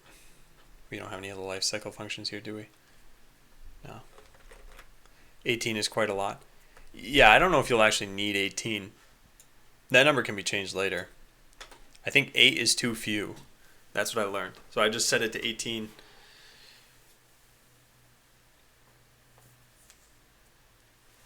In Dano, the only reason it wouldn't is if you don't have those packages installed. That should be the only reason. So if you try like PowerShell, for example, that's a package you need installed. So are you using Sublime on multiple computers, or did you recently update or something? Like I said, that should be the only case.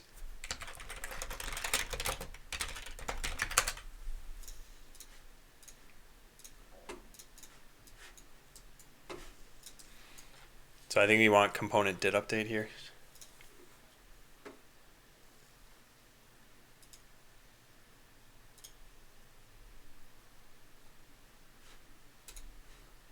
Hey, Mr. Cheap.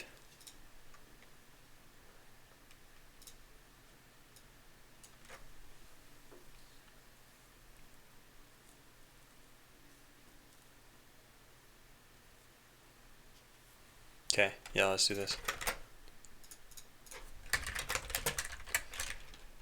So, blueprint selector.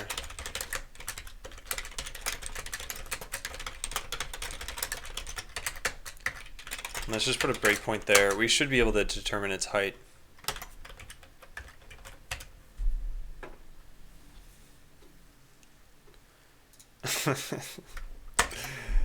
Yeah, well, 8 was the original goal for other reasons too, but yeah, we're not going to stick with that.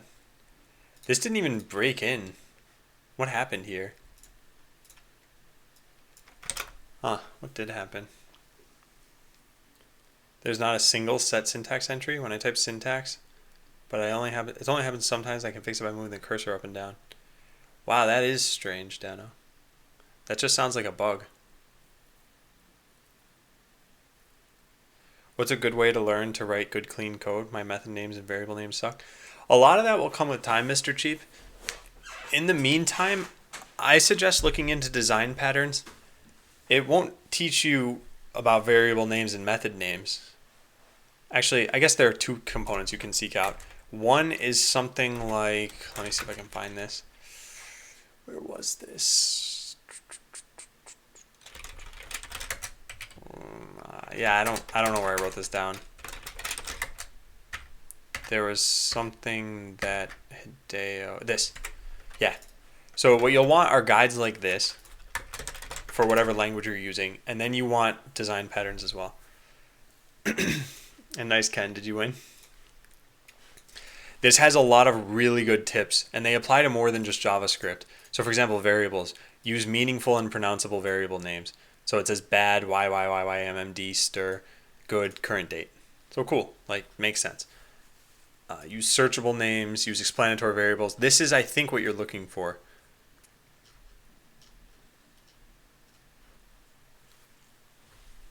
So yeah, I think there's a lot of good stuff here.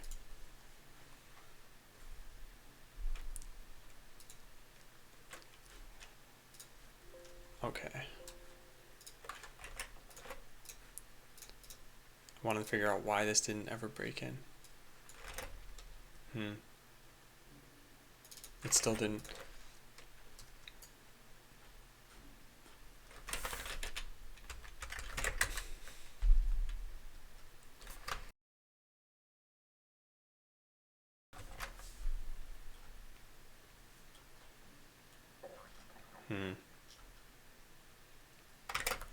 We could change this here.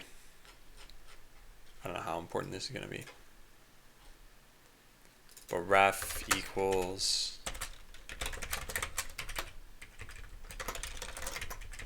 this dot blueprint selector. What did I do wrong here? Oh, I just need to put this in this.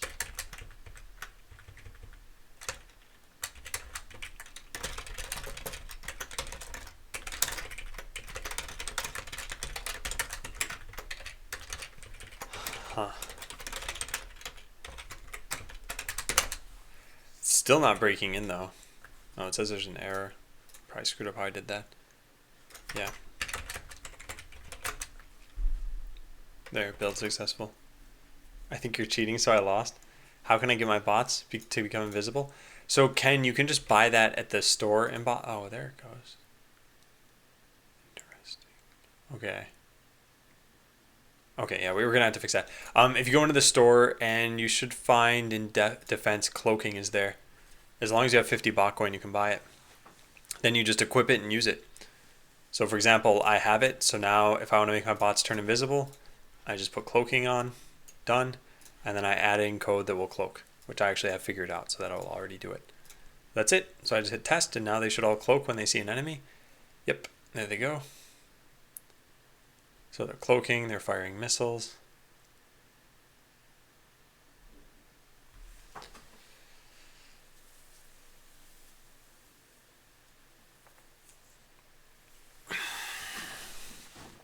Are you writing JS and HTML together like you would with PHP? Yeah, this is JSX, which is what's letting me mix these things in. It's actually really, really nice syntax. All right, so this is only getting hit when I leave the component.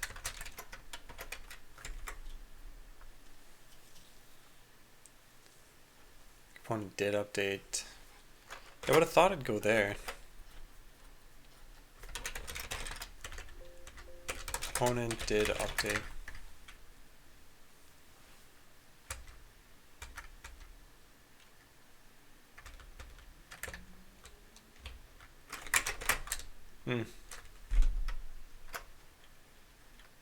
Does this have a, yeah, only update for these keys? Can I use, in component did mount, can I use refs? Yeah, that's probably what I want. Component did mount. Okay, so here's where I want to test this out. And if any updates in there, maybe I update that too. Oh, that's good, Laughing Dragon. So we click this. We type this dot blueprint selector dot client height 858, scroll height 880. There we go. So we just changed that.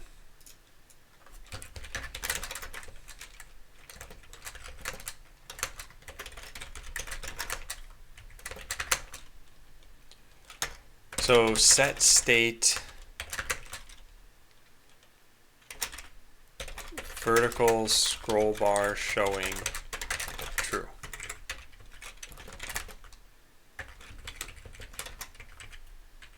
Well, I guess, yeah. Let's try this. Hopefully this doesn't trigger a million different updates.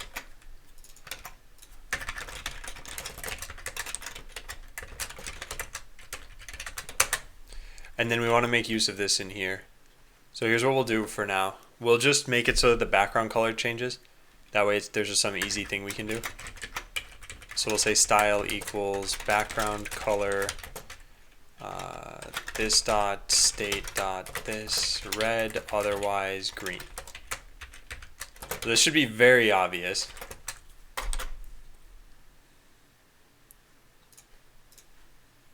Yeah, so it's red because we have a scroll bar, and if we zoom out, it doesn't get updated.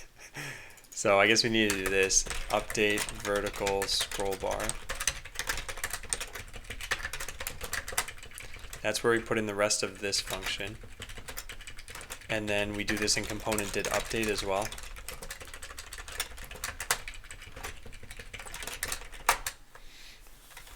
And now it should change based on how many can show up at once. That didn't work.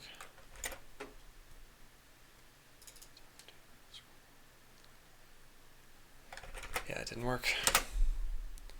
I don't know what went wrong exactly.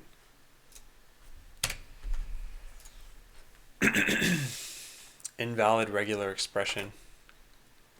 Oh, set state is calling into this. Okay, fine.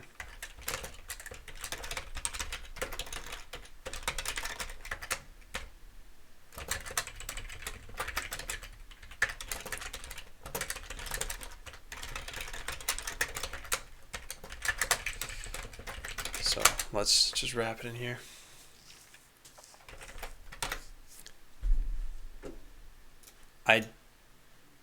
Okay, so we zoom in. Yeah, that's not going to change it. It's only if the number of bots in here changes or the width or height of the browser.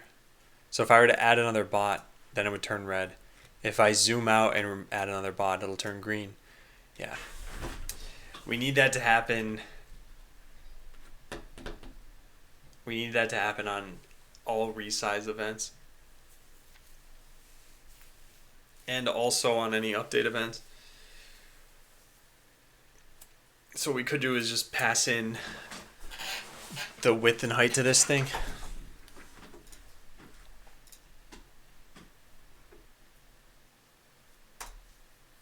Which we don't even have. Let's find it.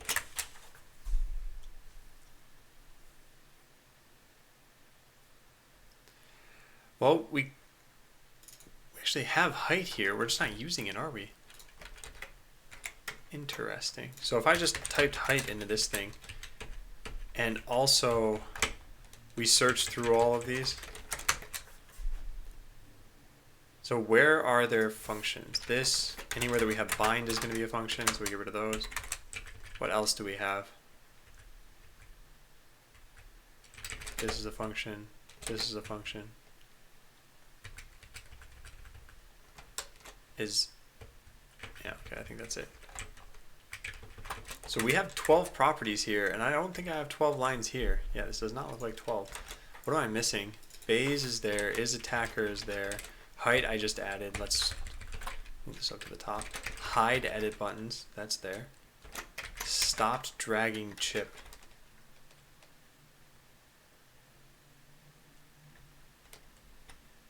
That's probably a function.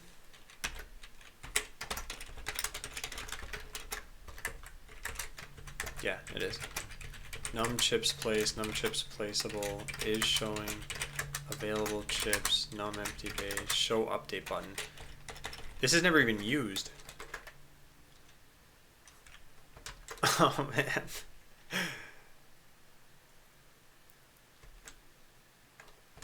Yeah, wow, alright. Never even used. Fine, let's get rid of that. Show update button. It just says false. And select it. Okay, so all of that's fine.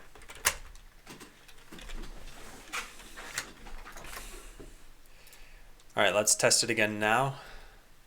So anytime the height of this changes, so if I zoom in, oh, it's just alternating between red and green now. But only only in cases like this. What happened here? Huh, we should probably print these out.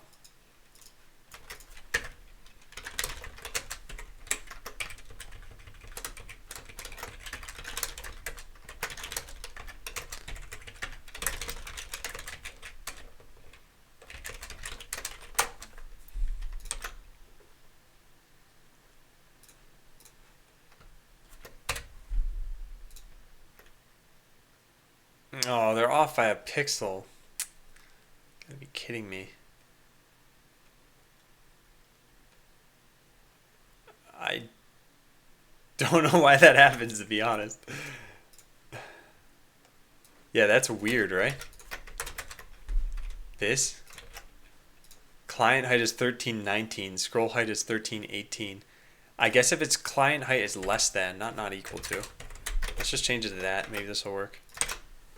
It actually should be fine now. Perfect.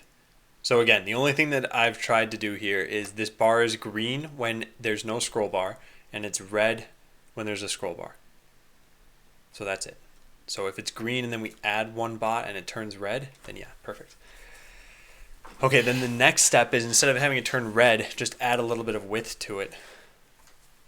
But really only if the scroll bar is going to show up, which we need to know if we're on mobile for that to happen. Because if we're on mobile, the scroll bars look totally different. Right? Yeah, then the scroll bars are virtual.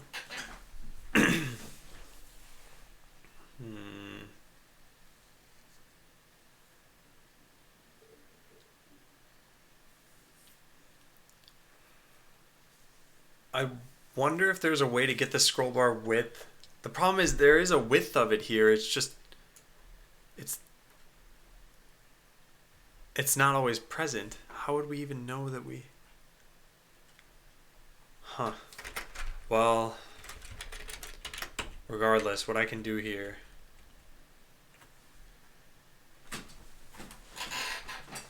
Oh, what mouse did you get, Jungkook? So we would change the width here on either of these. Which means maybe we just compute the width in JavaScript. We don't even have it here. That probably makes more sense.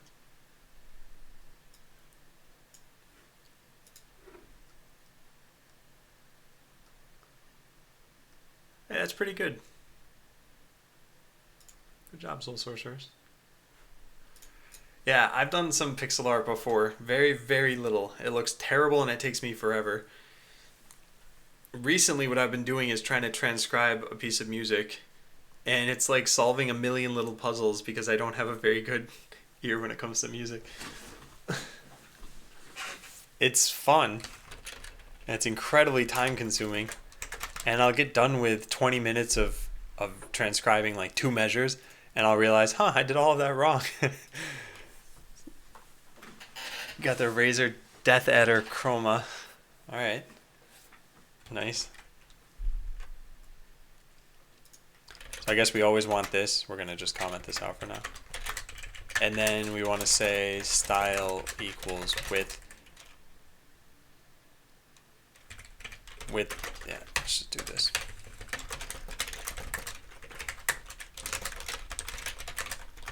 If is attacker, then width equals width divided by equal to 2. If this dot state dot vertical scroll bar showing, then width plus equal 15. I don't know. And then we just put the style here. There. So let's test this out.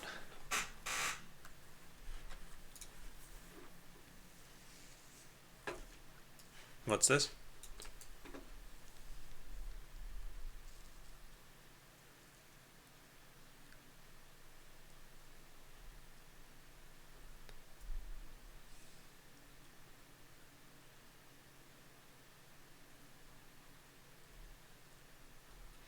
I'll have to read more about this later.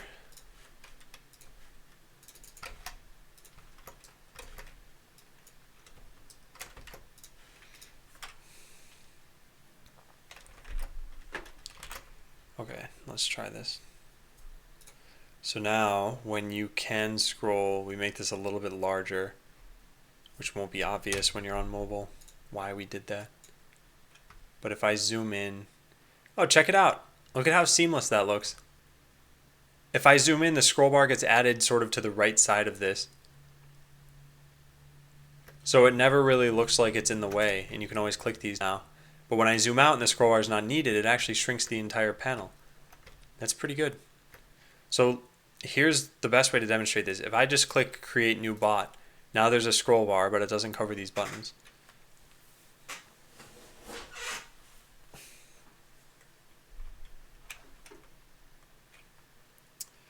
Yeah, not bad. Let's try it on the defense. So we're going to zoom in pretty far for this thing to add the scroll bar. Yeah, let's just add some bots. Unfortunately, this is kind of a slow process. There, let's just stick with that many. So we have a scroll bar, gets added to the right side. Yeah, there we go. Not bad. Like I said, the only weird part here is if you're on the mobile view and then scroll bars. Oh, you can't zoom this anymore? Oh, you have to use this zoom? And it only lets you go up to 150%. Okay.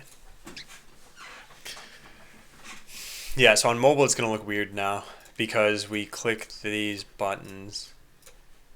Sorry, I had to click enough of these where... Whoops, no.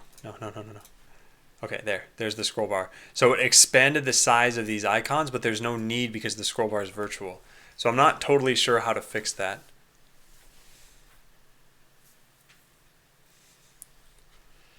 Yeah, I don't really know how to fix that.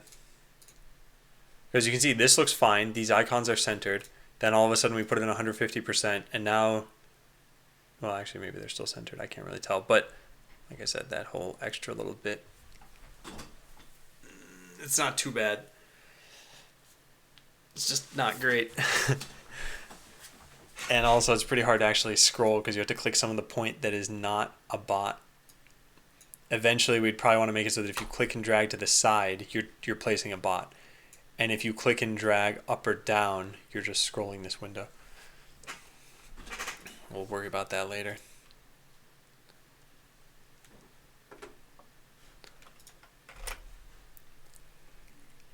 Alright, so we can get rid of these, which means we can also get rid of...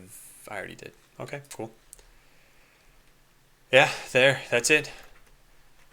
So let's go check this in.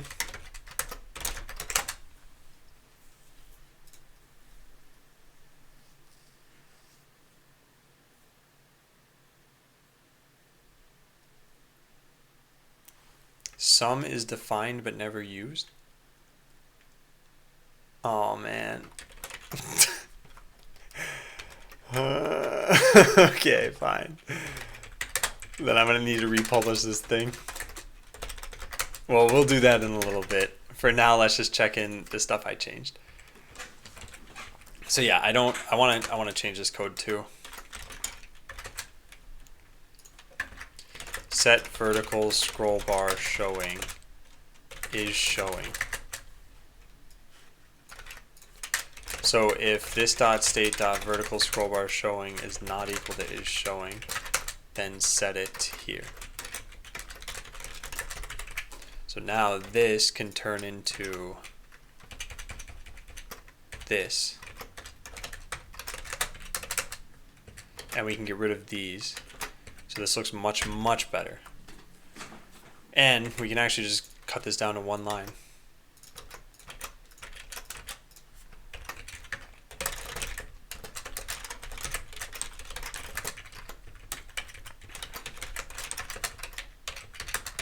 There we go.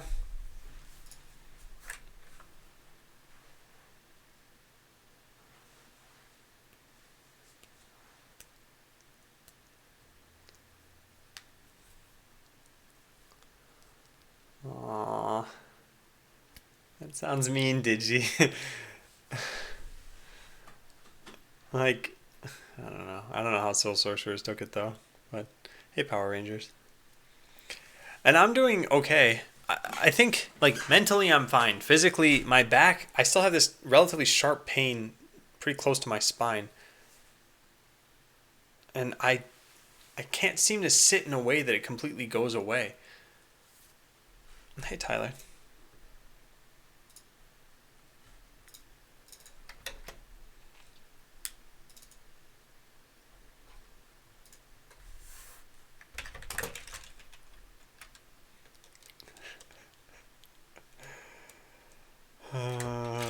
Alright, so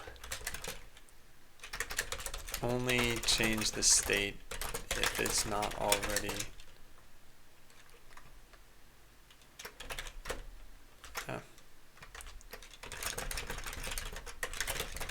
different from what we have. I guess we'll say that. So this was pretty simple to do. We now have one column and we set the width via, yeah, okay. Okay. So update blueprint selector styling. As an attacker, the blueprint selector will now only show one column of blueprints instead of two, which will show on as a defender. I'll say it this way, instead of the two that show as a defender. Also, if there are enough blueprints in the selector to necessitate a scroll bar, the selector will expand several pixels to the side to accommodate the scroll bar without obscuring the buttons on the icons. Have you looked at getting a foam roller? I have a foam roller. I just never tried back exercises with it. Do you have a link to a picture or something like that? Or a video where they show how to do it to get your shoulder blades without hurting yourself? I've used it on my legs before. I've never used a foam roller on my back.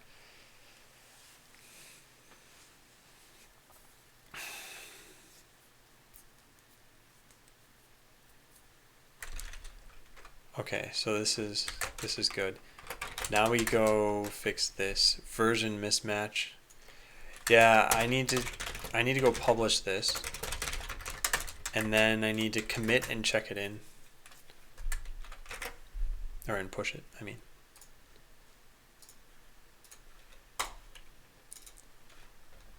add roll dice function.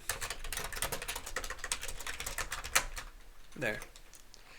All right, that's done. So let's close out of all this stuff.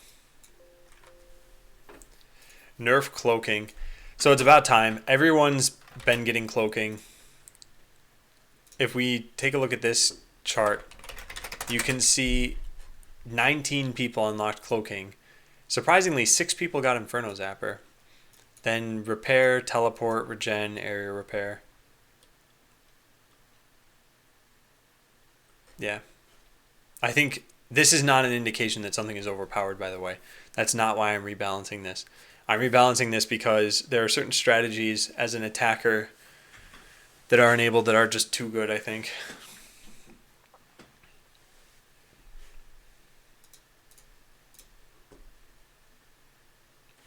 This is lower back, though, what you linked in, EJ. Is there anything for upper back?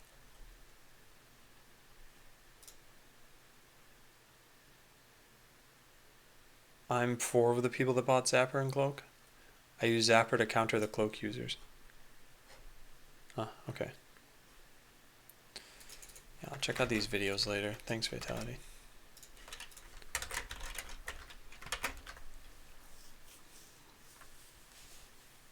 Oh man, Mitchell, that sucks. Alright, so I talked about cloaking in a text document somewhere. Here it is, rebalance cloaking. So let's just move this, let's just copy paste this whole thing up to here.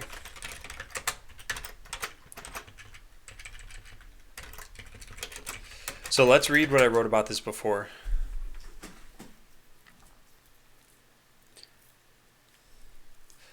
Yeah, so here's how it currently works. Although I didn't include all of the details here. Let's get all the details. Oh, I kind of did include all the details. Duration. Okay, cooldown for all levels is 8 turns.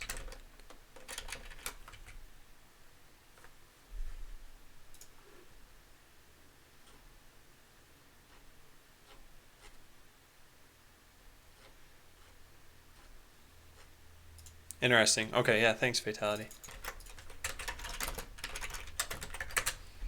Maybe just make it easier to counter instead of nerfing. So this is what's interesting about Botland, Laughing Dragon. As an attacker, you have the ability to respond to what the defender is doing. But as a defender, you don't have the ability to respond to an attacker. So for those of you new to the stream, I'll explain this while I'm clicking through this. When I set up a defense in Botland, I'm setting this up knowing that some people will be able to beat me using certain strategies. So for example, let's say I made this, exactly this, just missiles on every single bot. Well, this is a terrible strategy because it's very easy to counter. So now I'm going to go log into somebody else and I'm going to attack them. And here we go. I'm going to make a bot that has reflect and yep, that's it. Okay, cool. So this bot doesn't even have any weapons on it and it's probably still going to win. Let's try it out. So it sets up reflect and it just tries repairing itself.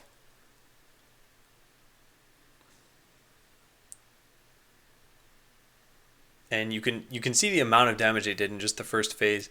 And this is without me attacking back. If I were to attack back, I'd very easily win. So I think what you have to realize is as an attacker, you can see exactly what the defender's doing. But the defender can't see what you're doing as an attacker. So one of the things that I tried at one point, there's already a shield in the game. And this absorbs like 300 damage or something. Lasts for 8 turns. I tried making something called Infinite Shield, which absorbs 10 damage, lasts forever. And the problem with this is, as a defender, this is actually really balanced. This is good. But as an attacker, it's impossibly unbalanced because you don't have the downside of having to use this a million different times. You just stand in the corner and you get to the point where you're absorbing like 4,000 damage and then you go attack and it's like you have triple the amount of life you should have at almost no downside. So cloaking is the kind of thing that as an attacker I think is not balanced. And I'll show you an example of a replay. This is a strategy that a few people have tried and it's always going to be a possibility. I think it's this one right here. Yeah. So you can see Ju has bots that artillery cloaking thrusters and his strategy is get close to my CPU and ignore my bots entirely and cloak. So he cloaks, he starts shooting the CPU, I can't do anything about it. And eventually he wins without even touching any of my bots. And he wins by a large margin too. You can see he only needs to fire like 3 or 4 shells here. And those were at full life. And what can I do about it? Well, there are some counters to cloaking in the game. But as a defender, I don't know that he's going to use cloaking. So if I made all my bots such that they counter that, then they'd be weak to something else. Anyway, let me read chat. Hey, Demon Wolf. Thanks for the host. What about a chip that reveals cloaking? So in my mind, that's a hard counter. And still, you run into the same kind of problem, which is if I make a better counter to cloaking, then defenders will be forced to use it. And then they'll be weak to everything else.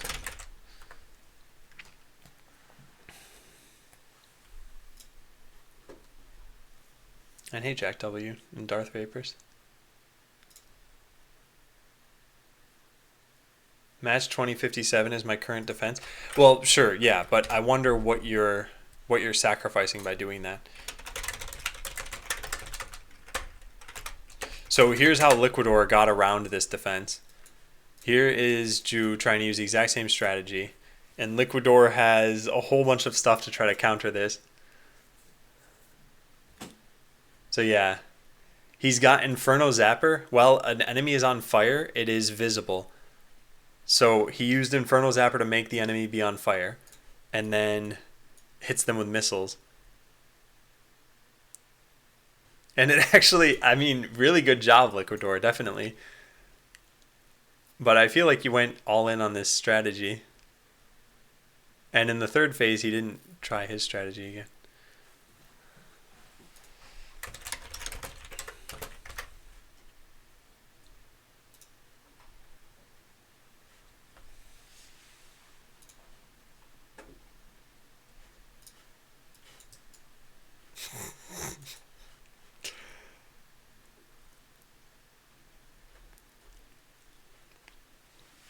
Okay, so take a look at this.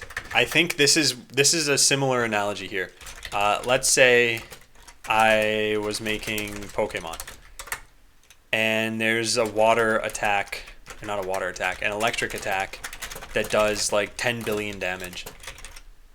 So ground Pokemon are immune to electric, I'm pretty sure. I don't fully remember this. So you'd have to put like a team full of ground Pokemon so that you don't just instantly die. And then by doing this, now you are very weak to water or whatever it is that beats ground. So that's what I'm afraid of here, is that in order to stop this very, very particular strategy from working, yeah, Liquidor found a way to beat it. But Liquidor had to go like all in on this strategy. And could it beat other defenses? Maybe, yeah, probably.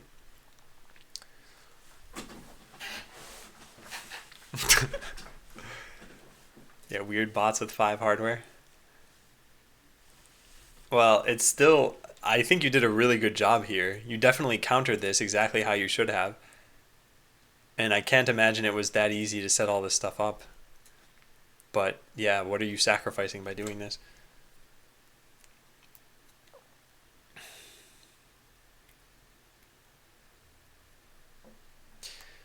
Do you want the policy of the game to be that killing bots first before killing a CPU? I don't want that to have to be the case, Liquidor. So one of the very basic defenses that people set up a lot of the time is they'll go on their account and they'll be like, "Hey, I just want to set up a bot." So they make something with like missiles and whatever. I don't know, melee. So I have missiles in melee, and I just don't even have a script. So I put my bots down and I hit the test button, and my bots move off to the side. So what other players do against a defense like this is they say, "Wait a second, you're nowhere near your CPU anymore. I'll just skirt around the edge of the arena and go attack it." And that's a valid strategy, and that's what you should do in those cases. Now, setting, I did already comment on this stuff though. I said, well, option number 6 or option number 7 could be increase the amount of life on the CPU. It's currently 12,000.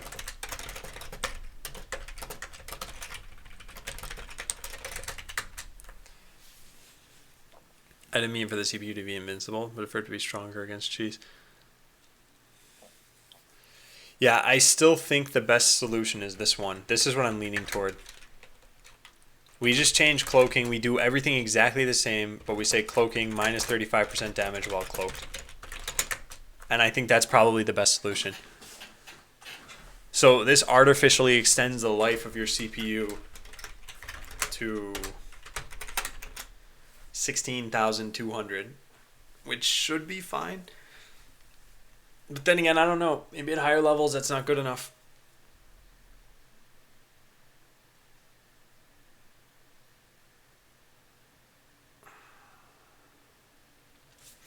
Well, the other thing, Liquidor, is I could... Did I actually write this down? Yeah, this. Option number 5. Don't allow attackers to even use cloaking. Like, cloaking is one of those things where it's... Right now, it's just a very good strategy because the counter to it is being able to react. And defenders can't react. Hey, Pressure. Don't be evil. What is that in reference to? The best counter to cloaking is to be able to... Well, I guess the first counter to cloaking is knowing that it's being used. Without that, you can't... Okay, 3D extended. I'm feeling okay. I was saying this earlier, like, I'm mentally fine. I'm excited to do work and everything. I just still have some back pain.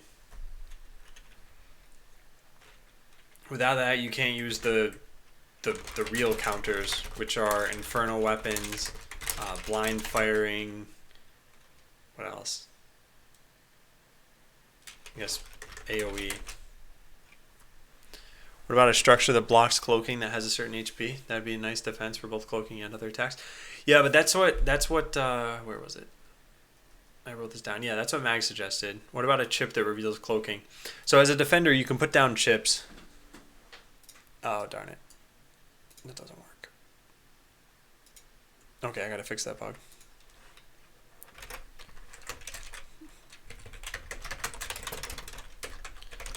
Start clicking the chips panel as a defender breaks in.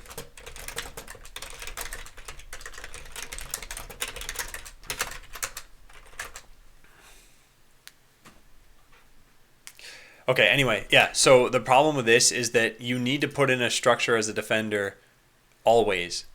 And then the attacker will see that and just not use cloaking. So, for example, okay, here's the best thing. Like I said, this is the whole, okay, Pokemon. Electric attacks do 10 billion damage. Ground Pokemon are immune to electric, so you stock up on ground Pokemon. An attacker will see that and just not use electric Pokemon anymore, right? So the same thing's going to happen here. If you stack your defense such that you have like anti-cloaking and double damage to cloaking, and attackers have half the amount of time they can use cloaking for, the attacker's going to see all that and just be like, well, fine, I can tell what you're trying to protect against, and I just won't use that thing. It's just like how if you had a defense full of whatever, really anything here, I have missiles in melee. So seeing this, you're going to do a certain thing as the attacker that you wouldn't do if you just saw melee or if you just saw missiles. I meant blocks attack from cloaked guys, not disables cloaking. Well, yeah, either way, I think having to do that as a defender isn't that appealing.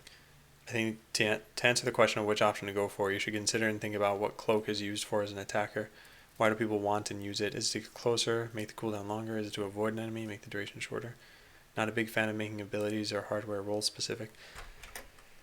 Yeah, the thing is, I think the last thing I determined was you tried. Well, I don't know if I even put Infinite Shield online, but you guys saw how this worked. This is something that for defenders, this is balanced, I'd say. For attackers, it's wildly overpowered. And I don't want to design myself into a corner. I feel like if I say all hardware needs to be usable by attackers and defenders, then I just can't make something like this. I can't make Infinite Shield. And I think that's bad for the game because there's a lot of cool stuff I could add for just defenders or for just attackers. So I'd like to keep cloaking in the game. And I think the way to do that for now is option 6.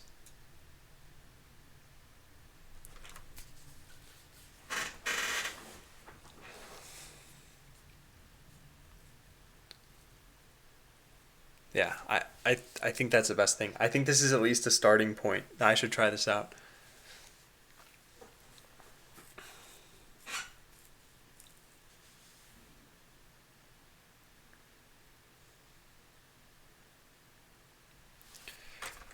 Let me think about this. Yeah, let's try it. Let's just try it. And then I want to write the rest of the tests for acceleration missiles. A weapon that reveals nearby cloaked enemies. So yeah, anything along these lines, anything like this, e.g. hardware that reveals cloaked enemies, a chip that affects cloaking, etc., will force defenders to use this. And the reason why is because as an attacker, if you see they don't have this, then you're like, okay, cheese strategy, that's it. I'm just going to go for cloaking. And if you see that they do have this, then you just won't use cloaking anymore. So it's a really bad choice. It's a bad setup for defenders. Option 6 would make the cloaking into more defensive, which is all right by me.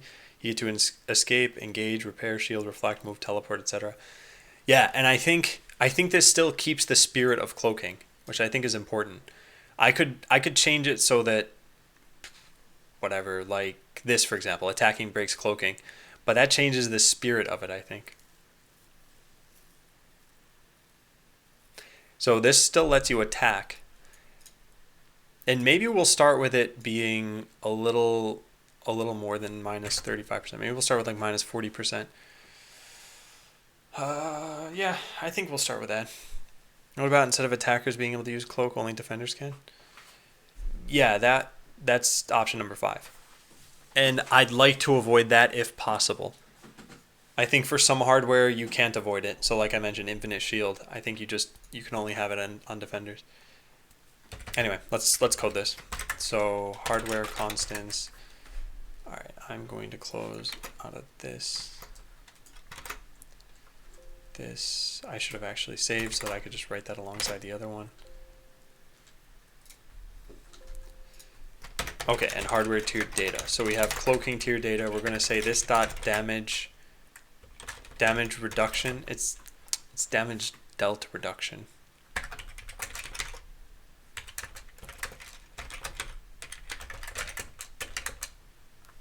A 400 melee attack would then be 240 when cloaked. Seems fair. Yeah, I think it's fair. The most powerful thing in the game right now is either artillery or melee. So artillery does 500 damage, and melee does 550. So 500, what did I say, 40%? Yeah, and 550. So artillery while cloaked, and this is melee while cloaked. So those damage numbers I think are pretty reasonable. You can still kill something while you're cloaked. It's just not incredibly overpowered. And yeah, Hangtome, I'm aware of that. And that is another option. Like I said, I wrote down all the different options here. There was this. Option 4 is what you're talking about. Attacking breaks cloaking. It's not bad. It's not bad. But I think that changes the spirit of cloaking a little bit. I think... So right now we have cloaking. What if we talked about this before, Assassin's Cloak, which is attacking breaks cloaking, but also deals plus 100% damage. Or something like that, maybe 30% damage, I don't know. Like, that could be interesting, right? Because now you can cloak your way over to an enemy, but you're using hardware slots up on cloaking. You'll do a little bit more damage on your first attack, but then cloaking isn't helping you at all. So, it's interesting.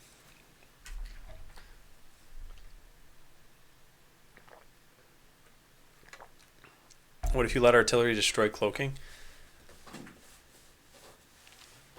If there's a cloaked bot and a 2-field radius around the hit spot.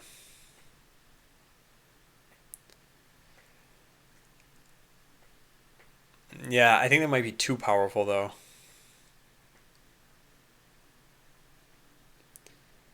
There's another thing though, by not changing the cooldown and duration.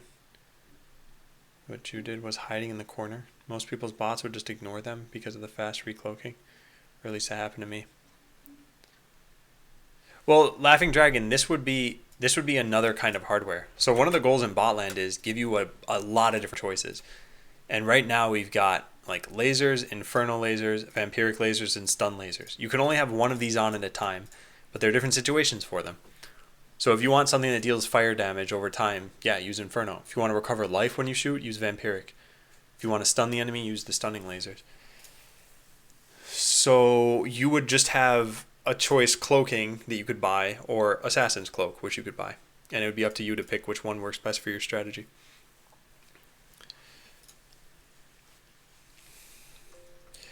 Yeah, Liquidor, I think what I'm going to start with is this. These numbers of how long is the cooldown can definitely change. But I don't want to start with that. Okay, so we have damage dealt reduction percent. We put that on cloaking.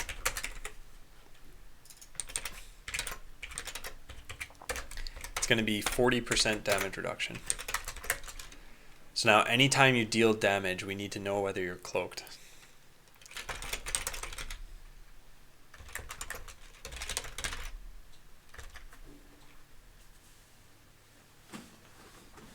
Why do I have two of these functions?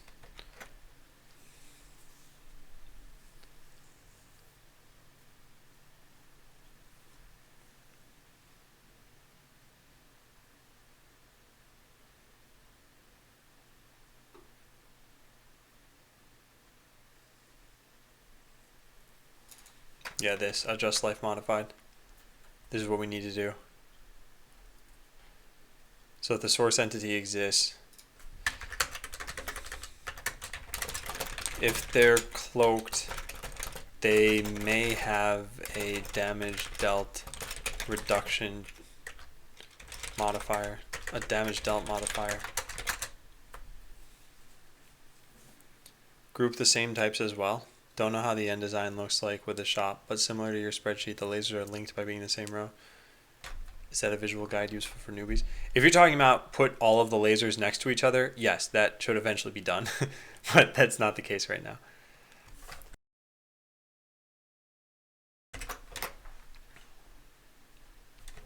Okay, so cloaking. Do we even have a way to get this?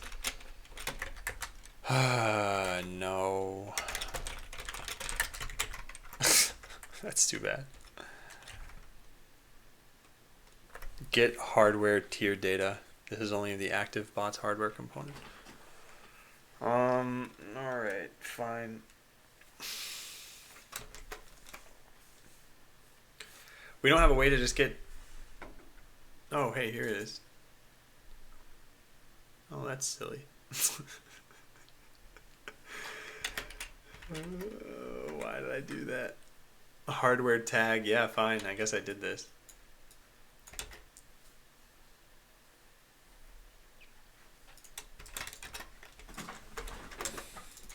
Okay, so if the source entity is cloaked, this is cloak hardware.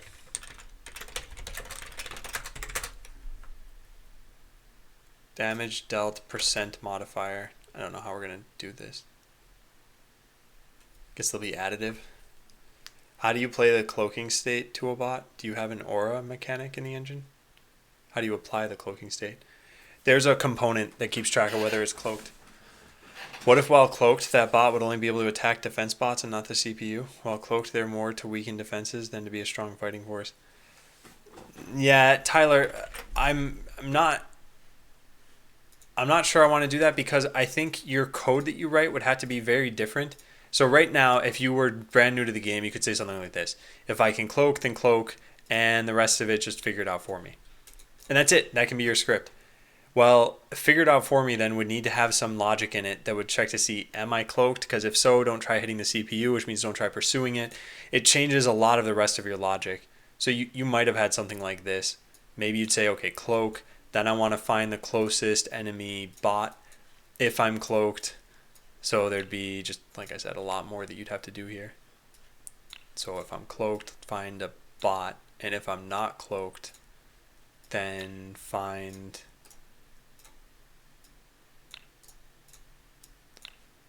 a CPU or a bot, maybe.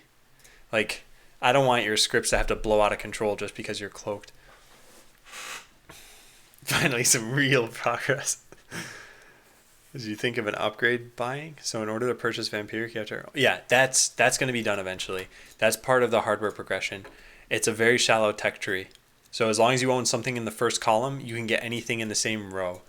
So if you own lasers, you can get any of the other kinds. If you own missiles, you can get any of the other kinds of missiles. So that's how all this stuff will work. And you start with everything in green. So by default, you can get everything in this box. And then you have to unlock any of these in order to get anything in this box.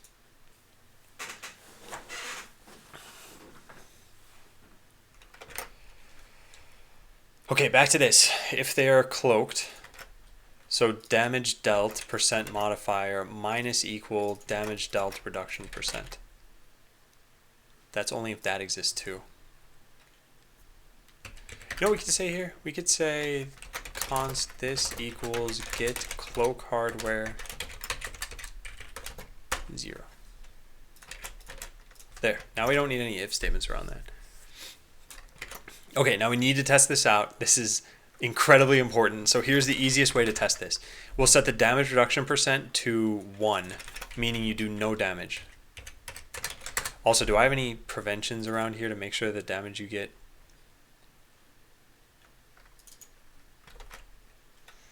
No, I do not.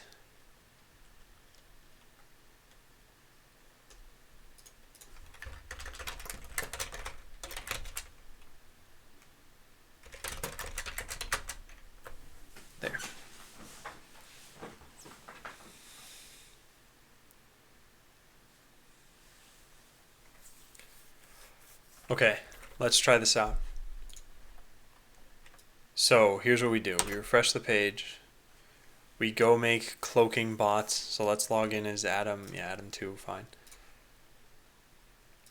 Alright, so we need cloaking. And we need anything that does damage. And now we're going to make a script like this. First we cloak. Then only when we're cloaked, we're going to fire lasers. Otherwise, we're just going to stand around. And we should see that we do no damage whatsoever.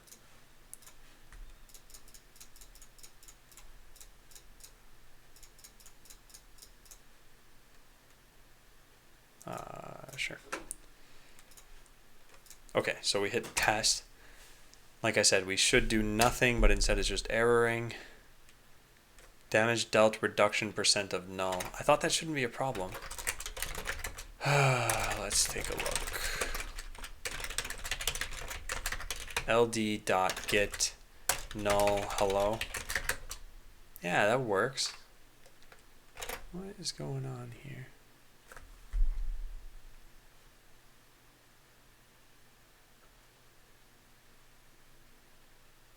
Oh, whoops. There we go. Yeah, my bad. Okay. That fixes it. Okay, let's try that again. So remember, while cloaked, they should do no damage, and they shouldn't fire when they're not cloaked. So basically, these bots should just never take damage. And they are. That's a big problem. Unless I have a damage buff. I don't. Yep, something's wrong. Okay, well, let's do this. If util.exist cloak hardware, then break in.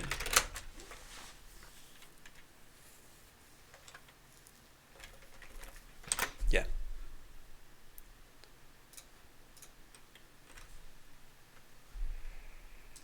Okay, so what happened here? What went wrong?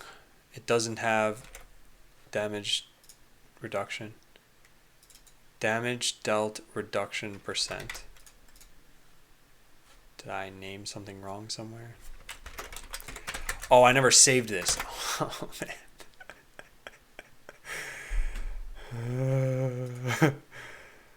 Okay.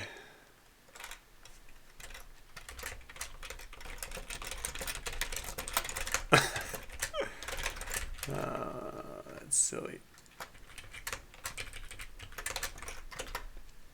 Where does this even show up, any of these two strings? Because I do not know. Whatever. Yeah, let's try it.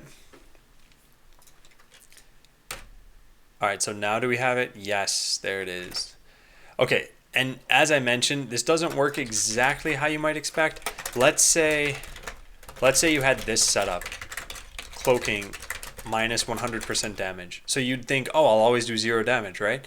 Not actually, not the way that this works. If you have a chip that gives you, let's say, plus 10% damage, then the way it'll work is you'll have minus 100% plus 10% to be equal to minus 90% damage. So you'll still do 10% of your normal damage. Now, I could prevent that from happening, but I don't think you'll run into these weird cases where you'll somehow do minus 100% damage. And if we do, then fine, I'll code for it then. Alright, so let's take a look. We should do no damage. Yeah, cool.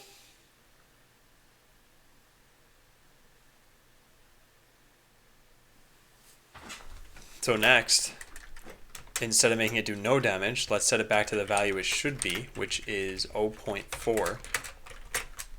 And then let's make our bots fire no matter what. So we're going to edit this script. We're going to take out the if is cloaked and just put this here. So while cloaked, I'll do 60% damage. When uncloaked, I'll do 100% damage. So let's take a look at the life of this bot. It's still taking 0. Something's wrong.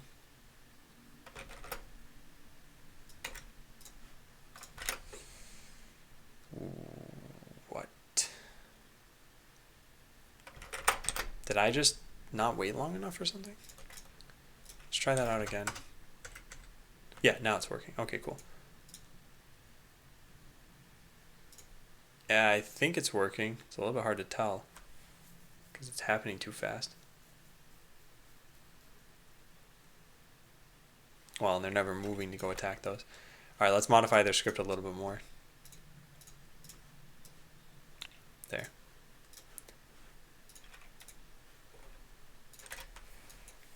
Okay.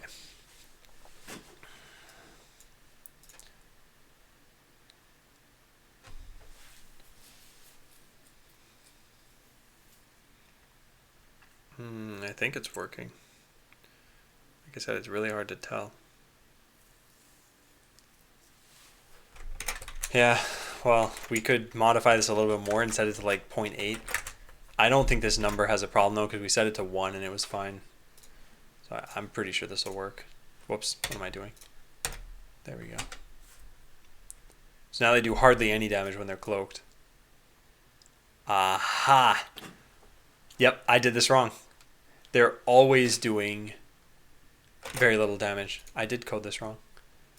Well, I was going to write tests for this anyway, but it's a good thing I found this now. So where does this happen? Here. It's only if they're cloaked. If source entity.has component names is cloaked. There. That's the only time this comes into effect. What I was doing is I was getting the damage dealt reduction from the cloak hardware regardless of whether they were cloaked. It was just could they cloak. That was the problem. Hey, Lord No Pointer. So that should fix everything. Hey, Boboken.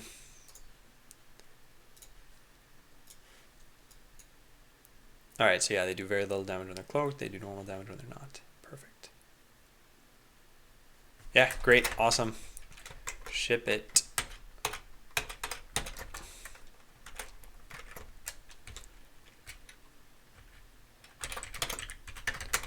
Write test to make sure cloaking applies the damage dealt reduction %. So let's also update the wiki. Now this is going to show something kind of weird in the UI over here. I haven't gotten to formatting this yet. Damage dealt reduction %. So you can see how much it's modifying it here. It's just not formatted correctly. That's fine. Let's check it out. Yeah, cloaking just has a cooldown now. Time to update it. All damage dealt while cloaked is lowered. I should probably put that in the item description too, huh?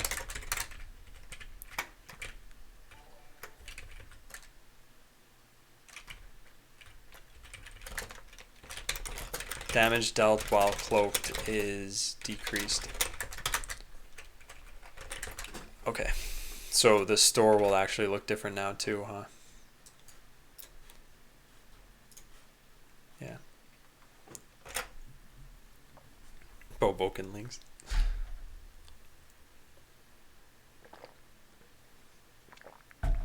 Alright. We were updating the wiki, and then I just stopped. Alright, so here it is. Damage decrease, damage dealt decrease, damage dealt reduction. Let's call it that.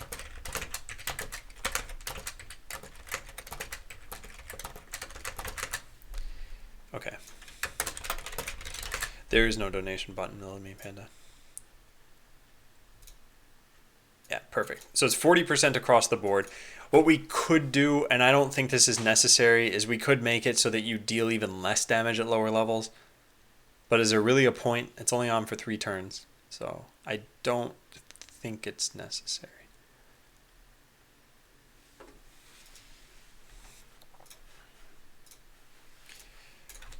All right. So this really wasn't a bad commit. It was pretty contained.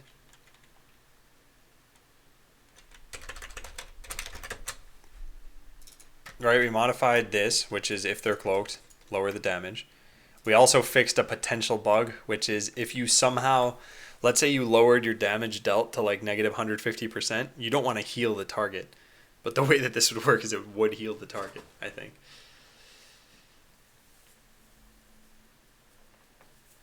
You want bits or sub? You don't have to do either, little mini panda.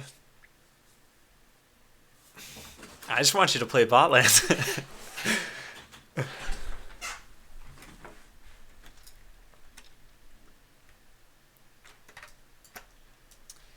Alright, that looks good. That looks good. That looks good. And that looks good. Cloaking now deals 40% less damage while... Well, no, I should phrase it this way. Damage dealt while cloaked is reduced by 40%. Yeah.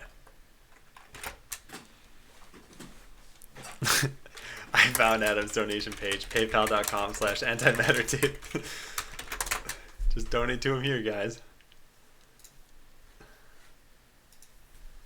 Why did the thinking face not work? What is this sorcery, Syntonic? Thinking. Why didn't that light up for me? Huh.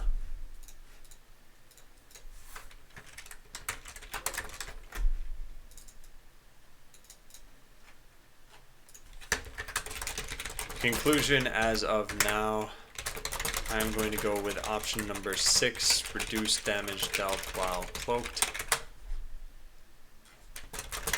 I think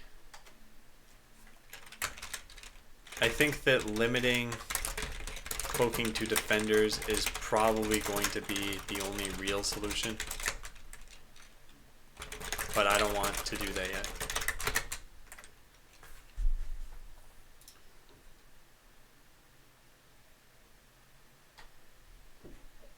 What is this? This can't work, right? I don't have donations set up. So if you actually donated money through here, where would the money go? Oh, the PayPal's not set up. Okay, it does say that. Oh, if you don't have better Twitch TV, it doesn't do the replacement. Got it. No. EJ, antimatter tape wasn't... He was never trying to do that. I was just making a joke.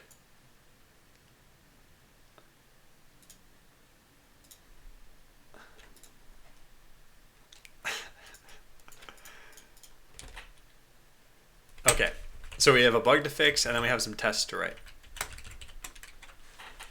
So the bug to fix shouldn't be too bad. It's in the code I just changed here.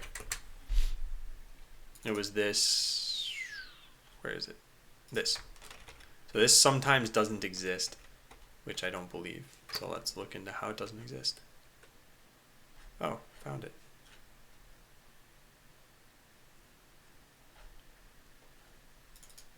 Render chips panel. Oh man, that sucks. Definitely sucks.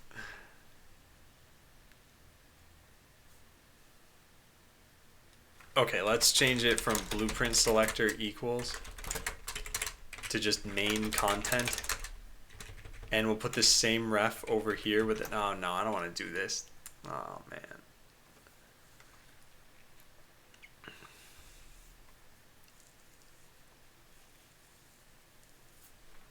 Maybe we could just modify this div.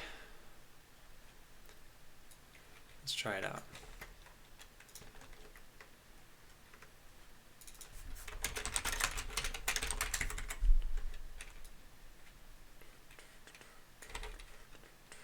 Oh, it also had a class on it, a blueprint selector. And blueprint selector doesn't have width on it anymore.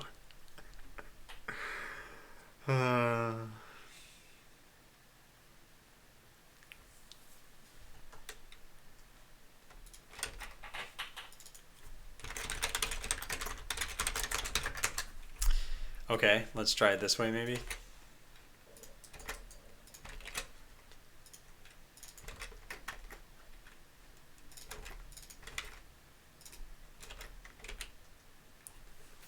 Hopefully that just works and everything's amazing, because I put 0 thought into what I just did. Actually, I put 1 thought. That's it. Okay, so I click this button. We should hopefully see no errors anywhere. That's a warning.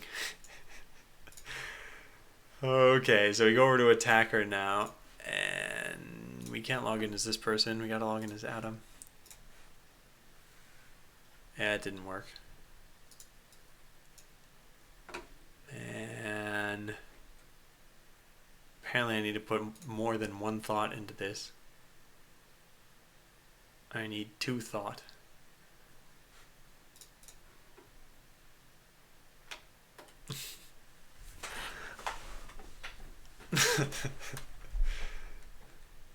Antimatter tape, was that your money though? Or was it ad money? Alright, how did I screw this up? It's this that has a width set.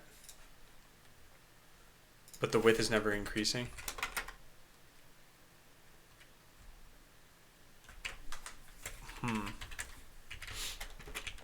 Oh, this probably has a width on it. Maybe. No, that wouldn't make any sense.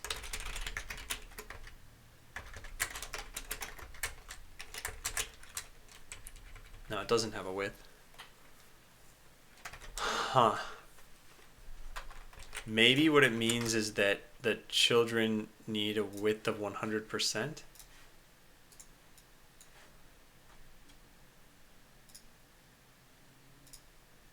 No, this is set to 112.5. What is going on? If I set this to 127, 137, it can't go beyond that somehow. Huh. Some add, some mine. Wow. Well, thanks, antimatter tape.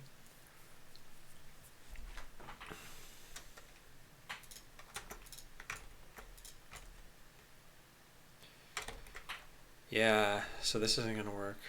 Let's see. What am I missing? Oh, this doesn't have scroll content. Is that why? That's probably it. Yeah, that's probably it. In which case I can't do this. Drat.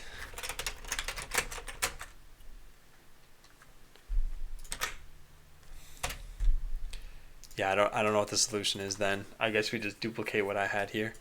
What's this set to? Client height is 858, scroll height is 858. Yeah, that's the problem. Okay, so we got to control Z all of this. And then this would need to be in 2 different locations.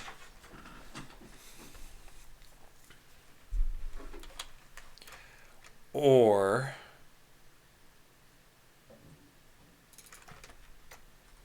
we don't split things up in such a bad way.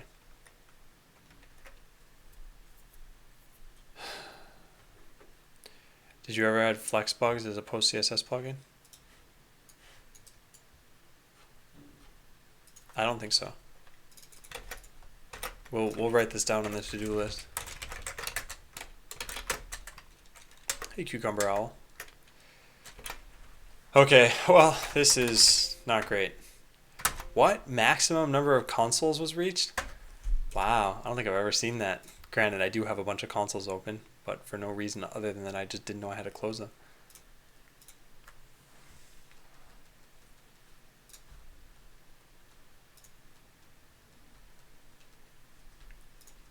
And there they go. Okay, great. Yeah, so there are no changes. We could just fix this the easy way, or I could fix this the right way. We're going to fix it the easy way for now.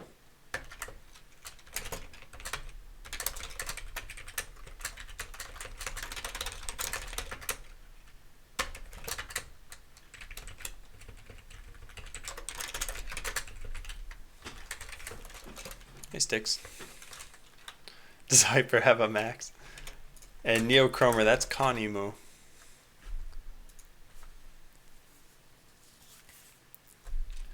Okay, so to do eventually, when the defense structures are showing, we need to apply the vertical scroll bar fix for those 2. However, we can't apply it at the render level div because it isn't the div with a scroll bar, so this wouldn't work. Oh, I loved iTerm when I was on Mac.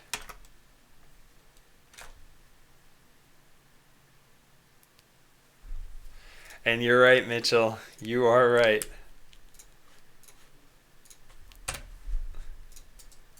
This is current Adam saying, I want the easy way out.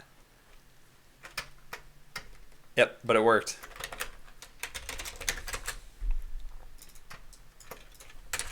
Fix a bug by offloading it to future Adam. So when you click chips as a defender, the defense structures, what's it called?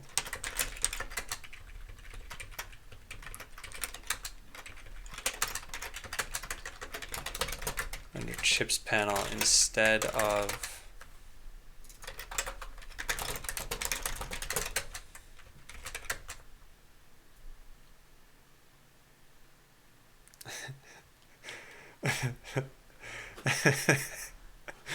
not yet, M. Perry, but we're going to. He'll hear all this snickering and he'll think, maybe the snickering has to do with me. And then I'll read the chat messages. And that's when you'll have awakened the beast.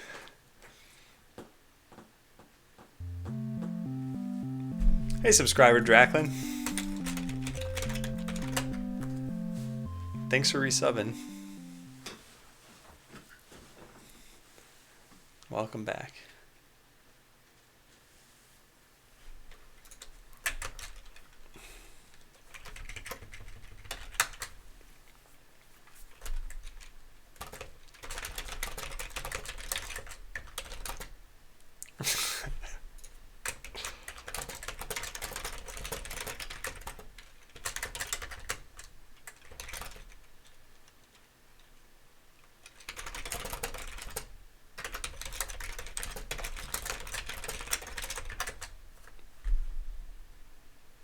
Hey, Sir Squid.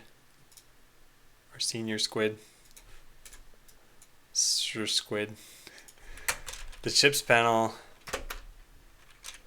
didn't have a reference to the blueprint selector.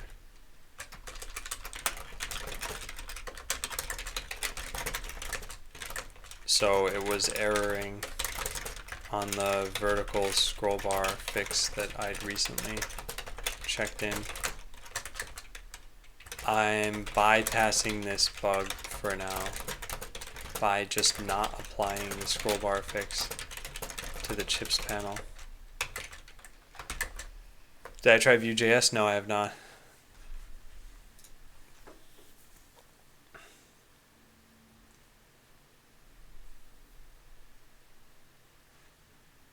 Neat.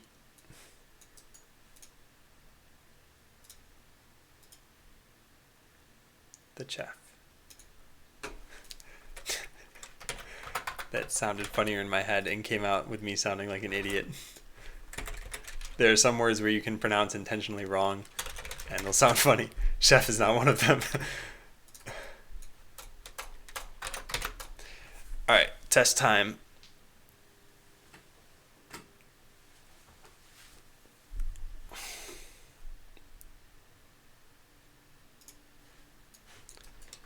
Let me fix that, EJ.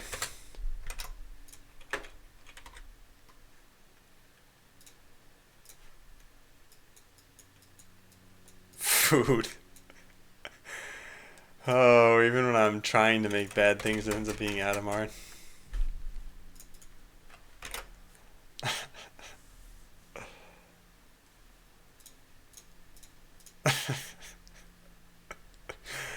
Okay, we're just gonna write the test. I'm done. We're done.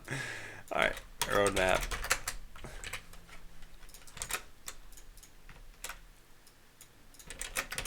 Make sure that doing nothing doesn't reset your cooldown. All right, how about we start with the basics? We'll run all of the tests. I think it was what, 19 were failing, something like that. 14. That sounds like one more than should have been failing.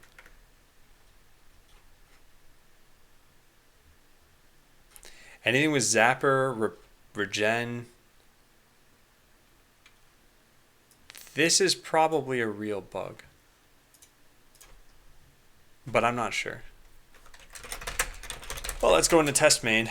Oh, wait, no, I know what's going on. All right, never mind. There's, 13 of those are failing. So let's comment out all of this.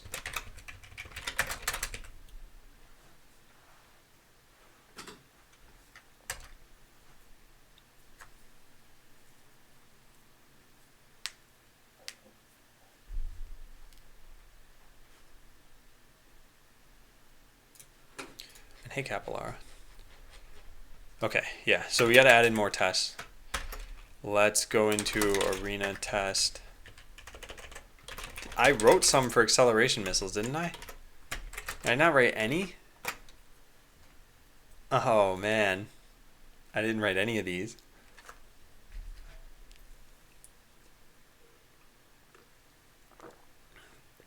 Teleport, EMP, armor, or landmines. Landmines don't really work right now. They kind of do, but they kind of don't.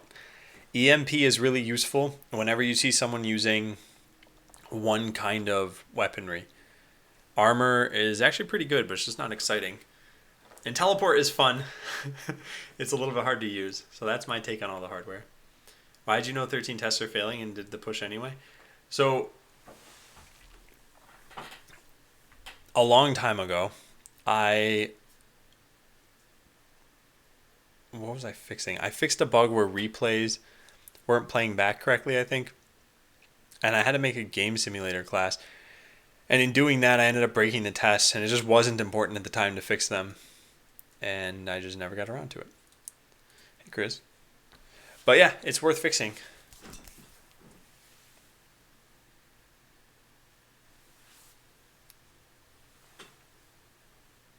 Okay, well, let's write some acceleration missiles tests.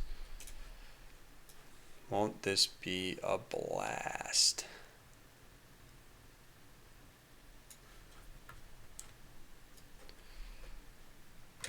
Okay, so what's test number 1? Make sure that doing nothing doesn't reset your cooldown.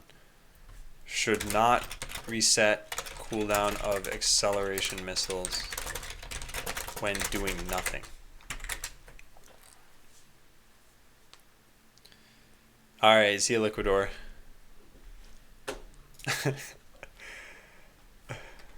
Okay. So we need to go into arena test framework. And we should have, oh no, there's a bot creator somewhere. Where is this? What do I call this thing? Bot builder. Excuse me. So we should have something called missiles. We're going to make these acceleration missiles now.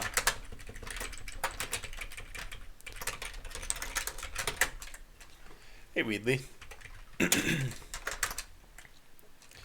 Okay, so missiles bot is build the bot for the defender coordinates with acceleration missiles and code.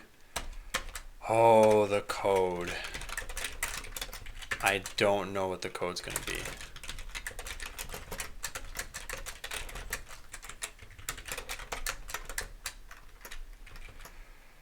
So how's this going to work? We need to shoot the missiles twice. Then we need to do nothing. Fine.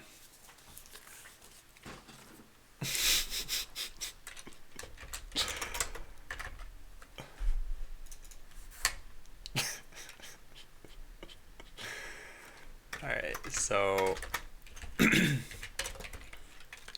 fire missiles equals 3, equals 2, 3, it doesn't really matter.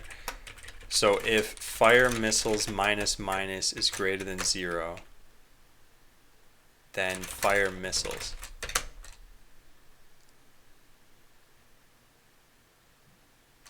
We should put a space there. Otherwise it looks super weird. Yeah. There. Actually, it still looks weird that way. Let's just put the minus minus here.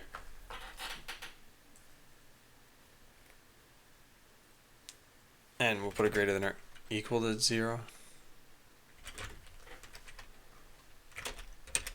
We can't even do things this way. This isn't going to work. We gotta do it this way. So missiles to fire. There. Fire 3 missiles. And hey again, Tupper Box. Alright, then we make a missiles bot with that code, and we make a target bot owned by the attacker right next to it. Cool. Then we set a bunch of properties. So set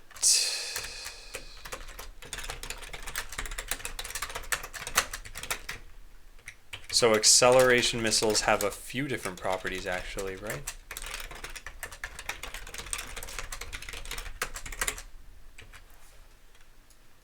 We have actually a lot of properties here.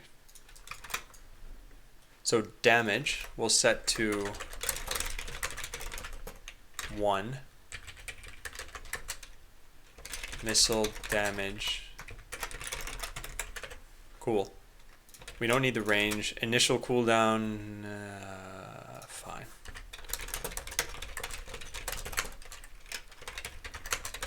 Acceleration rate equals 0.3.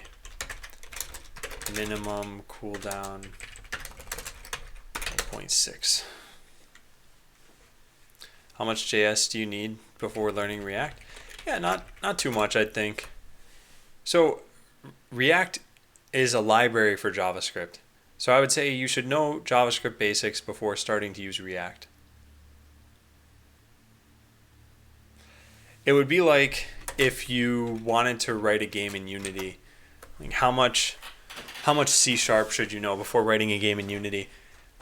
I mean, they have tutorials, so maybe technically the answer is nothing, but I would say like you should be able to do some basic programs in C#. So same thing with JavaScript. You should be able to do some basic stuff. Ideally, you would have done something using the DOM directly, so you'd know how React is improving that experience, but you don't have to do that.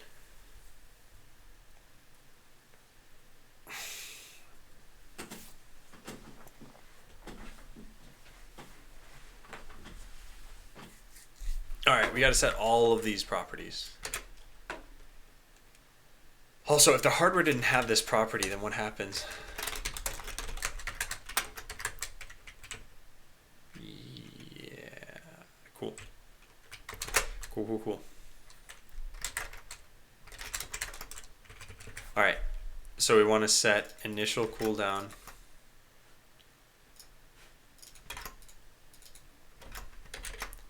Acceleration rate, and minimum cooldown.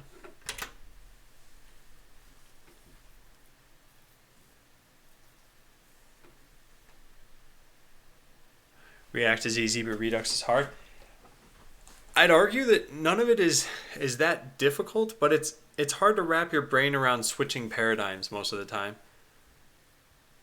Redux itself is not bad. But then, yeah, knowing how to fully adopt that paradigm, I guess that's what's tougher. Okay, so we've got all this stuff set up. So here's what we do. Whoops. Okay, that was the wrong thing to delete. We have this stuff set up.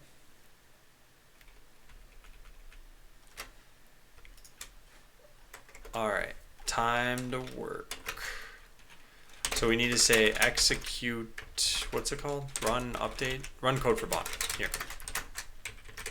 So missiles code. First thing, we should make sure that its acceleration missiles are at the right state. The initial cooldown and whatever else. Oh, that'll be fun. So we have this. I don't know if we have an easy way of checking all of this.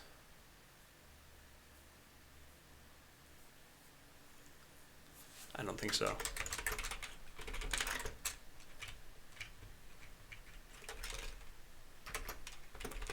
There is no assert cooldown.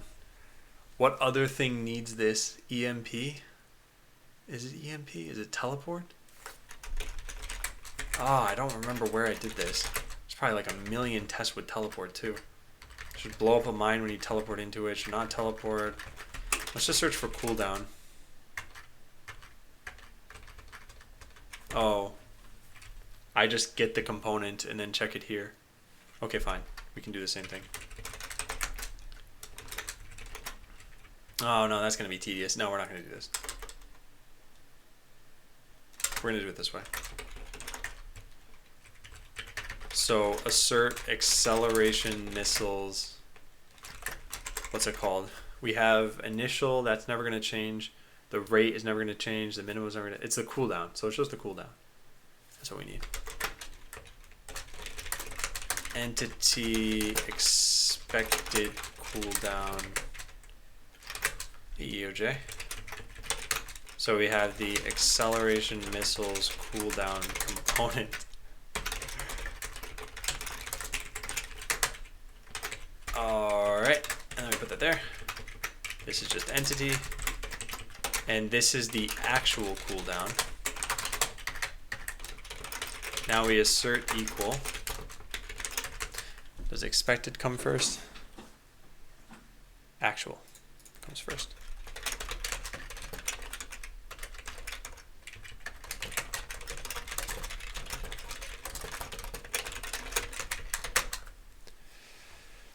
Isn't your habit of hard coding a bunch of numbers a bad one in common sense? So this is just a test library. I think this is not bad because these numbers are for the sake of testing. Like, what I could do is have some more data-driven tests and try to read in from a file for exactly what these values should be. But I don't think it matters too much. I don't think it matters too much. I hope your day was more exciting than mine. My day has been pretty good so far. Yeah. I don't know about exciting, but good.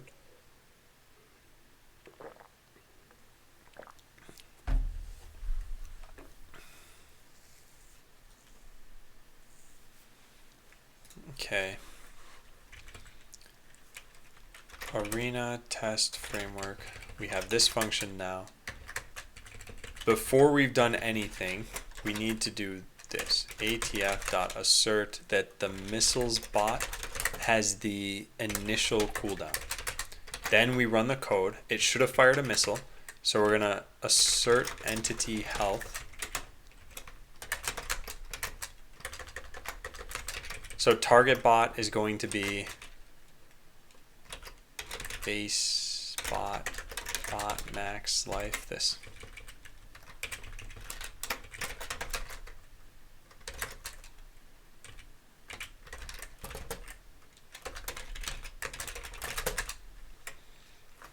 How's the weird new keyboard working out? I haven't really been on my computer this weekend. I was playing a lot of Zelda, so I didn't really get a chance to use this anymore. But I do want to practice some more at it. And progress, today's progress has been, I finished fixing the memory leak. I rebalanced some of the game, so I changed the computer levels a bit. I nerfed cloaking a bit. I should change it to nerf cloaking. And now I'm writing some tests. And no, I did not update the shaders.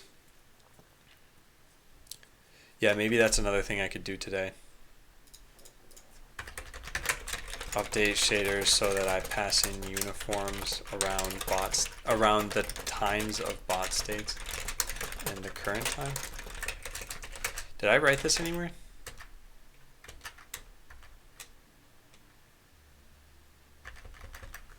Yeah. Zelda Land. Zelda's actually really good. I'm pretty happy with the game. So there are a couple of games that I played on Wii U that my wife was totally content to just watch and be an armchair strategist. And one of them was Pikmin 3 and another one was Wind Waker.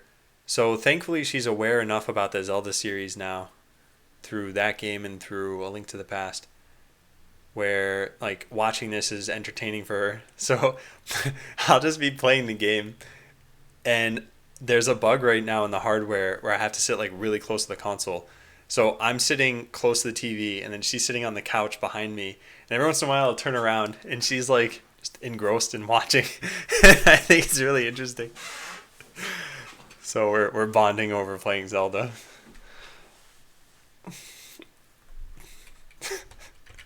Okay, so the initial cooldown minus the acceleration rate times 1 at this point. And that's when you fire 1 missile. We're trying to fire 3 missiles. We should also probably set it so that you hit the minimum cooldown. So let's set this to 2.3.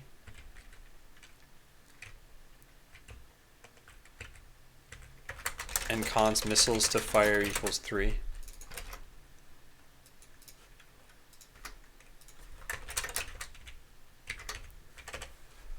So first, assert that missiles to fire times acceleration rate initial cooldown minus missiles to fire times acceleration rate is less than a minimum cooldown. make sure that firing the number of missiles we have should at least put us at the minimum cooldown.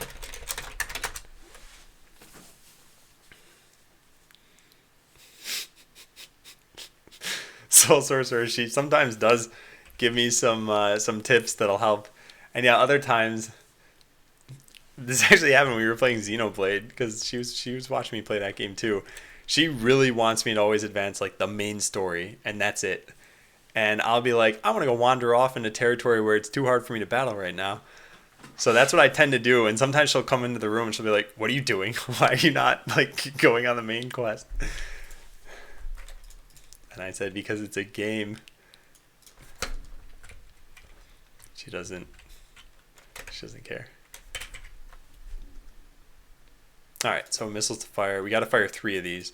So I guess technically this should happen so that expected cooldown equals initial cooldown.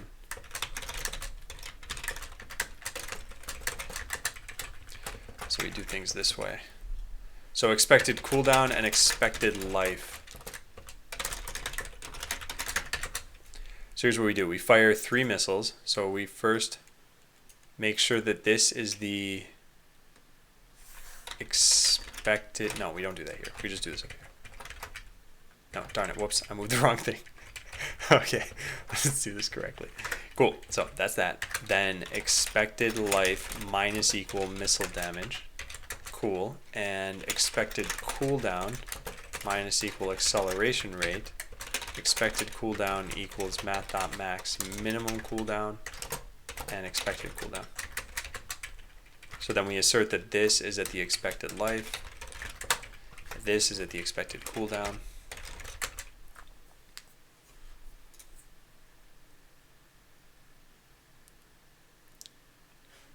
I'm guessing the title is all that's said in that video, so I don't have to watch it, Mitchell. Alright, these are done, and that's it. Okay, so how about we just try running this.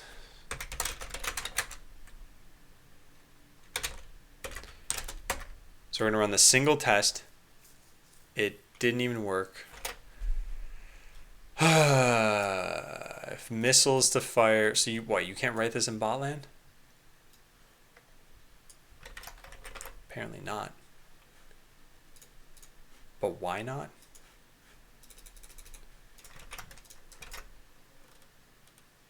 What? No, this is valid.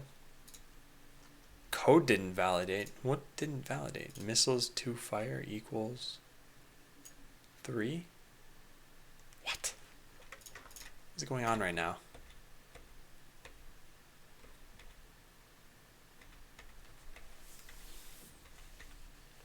We need to search for this, but with a comma. Dot star slash comma. No, we need quote comma.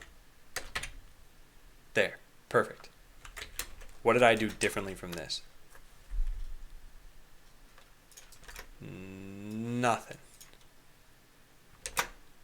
So why did the code not validate?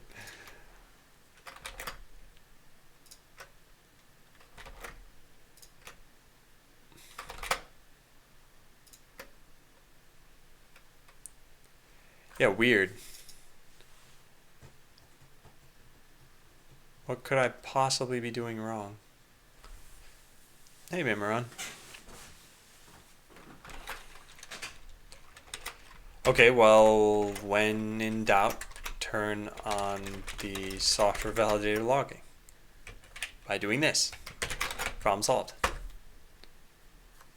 Nice. Problem not solved. Double nice. Okay, I don't know. Why did that not work? Man. Do we have this anywhere else? Does the arena test framework do this? No. Alright.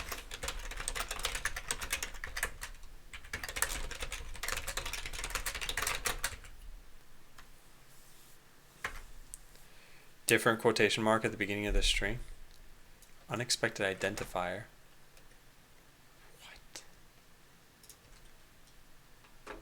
Oh, whoops. Good job, Razik. I completely overlooked that.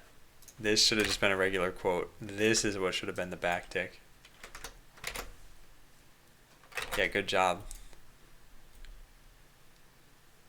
Okay, cool. So now the code is legal and get component is not a function. Well, that's a filthy lie. But we can fix that. So get component is probably coming from here if I had to guess. I don't have to guess. I have a stack trace, but I like guessing. Yep. Okay. We're done guessing. So let's try this. Run code for bot entity. Whoops. I typed code instead of bot. Nice. Okay. So part 1 works. That was not even what I was trying to do here, though. The next thing I need to do is run code for bot. This should do nothing, which shouldn't affect the cooldown of the missiles. Nor should it do damage, since nothing is not the same as fire missile. So we assert that that's at the expected life and that that's at the expected cooldown. And does it work? Yes. Nice. Hey, Pickle. Good morning to you too. Or as we say in America, happy 3 p.m.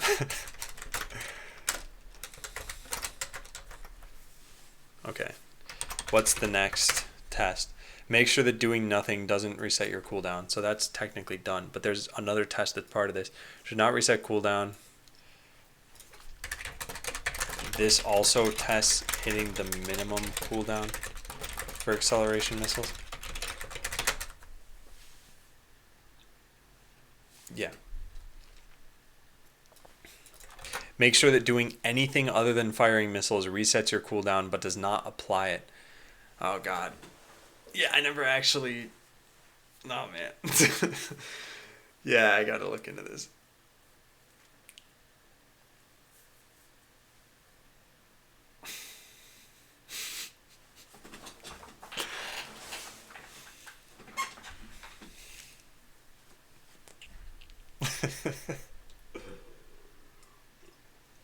Yeah, West Coast. I'm in Washington State. Actually, let me just stand up. Hey, so does anybody know anyone who's a physical therapist in chat? Does anyone in chat know anyone who's a physical therapist in real life? Can you overuse a foam roller? Like, if you have any kind of back pain or something, or leg pain, and you're on a foam roller for some reason for like 3 hours, is that bad for you?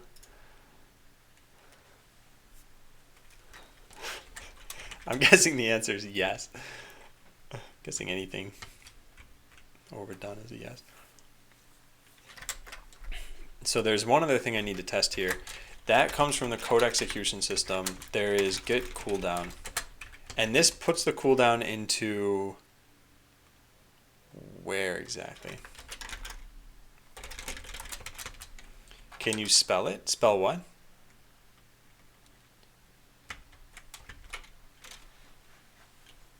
Actually, I guess if you're asking me to spell it, you probably don't know what it is I'm saying. Code component, here it is.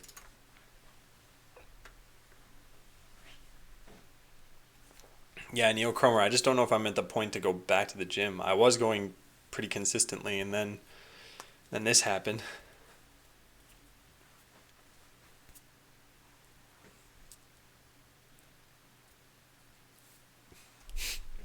Virtual therapist. So the code component is what has your cooldown in it. And what it should be by default, there's the base cooldown, and then we get a cooldown multiplier. Yeah, this is going to be tough. It's going to be tough.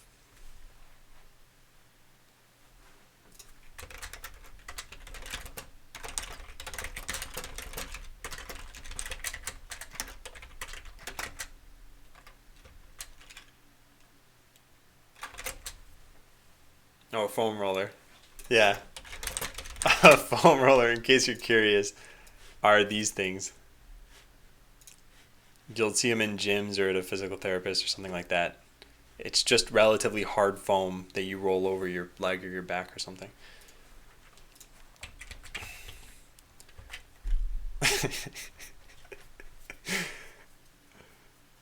I find it funny when words like that come up. Now you'll know what it is, but you'll never have a need for it. Okay, this is the base cooldown. I want to figure out how much away from that. This is expected missiles cooldown.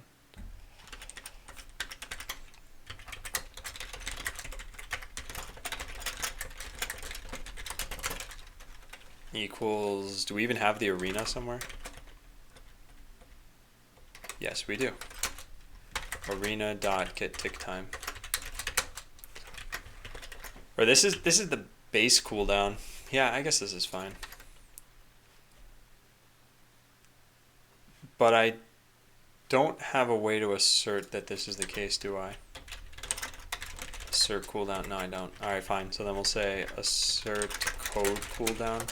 Entity expected cooldown. This should be pretty easy. Code component equals get code component actual cooldown expected cooldown code. Yes, of course you can overdo it. Alright, thanks Sean at work. Sean, do you have a username for work and for home?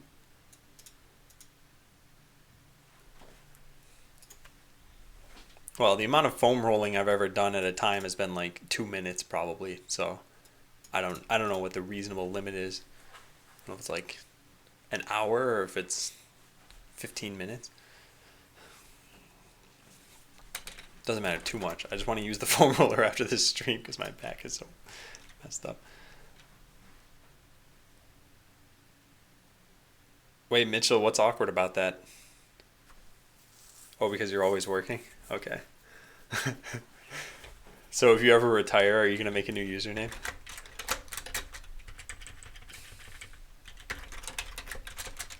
So here it's going to be expected code cooldown.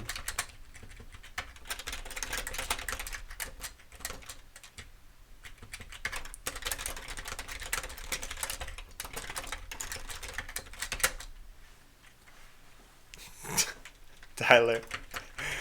That is very forced. Times expected missiles cooldown. Alright, we should ideally verify this as well. Maybe it starts at 0 actually. Yeah, I think this is fine. And then this needs missiles bot. Okay, does this test still pass? Of course not. Expected 1609.99999. Okay, that brings up another interesting point here, which is that assert dot equal, it's assert dot almost equal. Does Node have something like that?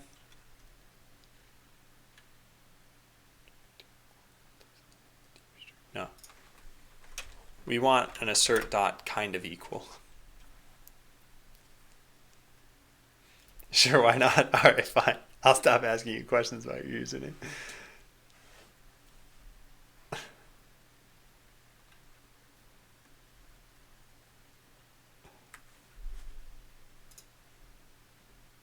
Oh, I see.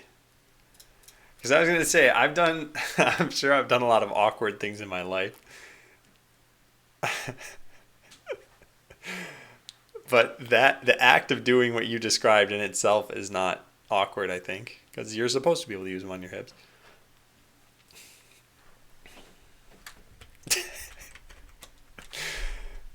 Funny though. Okay. So this was not the real problem. The real problem was that this cooldown is just way off. We expected 1609 and got 1400, so it was lower than what we expected. Is this not just a multiplication process? Maybe it's not. Or maybe I did the subtraction too soon. That's probably it. So if I just put this up here, does everything work? No. Expected 700. What? Okay, let's take a look. So base cooldown, if you're stunned, whatever, acceleration missiles, cooldown multiplier. So get the old cooldown and multiply that. And what did we expect? We expected 700. No, yeah, I see what's wrong.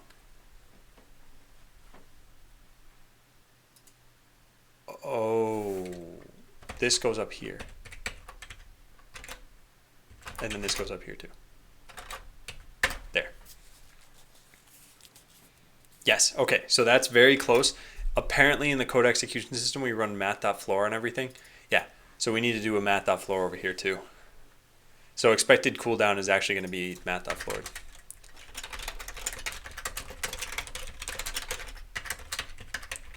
This is what happens in the code execution system. So we reflect that here.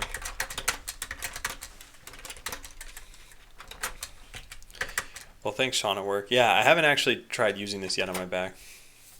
I'm going to try it out, though, because the issue, there are a couple of issues. One, I need to raise my monitors up, definitely. And I don't think it's worth doing now because it's going to take a lot of time to find enough things to put under the monitor. But I will do that eventually. Hey, Albert. Well, I'm not necessarily like doing this well, though. Typing fast and doing things correctly are two different things. All right. That puts us at two things we've tested, but there's this that we need to do. Make sure that doing anything other than firing missiles. Oh, well, there's one other thing I need to test, actually. Expected code cooldown. And then the expected code cooldown. So we need to put this here, too. Does that work? Does it? Actual 700. So doing nothing uses the base cooldown. Because you did nothing, you have the regular cooldown. Wall mount? I don't think I need to wall mount them yet. I always think the first thing you should do before wall mounting something is just test to see if it really fixes the problem. So for now, I'll just use some cardboard boxes or books or something. If that works, then I could consider wall mounting it. But even then, I think I'd rather desk mount it. How's your handwriting? And does it get worse when you work on a computer all day and don't write? Oh, my handwriting is horrible, and I really, really don't like writing anymore. Because when you type quickly and you're trying to write something just out of necessity, you think, why am I not typing this? When I was in India, I wrote a journal, and I think it was like 3,000 words, something like that.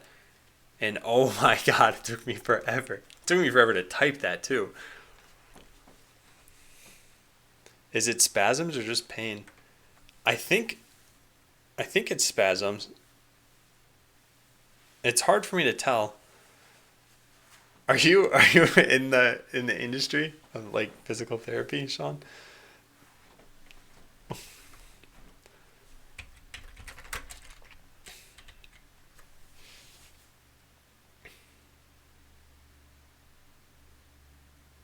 So make sure that doing anything other than firing missiles resets your cooldown but does not apply it. I.e., if you move, then the next time you fire a missile should use the initial cooldown, but the movement itself should have a cooldown of 1. Okay. So this is really like test everything with acceleration missiles.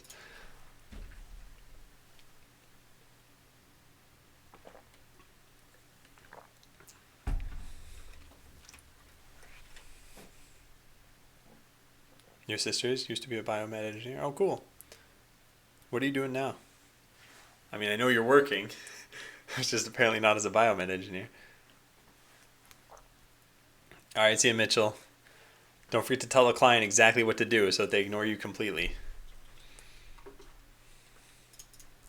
All right, now we try moving. Now try moving. This is not really. I don't want to make multiple tests for this, so we'll just have this one test do a bunch of things, and then later come back and change it if we need to.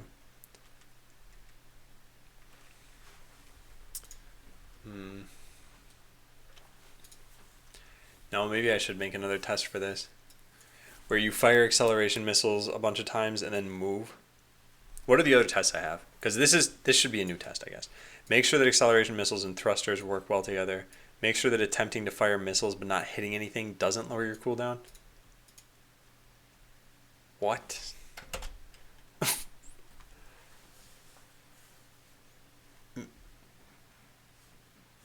Okay. I don't even know if that's a scenario I want to support. Make a test to ensure that attempting to fire missiles while EMP'd resets their cooldown.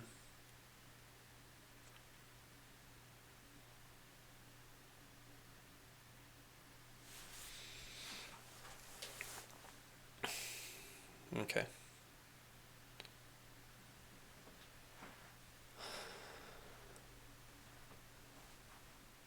All right. I just can't convince myself to set up another test like this.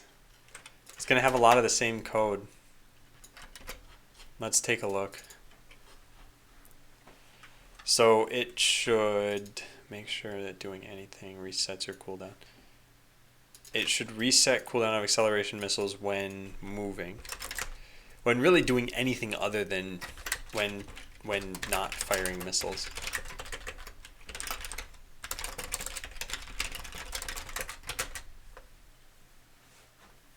Still no clue how that works. That was done live, I just want to say. If I remember correctly, it was April 1st last year. And I said right before going to lunch, or maybe right after coming back from lunch, that, hey, I want to show you guys something. And that's when I did it. And thankfully it worked well. But I did a lot of prep to get that to work.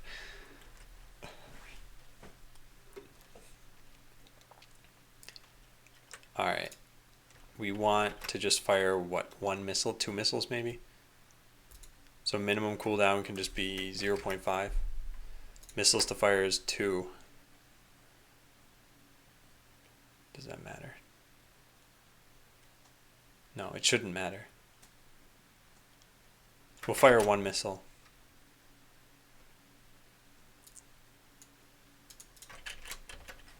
Okay.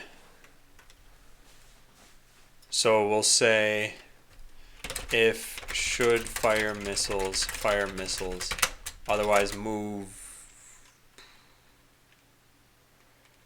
down.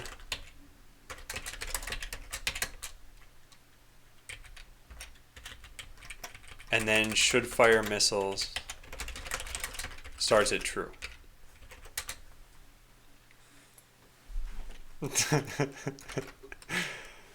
Mario, this is what happens. This is why if you ever look at my OneNote over here, there are a whole lot of sections over here, and this used to say comedy, and I can't show you what's in there. It's actually yeah, I definitely can't show you what's in there. I'll show you the most recent entry. There are these stupid jokes that I come up with that I just never usually do anything with. But in that particular case, I did something. This is the last entry. This is the level of humor that I have, in case you guys ever were curious and couldn't tell from the stream. I think it's funny. So that April Fool's joke started with me saying, wouldn't it be funny if you coded using a controller? And then it became a reality, and now it's a stupid video on the internet. This is how a lot of these things get formed. You can't fail fish at that. You can't tell me, EJ, that you were never curious about what's in that notebook. You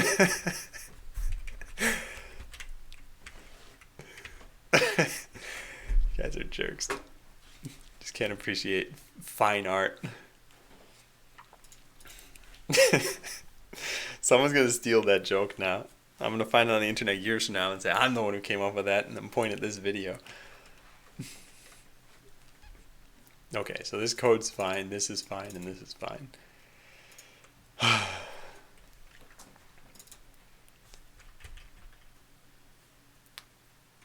Alright, so we run this.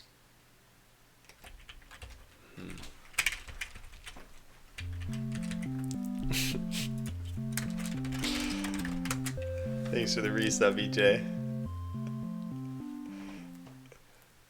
I'm not going to tell you any more jokes.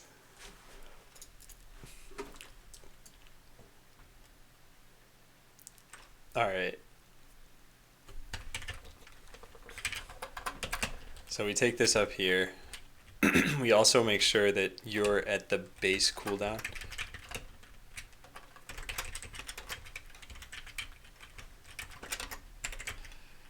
Then we do this. We make sure that they took 1 damage worth of life, or one life worth of damage, excuse me. Constants.default box max life minus missile damage. And assert that your cooldown for missiles is at initial cooldown minus acceleration rate, and that your code cooldown is at base code cooldown times I guess we should say this.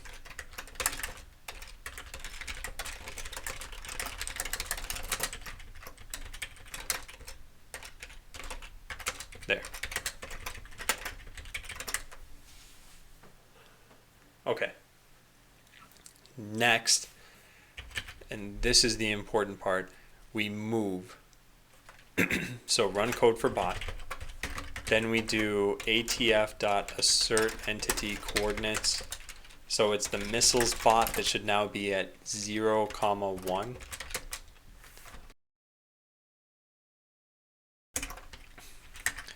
And now your cooldown goes totally wonky. So it resets your cooldown but doesn't apply it. So your code cooldown should be at the base, and your missiles cooldown should be at the initial. Excuse me. Okay, so if that works, then we're in good shape. It did not work. Expected a number way lower than it actually was. Where's this coming from?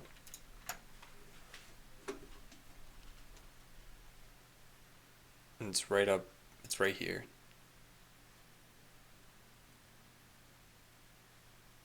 What?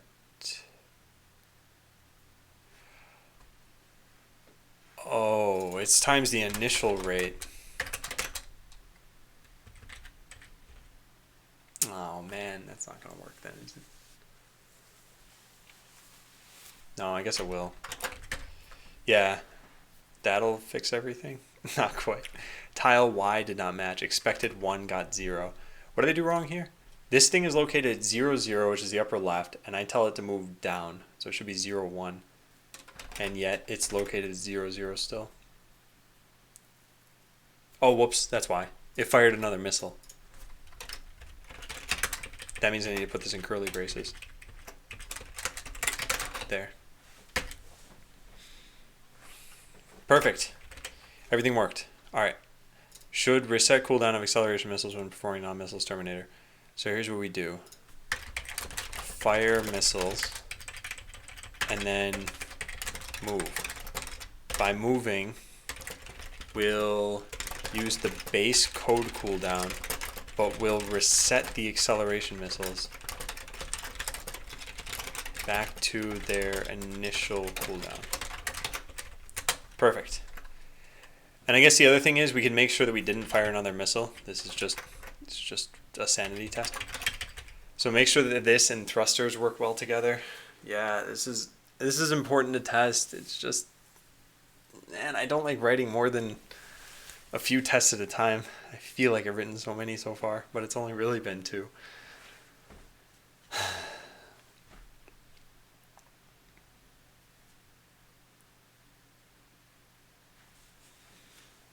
So it's almost exactly the same test, just when we have thrusters. So let's just give this bot thrusters and try it out.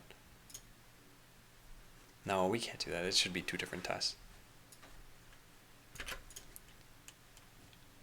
Should allow thrusters to be used with, hey, Hagerman acceleration missiles.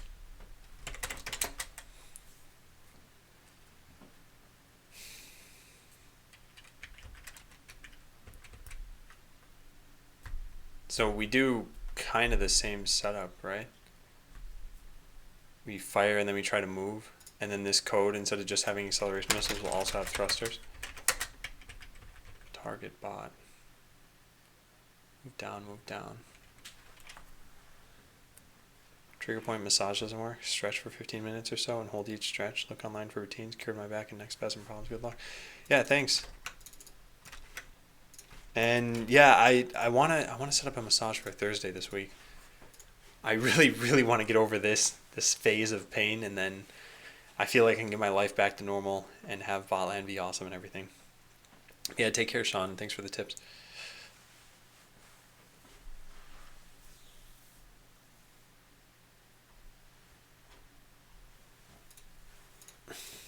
Okay. So we do pretty much the same stuff we had done afterward. Let's take a look. So we make sure that we're at our normal cooldown. We fire missiles. We make sure that they took damage and that the cooldowns are modified. Then we move, and now is where things get a little bit tougher. We need to figure out what our post-movement thrusters cooldown equals.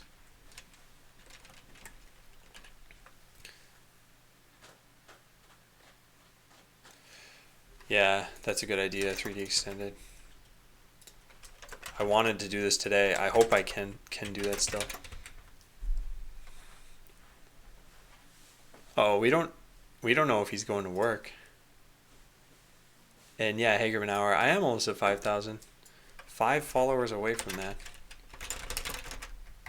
What were the stats from the other couple days? Yeah, look, here's what they were. I got 3 followers on Tuesday and 3 followers on what, Friday. So I've gotten a total of 6 in the last few streams. Pretty bad as far as numbers go.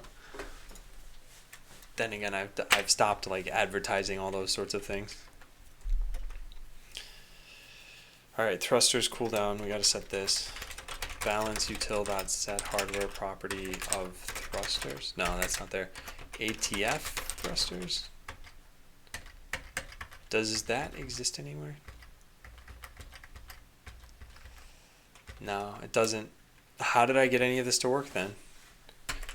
Oh, I just got the post movement cooldown percent. Oh, that's great.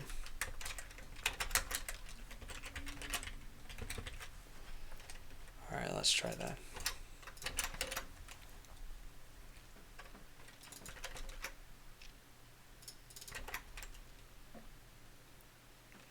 How will this work?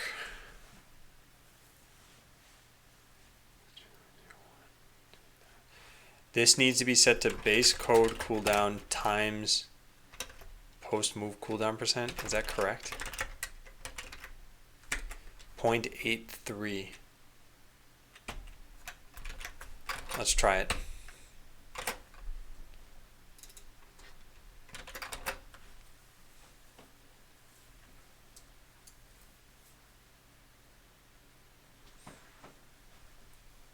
Adam Hart cosplay.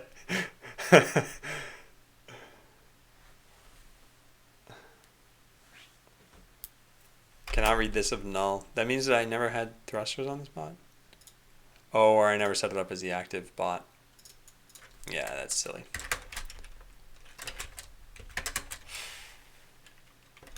Set up active bot.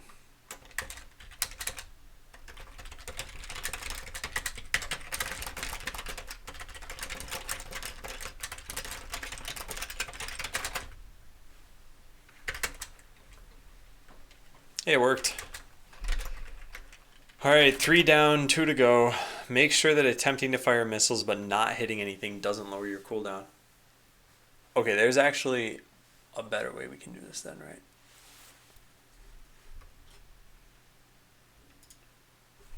And how does this work in code?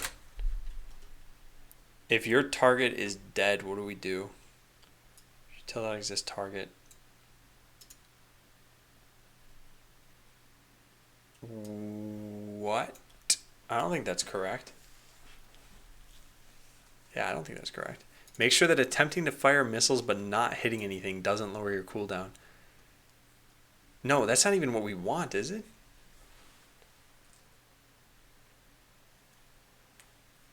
Wow, I think that there's a bug here.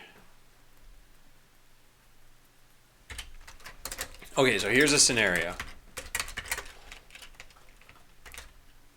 You are a defender and you can't see any attackers.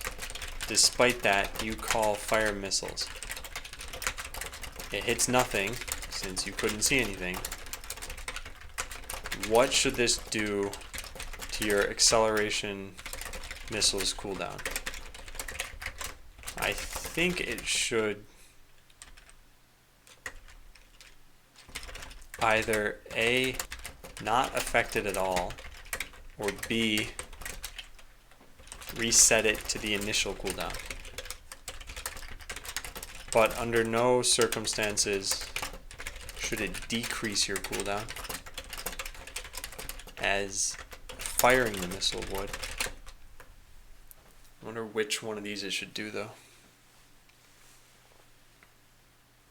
Why wouldn't we want that? I mean, you could AFK at the right, fire, and move with a lowered cooldown. No, this wouldn't ever affect your movement. Well, oh man, like the way that acceleration missiles work is just when you'll get your next turn. That's all it affects. So if you fire 10 missiles in a row, the last 6 or 7 missiles will be as fast as possible. So it's this sort of thing, like time 0 fire missile, time 2 fire missile, then time 1.5, then time 2.75. Then after that, it could be like this. So you can see that the time in between missiles is decreasing. And your next turn, whatever it is that you do. So your next turn will be, you could move maybe, right? So what I'm saying is, what if you called fire missile all these times, but you just never hit anything? You're not even really firing a missile in that case. So that in that case, I don't want this accelerating still, because that means that you're getting your next turn sooner for just doing nothing. I think that's bad.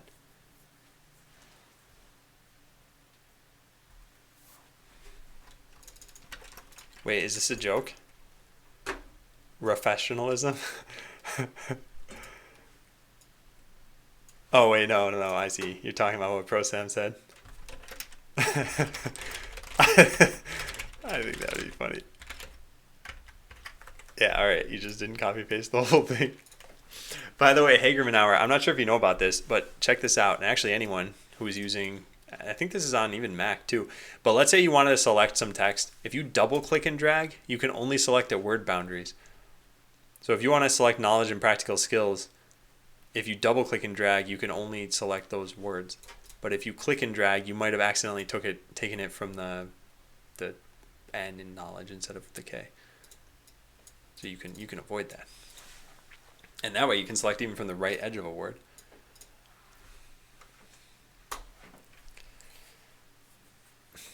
No Mimiron. Yeah, why would you get a lower cooldown? Yeah, okay, cool. So then we're on the same page, Hideo. So I'm just trying to pick which one of these should happen. By the way, the extension of that is if you triple click and drag, you can only select lines. So you can see here I can't even select an individual word, it's just a line. And this works in a lot of different programs, by the way. So if you're on Chrome, I believe triple click and drag also works. Yeah. So this is when I triple click and drag. This is when I double click and drag. And this is when I just single click and drag. Hey, Fancy AM.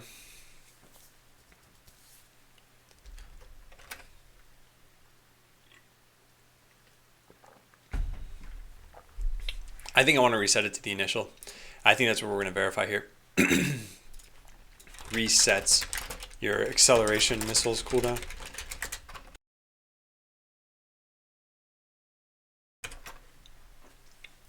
Any idea how to make a function that returns what century it is when given the year as a parameter? So you're saying you pass in a year of like 2017 and it returns 21? Because, yeah, that should be pretty easy. But I have to ask you, is this for homework? Because if it's for homework, then I've got to give you a very roundabout answer. Oh, it's line slash paragraph. Well, still, it's helpful to know that this is even a thing you can do. But yeah, line slash paragraph. You guys are right.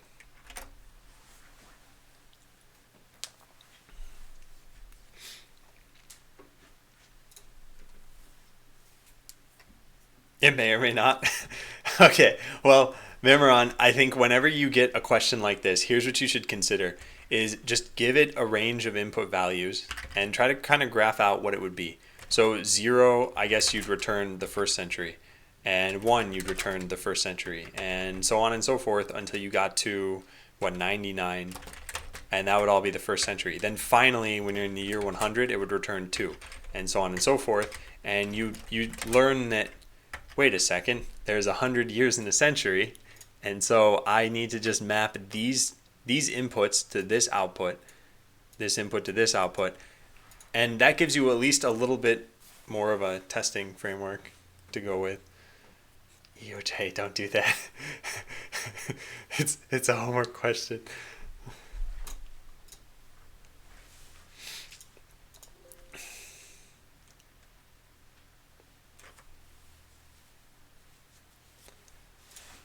Okay.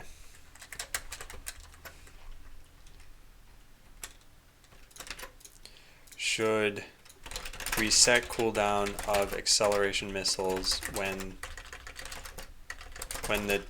fire missiles finds no target. Okay, so missile damage needs to be set to do all of a bot's life. So we're gonna kill it in one hit.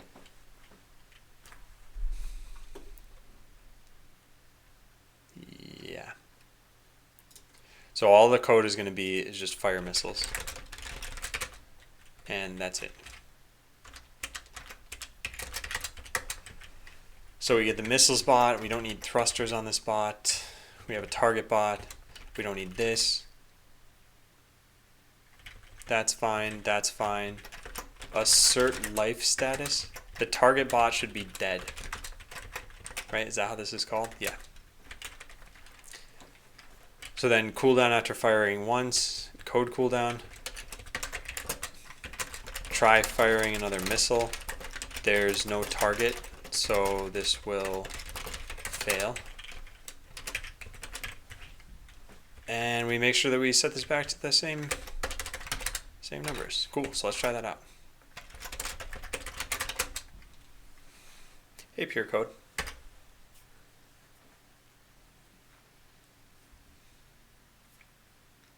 I thought it was 1 to 100, 101 to 200. Well, okay, Mimiron, regardless of where exactly you consider century boundaries to be, the general math that you use for this is going to be kind of the same.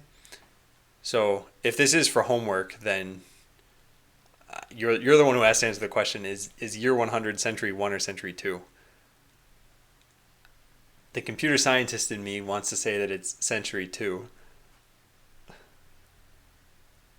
So, but whatever, it doesn't really change the problem that much. Hey, Simon.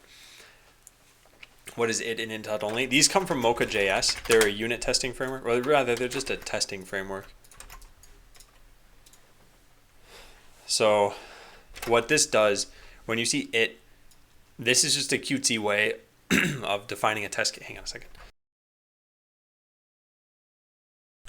This is just a cutesy way of defining a test case so that it reads more like English. It should allow thrusters to be used with acceleration missiles. All this is saying is this test is defined by this function passing. And a function passes when it doesn't throw an error.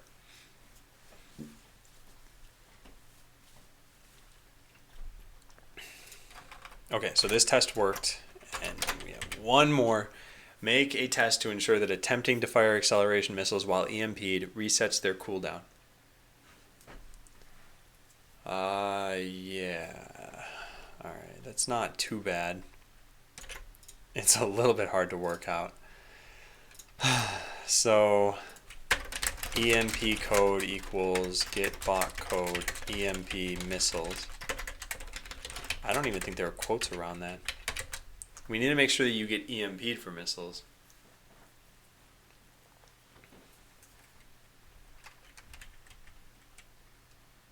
So first you fire a missile that does 1 damage. This bot needs EMP. And it needs EMP code.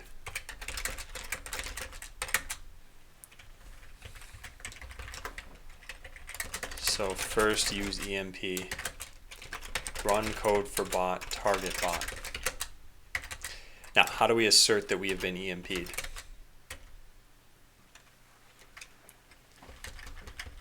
Apparently not very easily. Ah, here it is. Wow. Thank goodness for that. So assert that the missiles bot is EMP'd for missiles. Oh, except for no, not yet. Not first use EMP. So first fire a missile so that our cooldown is lowered.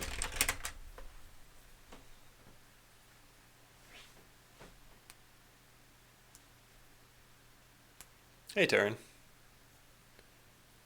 You're missing your what face? So you described a short circuit test in a string literal, and your short circuit test is an entire function. So short circuiting, when it comes to programming, to me has always meant this, which is if you have a condition that evaluates to true, you don't need to check the other conditions. Likewise, if you have this condition, once you see if false and then an and, you don't need to check any other conditions here. So to me, that's what short circuiting is. But regardless, yeah, the test is this entire function. And I know these look longer than they are. It's because I'm testing a very particular thing. But if we go to some of the shorter functions here, let's go to this, for example. What I do is I make a bot, shooter bot and close-up bot. And I run the code for the shooter bot and make sure that the close-up bot didn't take any damage. Cool, that's it, that's the test. This is relatively simple, I think. This is what, 7 lines of code? And it tests a basic scenario of botland. And it just so happens that there are hundreds of tests in this file because I haven't really split these up anymore.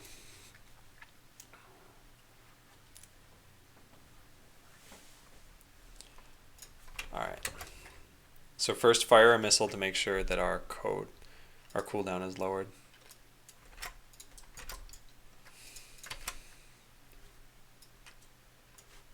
So assert, not life status, assert health is default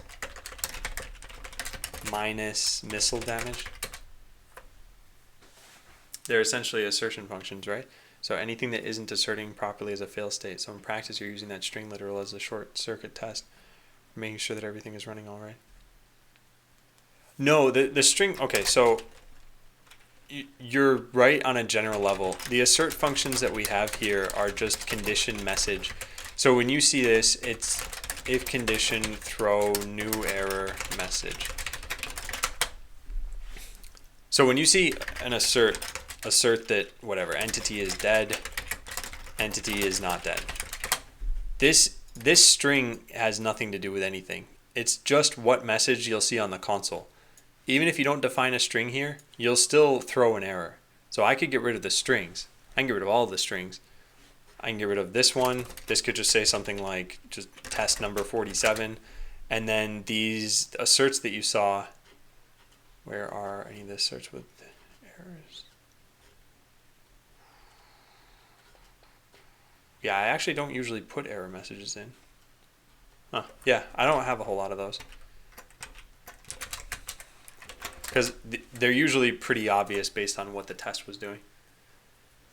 How many lines of working code does Botland have now? Yeah, it's at about 41,000.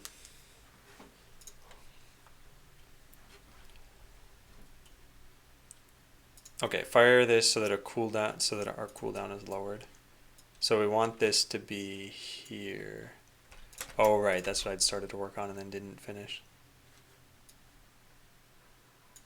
Right. Okay, then have it run for the target bot. Now EMP the missile spot.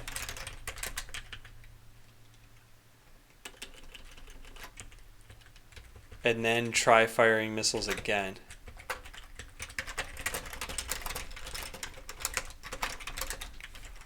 And now this should be back to the original cooldown. We don't have base cooldown, do we? No, we don't. Well, we can get it pretty easily.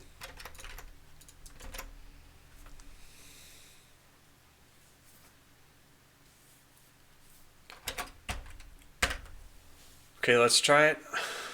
Failed. So where's this failing from? Interesting. How do you... I don't even know how you call this in botland. If we say that we want to EMP missiles, what does this turn out to be in JavaScript? Ah, it's in quotes. Okay, that's not what I expected. There. Hey, it worked. Except for it ran 2 tests. Why did it do that? Oh, this is just the wrong name. And there's probably another it.only somewhere. No, this printed out twice for some reason.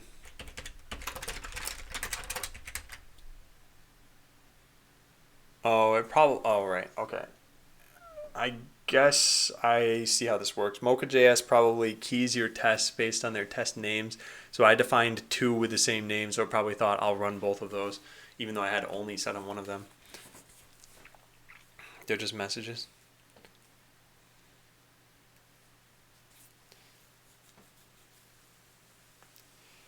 Hadn't seen where the string was actually used as the lookup for that function. Yeah, and that, I think what you're talking about is this in particular. This is just the name of the thing that prints out when the test runs. So when I have a lot of tests running, which I had up here somewhere. Yeah, so this way you can just see a check mark next to all the ones that pass and an X next to all the ones that fail. That makes it pretty easy to see what's failing in your system. Okay, so what this should be is should reset the cooldown of acceleration missiles when EMP'd and attempting to fire. So now we get rid of the dot only and we run all of the tests. We should have 13 failing. Perfect. Okay, but we're up to even more passing, 137. That's pretty good. So the acceleration missiles test cases are finally done. Hooray. That took long enough.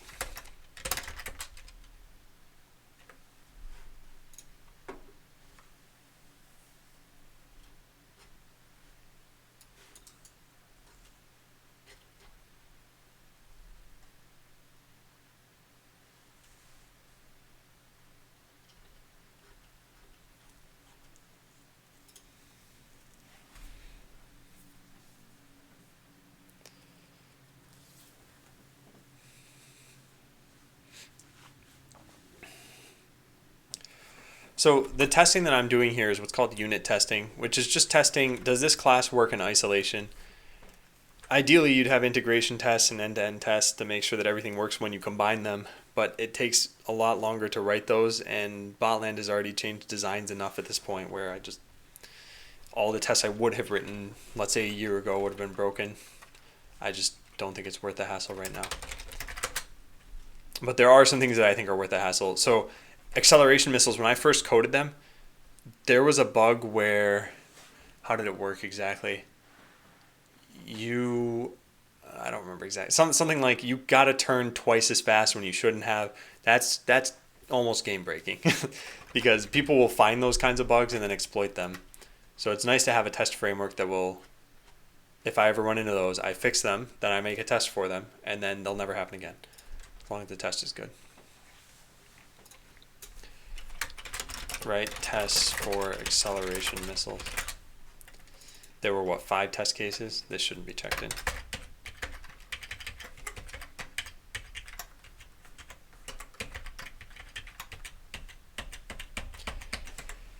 Hooray, 200 lines of test code added.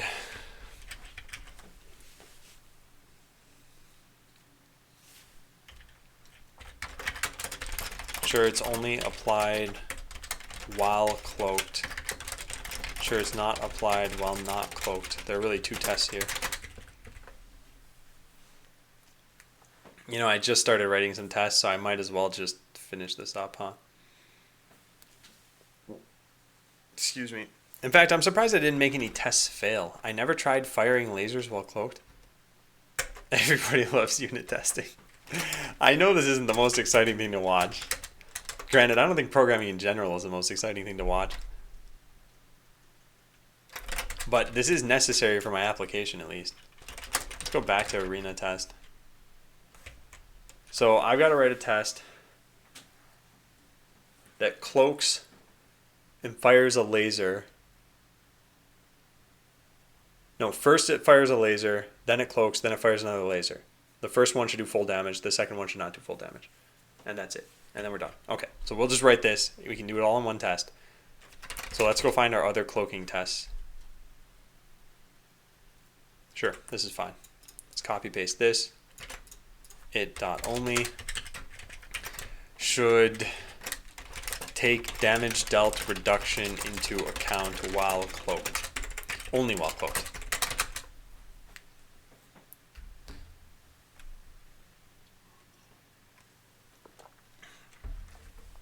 Yeah, and Simon, I don't mind answering questions, but really, what was it? 40 minutes I just spent writing tests. There's only so much to really explain at the beginning or why I'm doing certain things, and then it's just mulling through code. Here's what our code needs to look like then. It needs to be turns equals 0. So we'll say turns plus plus. If turns equals 1, then fire lasers. If turns equals 2, then cloak. No, let's just do it this way. Here's an easy, even simpler way. This will be more confusing to read later, but it takes up less code.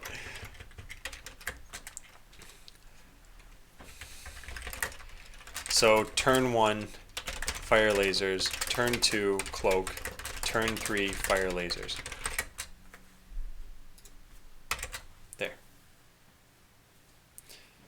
What language? This is JavaScript. Still no reverse for it, and then only... Yeah, fine. Let's add it. We'll have to put this pretty close to the bottom. It only. Nice.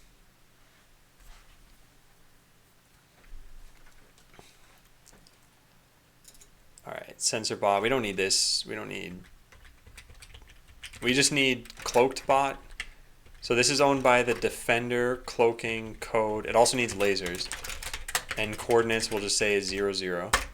And then enemy bot we'll call target bot, I guess. Target bot's owned by the attacker. It is at 1, 0. So run code for cloaked bot. Assert that it is not cloaked. And we need to set two other things here that I forgot. Laser damage. Is it lasers damage? Yeah, apparently it is. Okay. So laser damage 25. Let's set it to 100 so it divides easily.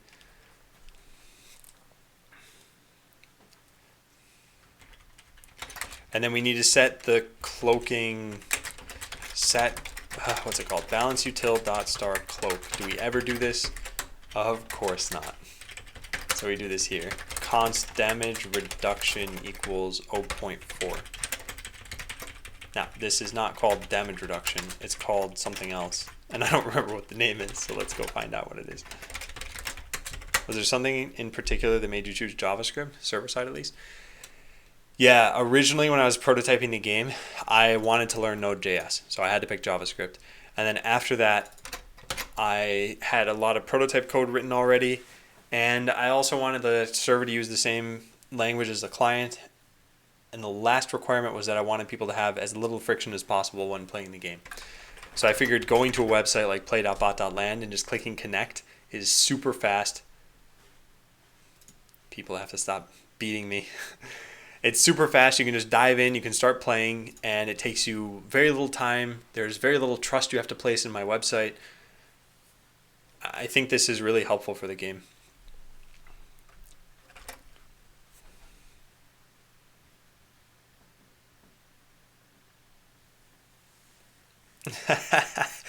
Damn. We're gonna need some Latin translators here. It's gonna cost a lot of money. Fork it over, client. So assert that we're not cloaked. Assert that the target entity has constants.default life minus lasers damage. So let's say expected life equals this. Okay, then we run their code again, and now we'll be cloaked. And then we run the code again, and we'll have dealt even more damage. So it'll be expected life minus equal lasers damage times damage reduction.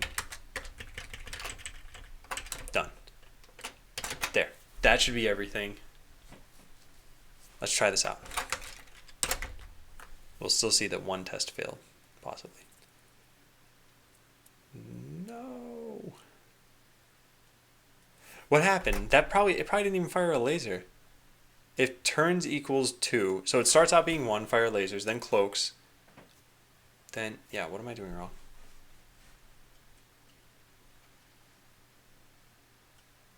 We know it has lasers, and we know it cloaked. But for some reason, the second laser didn't fire?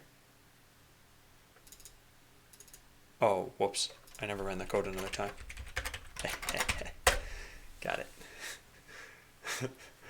Okay, so 1840 is not equal to 1860. This is a problem with me not applying damage reduction correctly.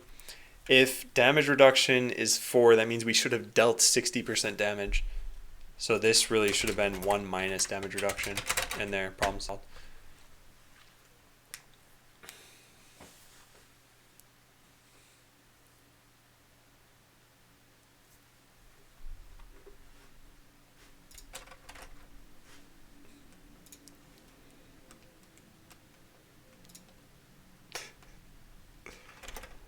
Okay, that's that. So should take this into account only while cloaked. Fire lasers while not cloaked should deal full damage.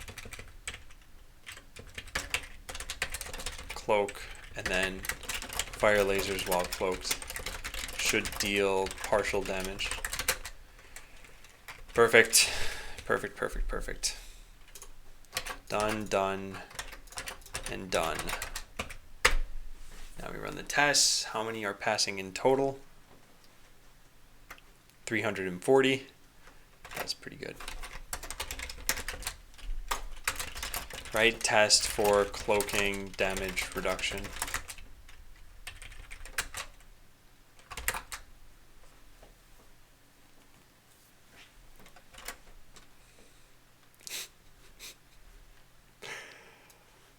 All right, update shaders.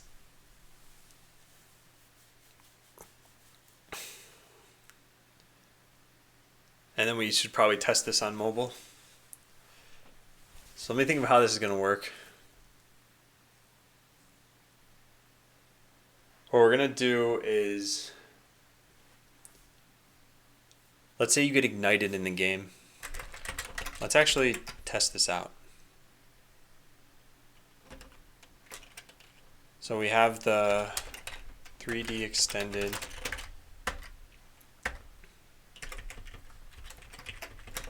So this was the shader for fire. I know this was unfinished, but let's just copy paste this into test shader. Whoops, what did I just copy paste? Apparently not the raw format of it. There.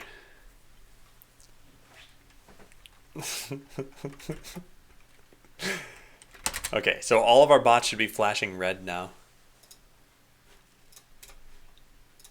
Yeah. So this is just a test shader. What we really need to do is think of how this will work in the real game.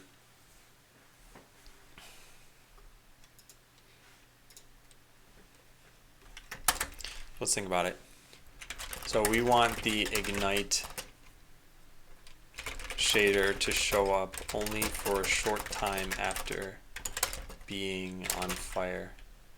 Or what? No, that isn't even correct, is it?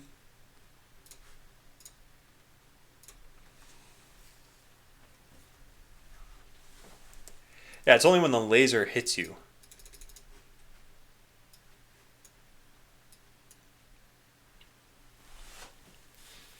So we could just have last time lasers hit you, but then we need to take replay speed into account.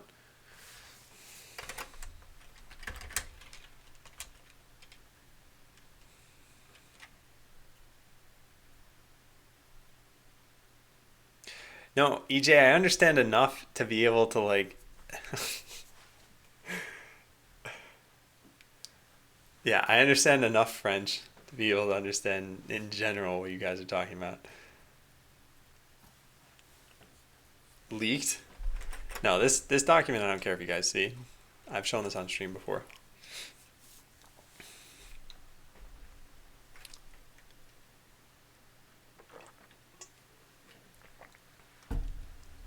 What, EJ? I talked about this on stream before. I took like 5 years of French. I wouldn't say I know French. I know very little French as a result of that. I couldn't probably speak it, nor would I almost ever try on stream. But I know some basics.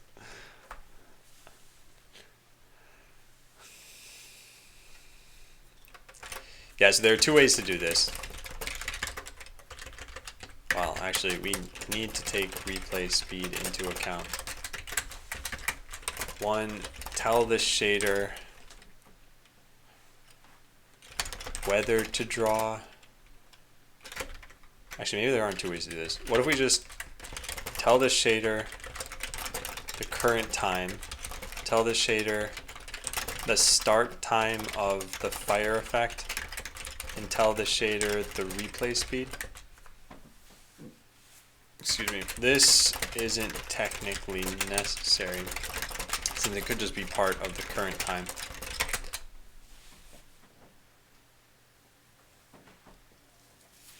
Oh wait, then also tell the shader whether to show the fire effect.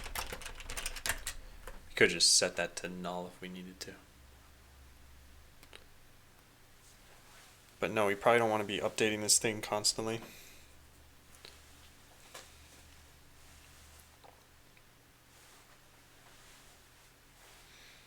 Hey, quick Nick.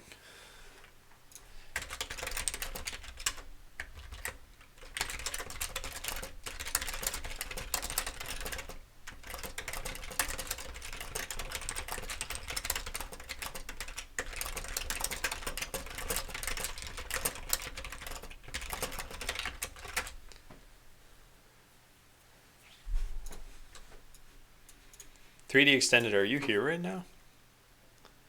I see that you're in chat.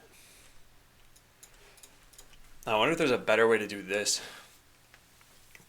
So tell the shader the current time, tell the shader the start time, whether to even show it. This could possibly just be null if we don't want to show it.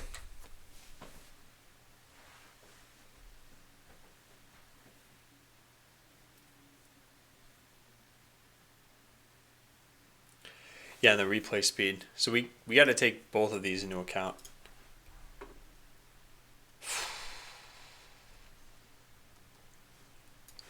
So there are going to be two pieces of code we need to update.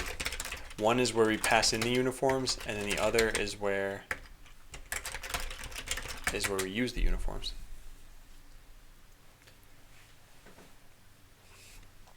So we're already passing in the current time. That's fine. I guess we can just pass in the start time of a fire effect. Let's try to do this for real, actually. Let's have a bot flash red when it's hit by a laser. How would I test this exactly?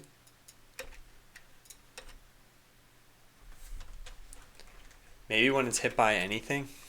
That way I wouldn't have the red effect happening right now. Do you really need the replay speed if you got the time? Isn't that redundant? So the time is the actual time. The replay speed would be how quickly to play these effects at. I don't know, like if you slowed this down, you'd probably also expect the red flashing to slow down. And yeah, EOJ, that test framework goes back a long way, but it's mostly just Mocha.js and some basic unit test cases.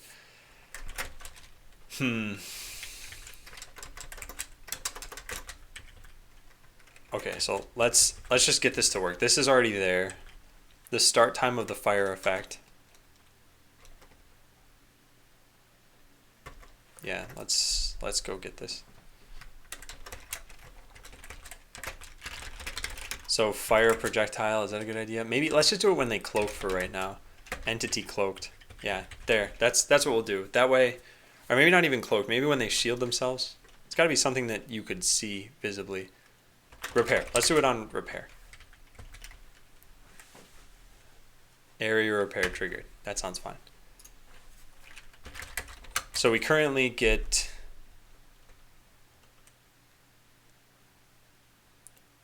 each entity in particular has a sprite component, and the sprite component has filters. So for the sake of just kind of hacking this together right now, let's go do things this way. Interesting. Okay.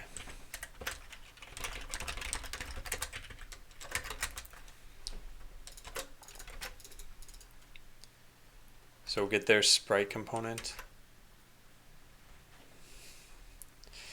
So uniforms dot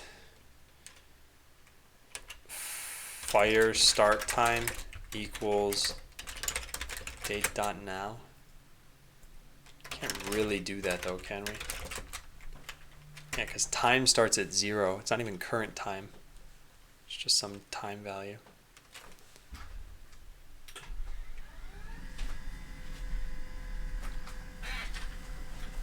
Man.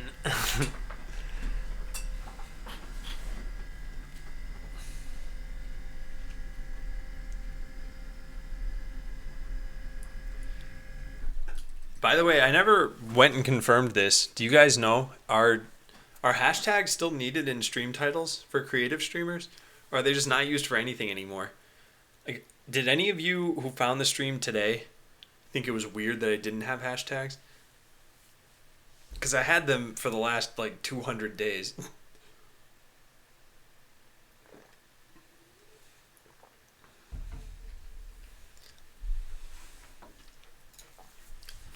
Yes, we just have time.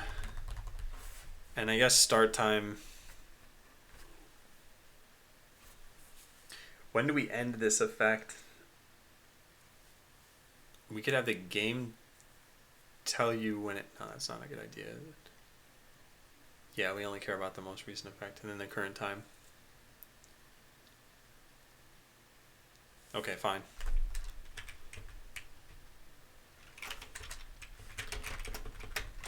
Current time equals date dot now.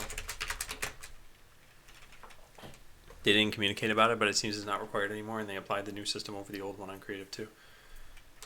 Interesting.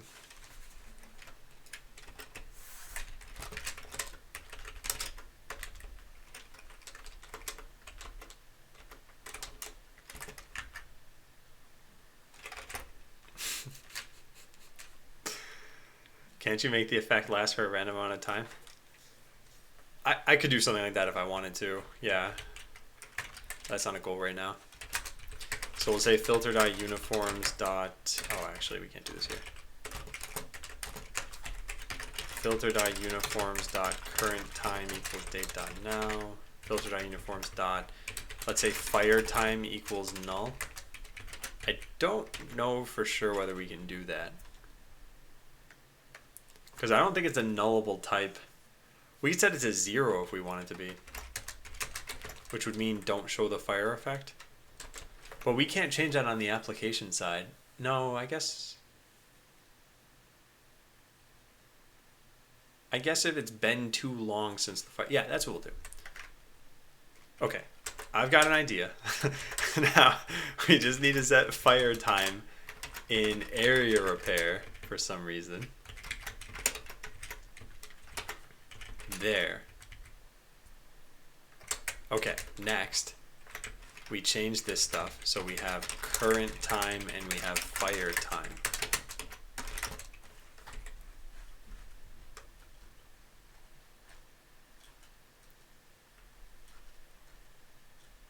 So how are we going to do this?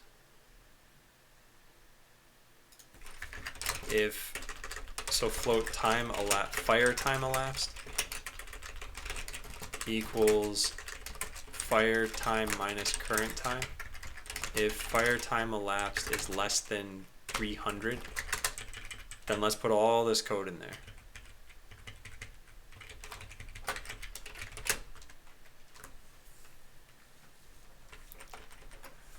Okay, let's test that out. I don't have a lot of faith in this, but we'll try it. We need to buy area repair because that's how we're going to trigger this effect. It makes no sense, but don't worry about making sense. Oh, well, it already broke. Congratulations, me. Broken in record time. Wrong operand types. No operation less than exists. All right. Okay, take 2. Refresh. Been coding PHP for about 3 years now. I don't know. I don't think so. I think you have enough experience to know that what I'm doing is not like that crazy. If I want the convo. Oh, cool. And when was this? February 9th. Wow. Really? Huh. Oh, I have a lot of notifications. Retweeted a photo I was tagged in. Why was I tagged in a photo? Oh my goodness. Oh, there we go.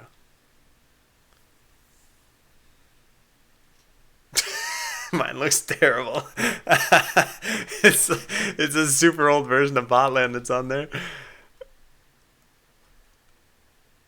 Oh man, alright, I don't use Twitter that much, so let's look at Twitter. I'll just write that.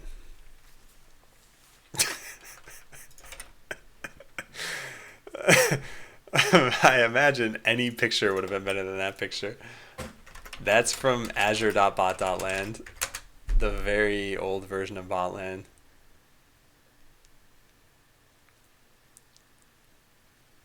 Man.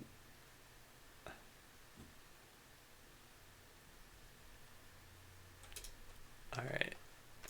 Well, let's try this out. It should finally be working. So we go into edit defense. Oh man. Why is this happening? Fire time minus current time. Current time is going to be up to date. Fire time. Oh, it's going to be negative. Oops. All right. So how do we do absolute value in? Oh, it's apparently just absolute value. Nice. Great. That works well. So we try this again, and these shouldn't be flashing red. Please. Good. Okay. Great. Now we edit these and we give them area repair, and we give it a thing that says if percent chance 10 repair. Okay, so there's a 10% chance that they're going to use repair, and whenever they use repair, they're going to flash red for 300 milliseconds. That is not 300 milliseconds.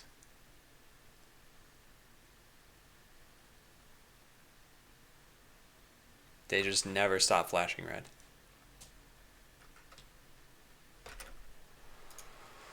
What is going on?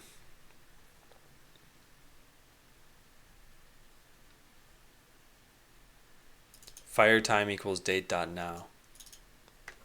And that's the only place this is ever set. Other than that, it could set to 0 there. So what if we just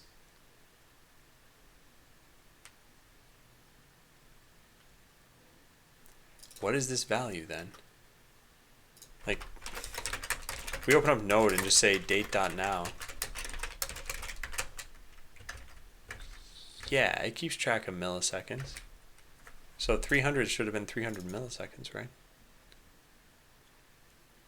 Let's set this to 30 and see what happens.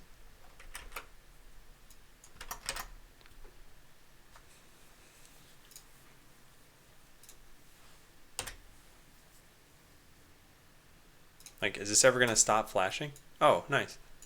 It did. What is going on such that that must mean that current time isn't getting updated. That's probably what it means. Yeah, update filter uniforms. This is on every time we update game logic, which happens what? Once every 16 milliseconds. What? What's going on then?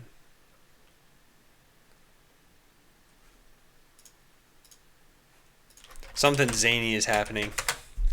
Alright, let's just open up Firefox. Firefox will know the answer. So we need the shader editor. And then we open them. Could also be fire time is updated when it shouldn't be. Oh, it could be that I'm using one filter for all of these. Yeah, you're right. But I don't know if that's the case. This has a filter. Where do we give it this filter?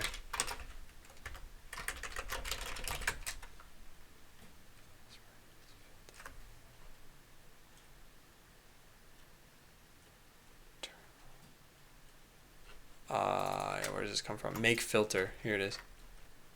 Yeah, no, they all have their own filters, so they should all have their own uniforms. Not totally sure what's going on.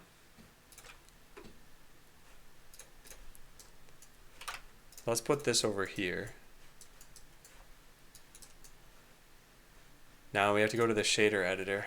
Reload the page. Fine.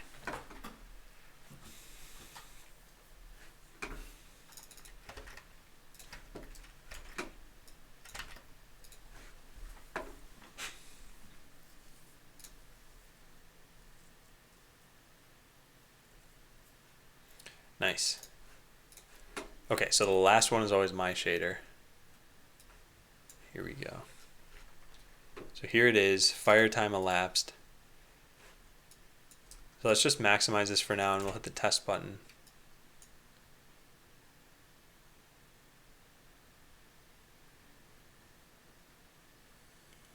Yeah, I think they're all on the same fire timer, which shouldn't be the case. So let's do this then. We'll change the script so that it says shared a equals 0. If %chance 10 and shared a is equal to 0, then shared a equals 1 and repair. So now only a single bot is ever going to do this. Whoops, there we go. Only a single bot will ever use area repair. Yep, and then it should end after some time. The ending part is not happening. Weird. Very weird. What if I set this to less than 3?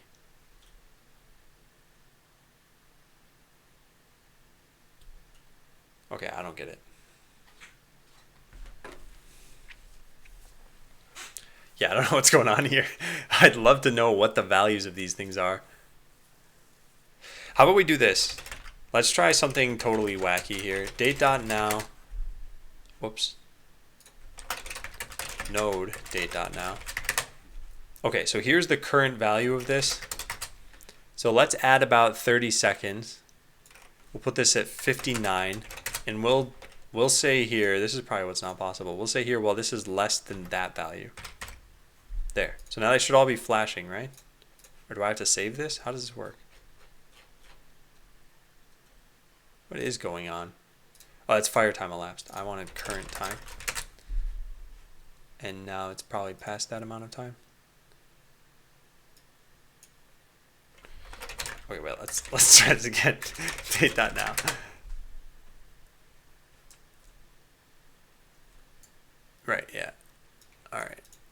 just set that to something higher than that.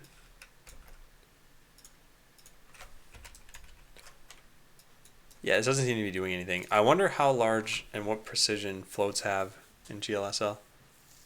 Why are you not current time minus fire time? I mean, I did the absolute value, so it shouldn't matter which way I do it there.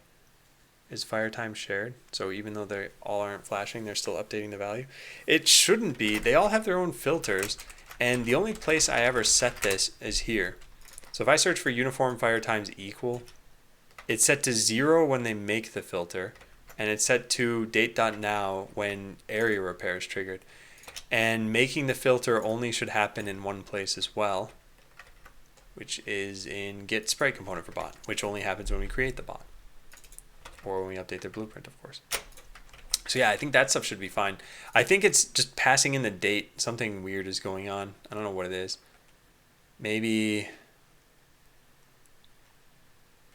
I don't know.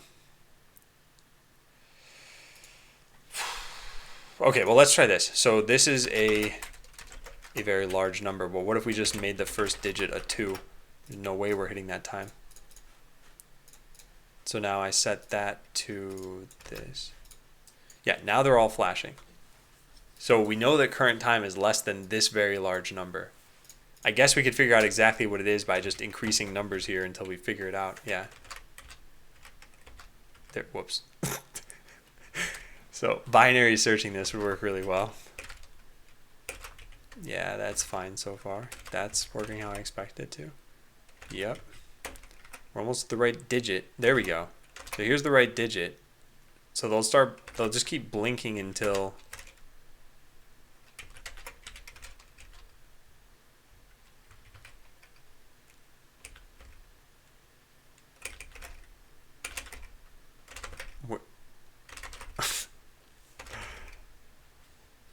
okay.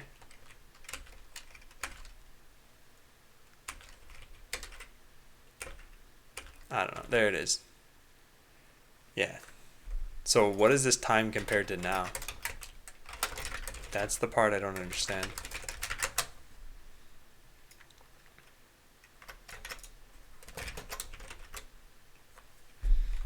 So apparently 3 minutes from now. So in 3 minutes they'd stop blinking. So let's just subtract some time until we get down to closer to where we are.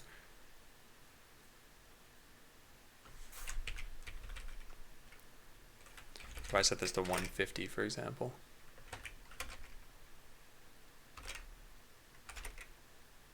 There. So it'll stop blinking in like 5 seconds.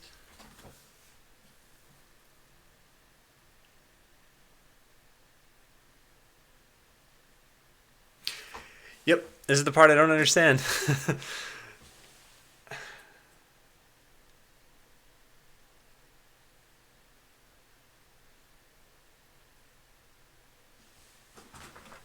It's strange. Maybe there's some other silly thing that I'm doing wrong here. Time, current time, fire time. Oh my god, is it this stupid thing? Is it that we need to do something like this?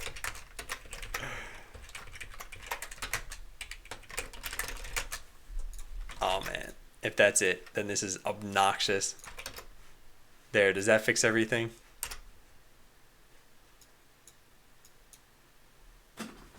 No, that doesn't. What's the time set to now? 30, yeah. Alright. Hey, it's that. It's going well. Progress-wise, I'm pretty pleased. I mean, it's not like there's anything to write home about for client-side features, but I've done some work, and I've gotten some things finished.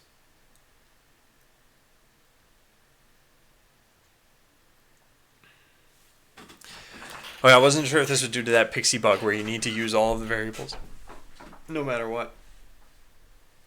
But I don't think it is.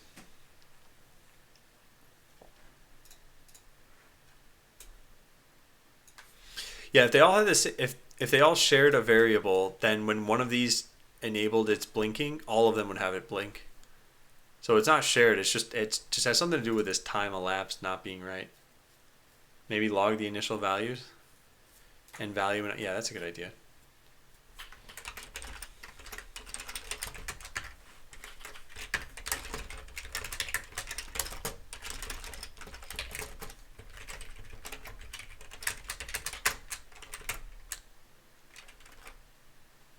let's try this over here.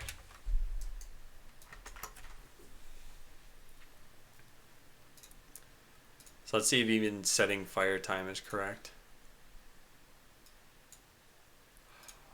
Oh. Well, okay. This.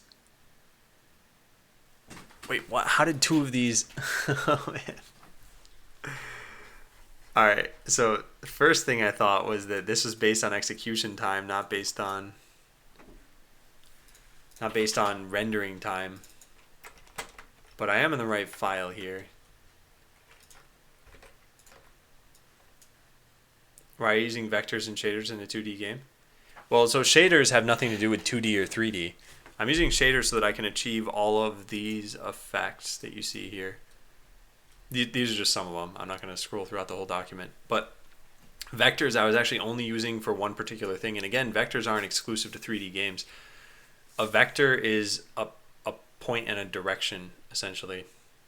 And actually a lot of vectors are just considered to be directions, and you have your point as your position of your entity. But anyway, it's useful because I need to detect... Actually, I think I stopped using them. I have this library called Victor. And yeah, there was one place where I was using it, and that was figuring out where artillery should be on its path. What is the current time? Date.now to when creating the filter. Yeah, I'm gonna log that too. I am filter current time.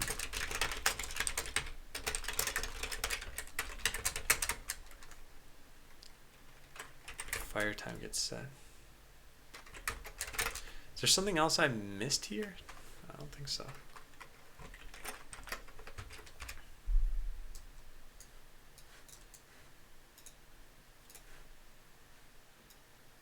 So current time gets set to this, which should just be date.now. Yeah, close enough. And then I hit test. And the fire time gets set on like a bunch of these filters actually. Wait, or I read that wrong. No, they get recreated, never mind. And then the fire time filter gets set here because it plays area repair triggered.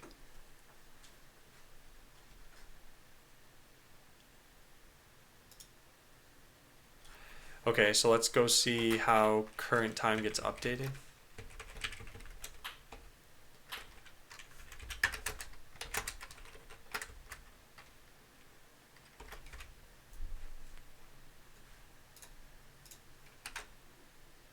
Yeah, they're getting updated every single loop. And it looks like they're getting updated correctly.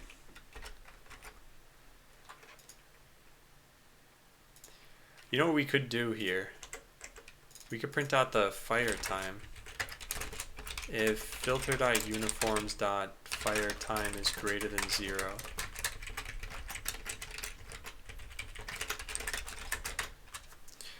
This will let us see if that's ever getting set to some other unknown value. I don't know what.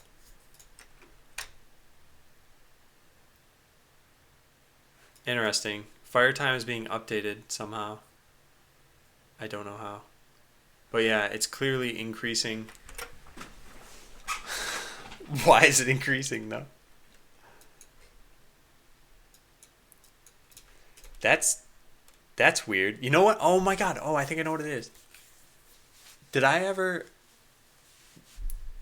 set them equal to one another and uniforms are really objects, so they're being passed by reference? No, that doesn't make any sense. Do you check out things people make on here? Clowns, what do you mean on here? Do you mean on Botland, on Twitch? Alright, let's set a breakpoint here. Find out what this is.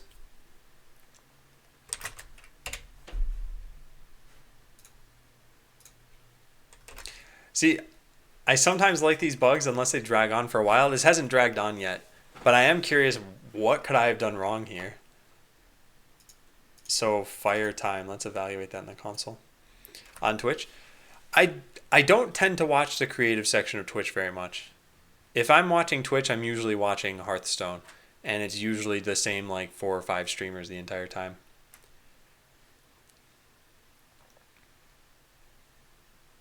Yeah, I agree. It makes no sense. This is a number, and so the first time we have this, it's 250, and then, well, it's still 250. Now it got updated somehow. Are they all getting the same uniform somehow?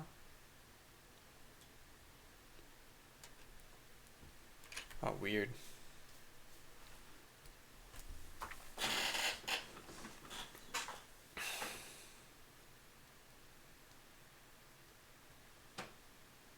You mean your green light? You have an app for streamers? What does the app do?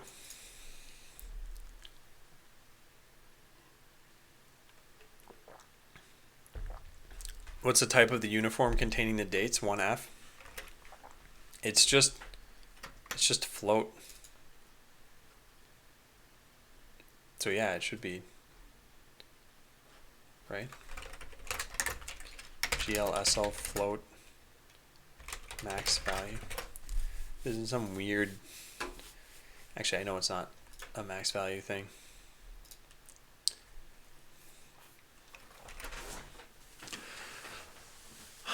Man, what could I be doing wrong then? Something's changing this value, and the only thing that can change it is this, and yet that's not happening apparently. Clons, that's neat. Being that I'm a developer, I do try to only use stream overlays that I made. The only difference there is when it comes to the subscriber and follower notifications.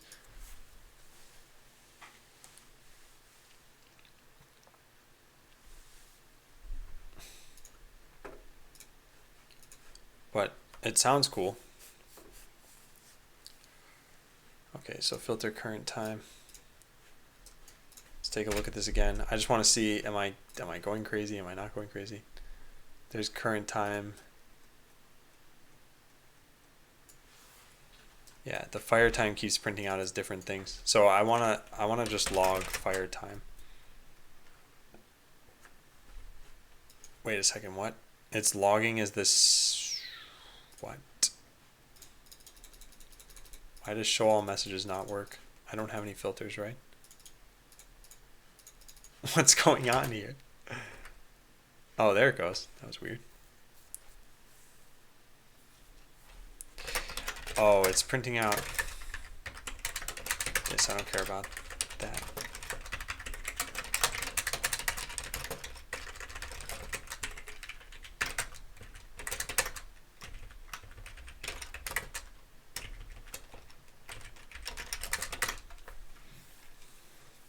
Yeah, you can link it.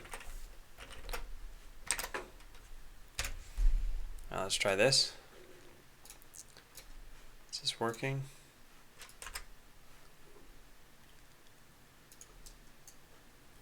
Okay, so now we just search for fire time. So yeah, no, it's not modifying. It's always the same every time. Then I think then something weird happened at the end there. I don't know what that was. So there are a bunch of gets but no set. Actually, here's one set.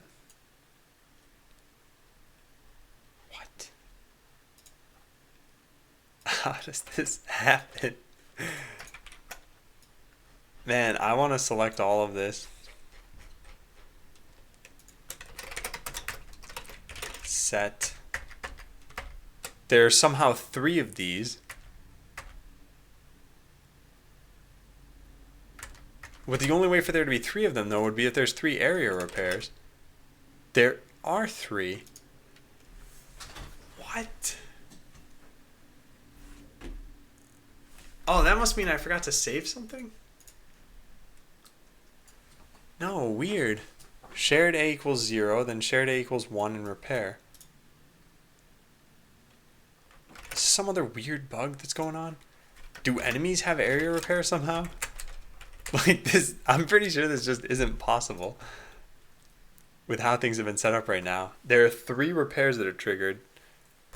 The only way for that to happen is if the enemies had repair, and I don't think I gave them repair. No.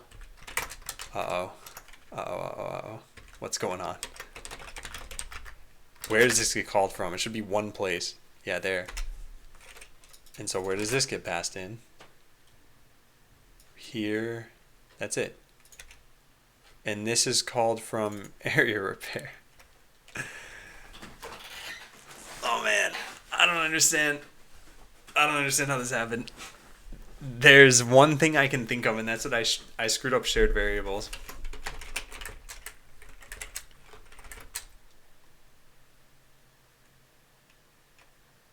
Okay, let's do debug main.softwarevalidator.set logging enabled true. Then let's hit space and it prints all that out. For some reason, show all messages isn't working. I have to like unfilter this stuff. There we go. Alright, cool. So let's try it now. Gotcha. So this is the code, shared A, executor.shared A. Yeah, that's right. Oh, right. Figure it out calls area repair. Oh god. Alright. Well,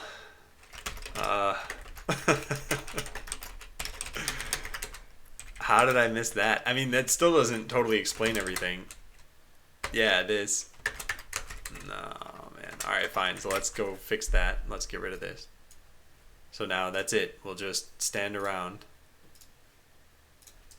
Stupid figured out, trying to work. Oh, look at that. It ends how it should end. The weird thing is... Well, yeah, what? Like, okay, that's what's weird. This just is still flashing now.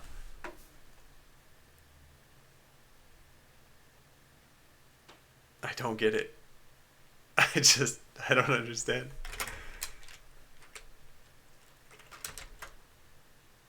What is going on?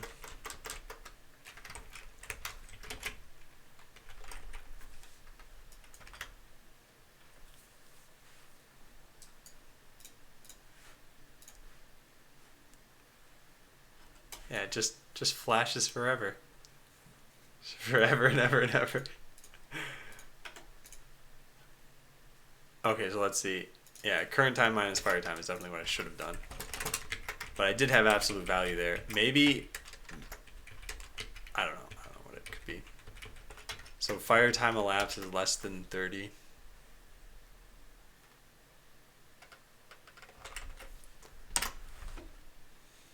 I would not have an explanation if this worked for why it works. It's not working anyway, so that's good. It's great that it's not working. It's the best logic.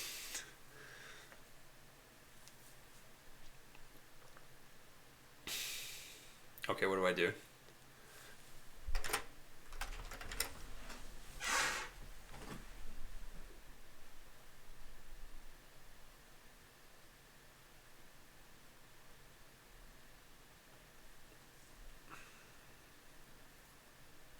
Okay, here's one thing I could do. This will actually help me out a lot. If I just say, let's just get rid of all of this, and I'll instead say gl frag color equals base color, and base color dot RGB is, where does this come from? Fract fire time. So this will let us know whether this is changing.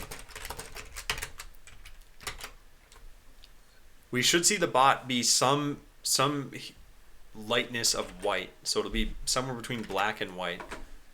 And it should never change. And if it changes, that means that fire time is changing.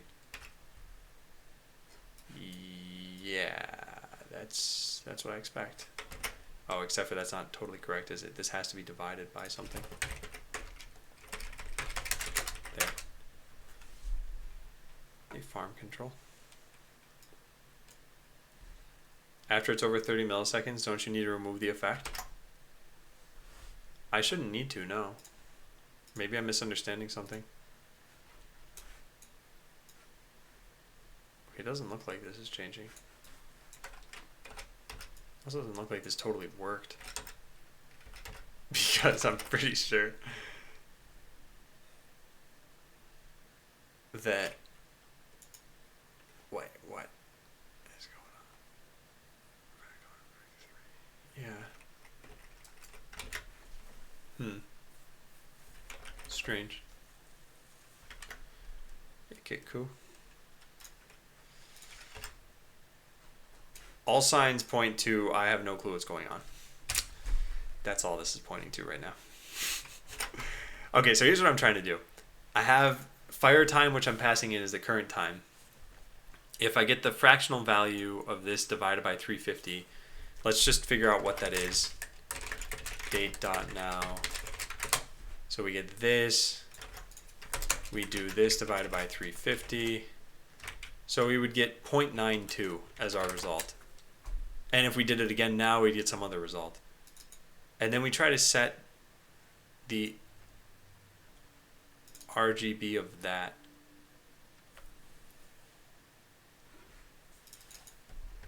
Oh, thanks, Farm Control. Yeah, you can test it out if you want to. So what am I... Oh, wait. This dot... No. I don't know. Okay. Base color dot A equals 1.0. This will make them all into rectangles. Something broke a long time ago. That's the only thing I can think of. Okay, yeah, they're rectangles, but this is never getting updated. Okay, let's try one other thing then. We'll say if fire time is greater than 0, then testosterone equals 1. This should make one of the bots turn white when it uses area repair. There's a problem. Undeclared variable. Oh. Also, let's stop having to log in. There. Now when we refresh, it should just automatically go into this screen for us. Okay, cool. So that's at least working how I expect. One of them turns white. Great. Now, why does this part not work? Fire time's greater than 0. So, unless something's terribly wrong, this should be set to something that's not 0. Doesn't seem to matter.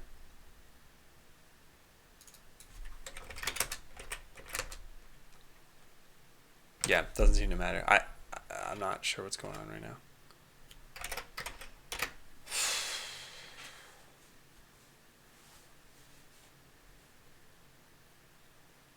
What could this mean?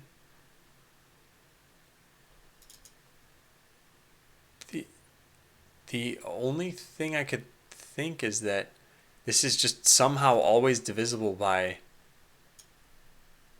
350. But that's impossible. And even if that were possible, then changing it to 750 would make it change colors. It's definitely not changing colors. So then, yeah, maybe something setting fire time back to 0 or to something else. But I have all the sets over here. If I search for set, there's exactly one place. We actually know what value it is. And when I divide by 750, yeah, 0.46. There's no way that's happening. Okay. Let's take a step back. Take a step back and try to figure out how could this be happening.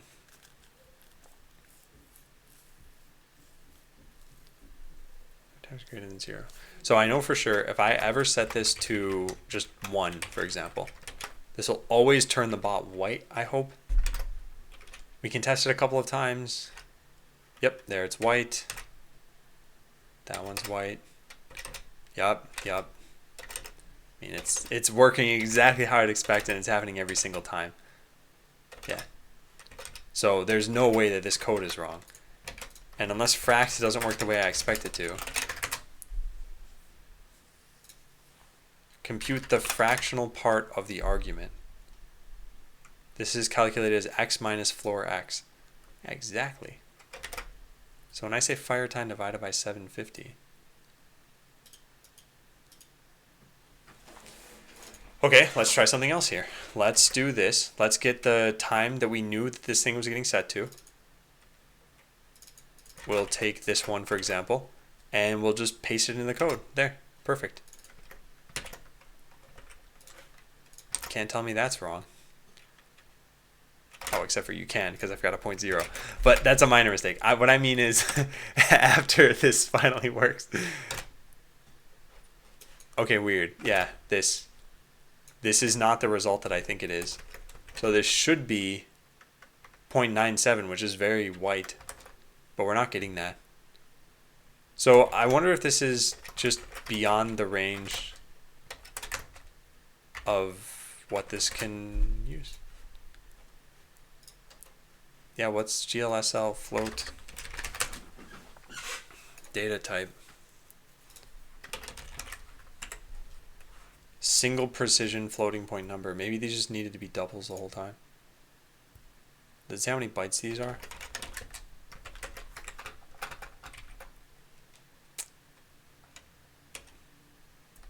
The specific sizes and floats are only for GLSL 1.3 and above. All right. Well, we could just make these doubles.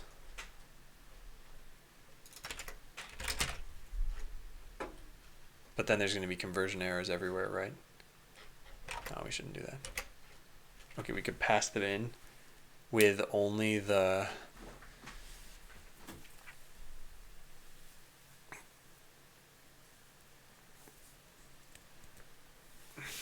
trying to think how best to do this.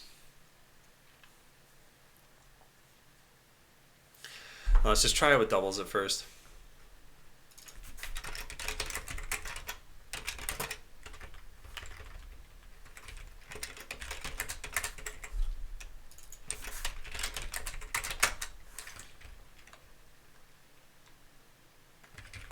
Yeah, well, let's try it.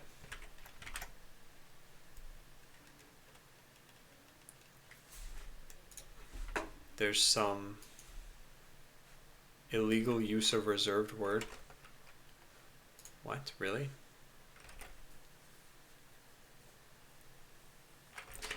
Is it just that you need to specify that a double exists with some literal?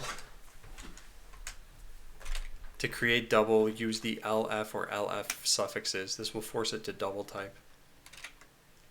I don't think I'm even using GLSL 4.0 or above. Do I have LF here? I don't think so. With uniform high P?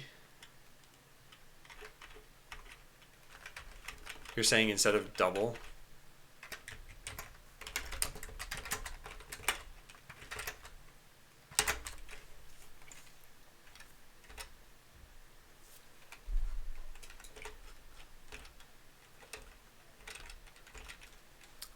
I don't think this is working. I don't see why this thing wouldn't be able to hold this number though.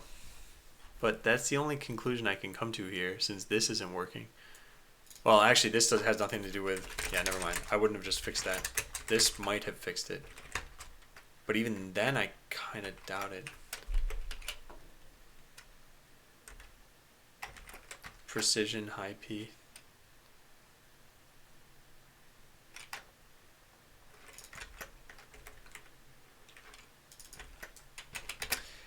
I'm not sure what you're saying. But I want to test something else out. Let's try something slightly different here. So we had a number like 1, 2, 3, 4, 5. What if we just took the last 3 digits?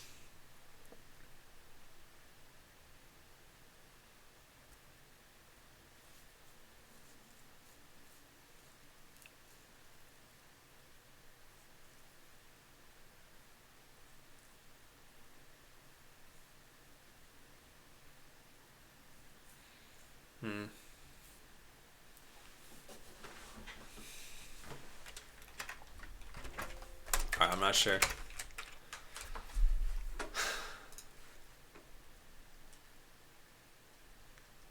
Yeah, I'm not sure. All right, let's take a look at the whole precision high P.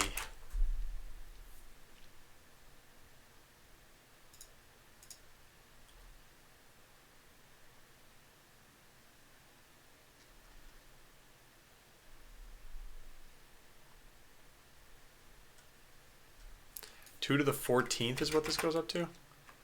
2 to the 14th is what? 8,000?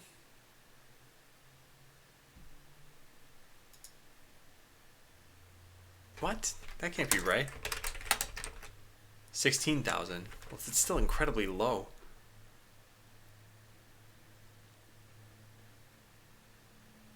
But yeah, that would be why this is. That'd be why this is happening, I think.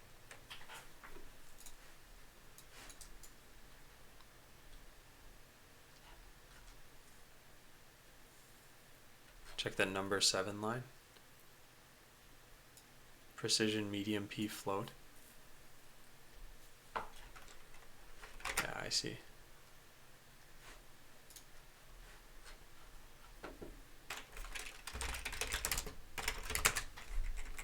Wow. Yeah, I didn't think about this.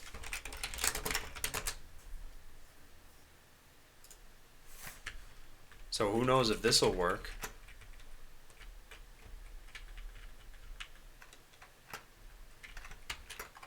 Let's try this out. I didn't realize the precision was so low. Precision syntax error? Can I not do this? Oh, you set it for the entire file? Oh my god. Alright, never mind. Oh man. In fact, now that I think about it, let me take a look at something. Yeah, alright. So let's try this out. No, I don't think it's working. Well, it was worth a shot.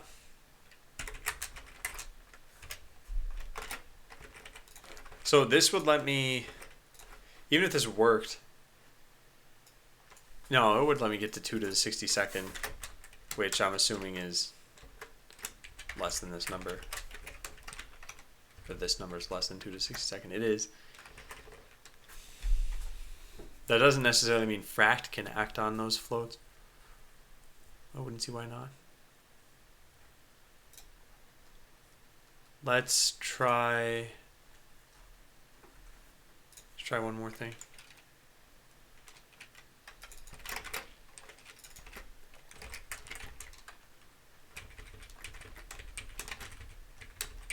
So this particular number, this should be 0.33. So it should be gray. So we don't even need to do this stuff. What we're going to see is black, but it should be gray, and it's a precision reason, I think. Yeah, that's the only thing I can think of. Because if I were to take, let's just say a smaller number, so this turns into 0.33. Let's just chop off some digits. And this is still 0.33. So let's just take this number now. I bet this is going to work. And if this works, it really means it's a precision error. Yeah. Yep, there it is. They're all gray. It works. Okay, so yeah, you just can't use very, very large numbers. So what happens if I said LF here? Probably doesn't recognize that. Or it's going to give me some sort of double in float coercion problems. Invalid number. Yeah, this is only in non-ES versions of GLSL. All right.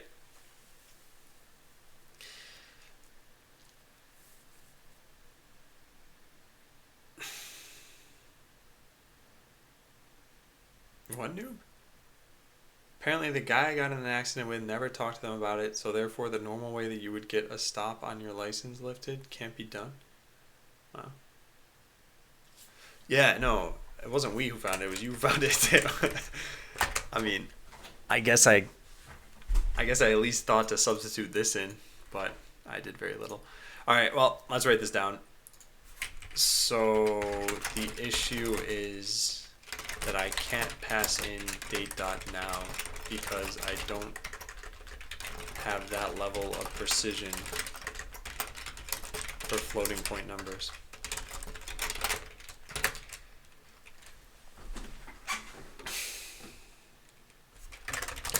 I need to find some other way to pass in times. Worst case scenario is I just keep track of my own time value. But I think dividing everything by 100,000 should probably work. Oh yeah, I need to get going, guys. It has been 8 hours, so this is the first stream in a few days that I haven't ripped you guys off.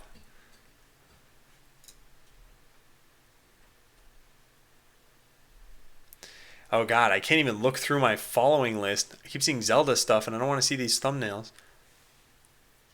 I don't want any spoilers. Oh hey, Echo's streaming. Let's host Echo. Second since start of the day could work too. Yeah, except for at the if you're playing at midnight, there'd be some weird wraparound where you might see all your bots glitch out. That'd be a really, really weird bug to fix, right? Like once a day for some players, we see some strange thing happen. Anyway, part of what I'm going to do is I'm going to be taking Botland offline. I know there weren't very many games played today. There'll be a new version out tomorrow. But yeah, I'm leaving you guys with Echo. So take care. Thanks for watching. Thanks for the resubs. And I will see you guys tomorrow. Bye.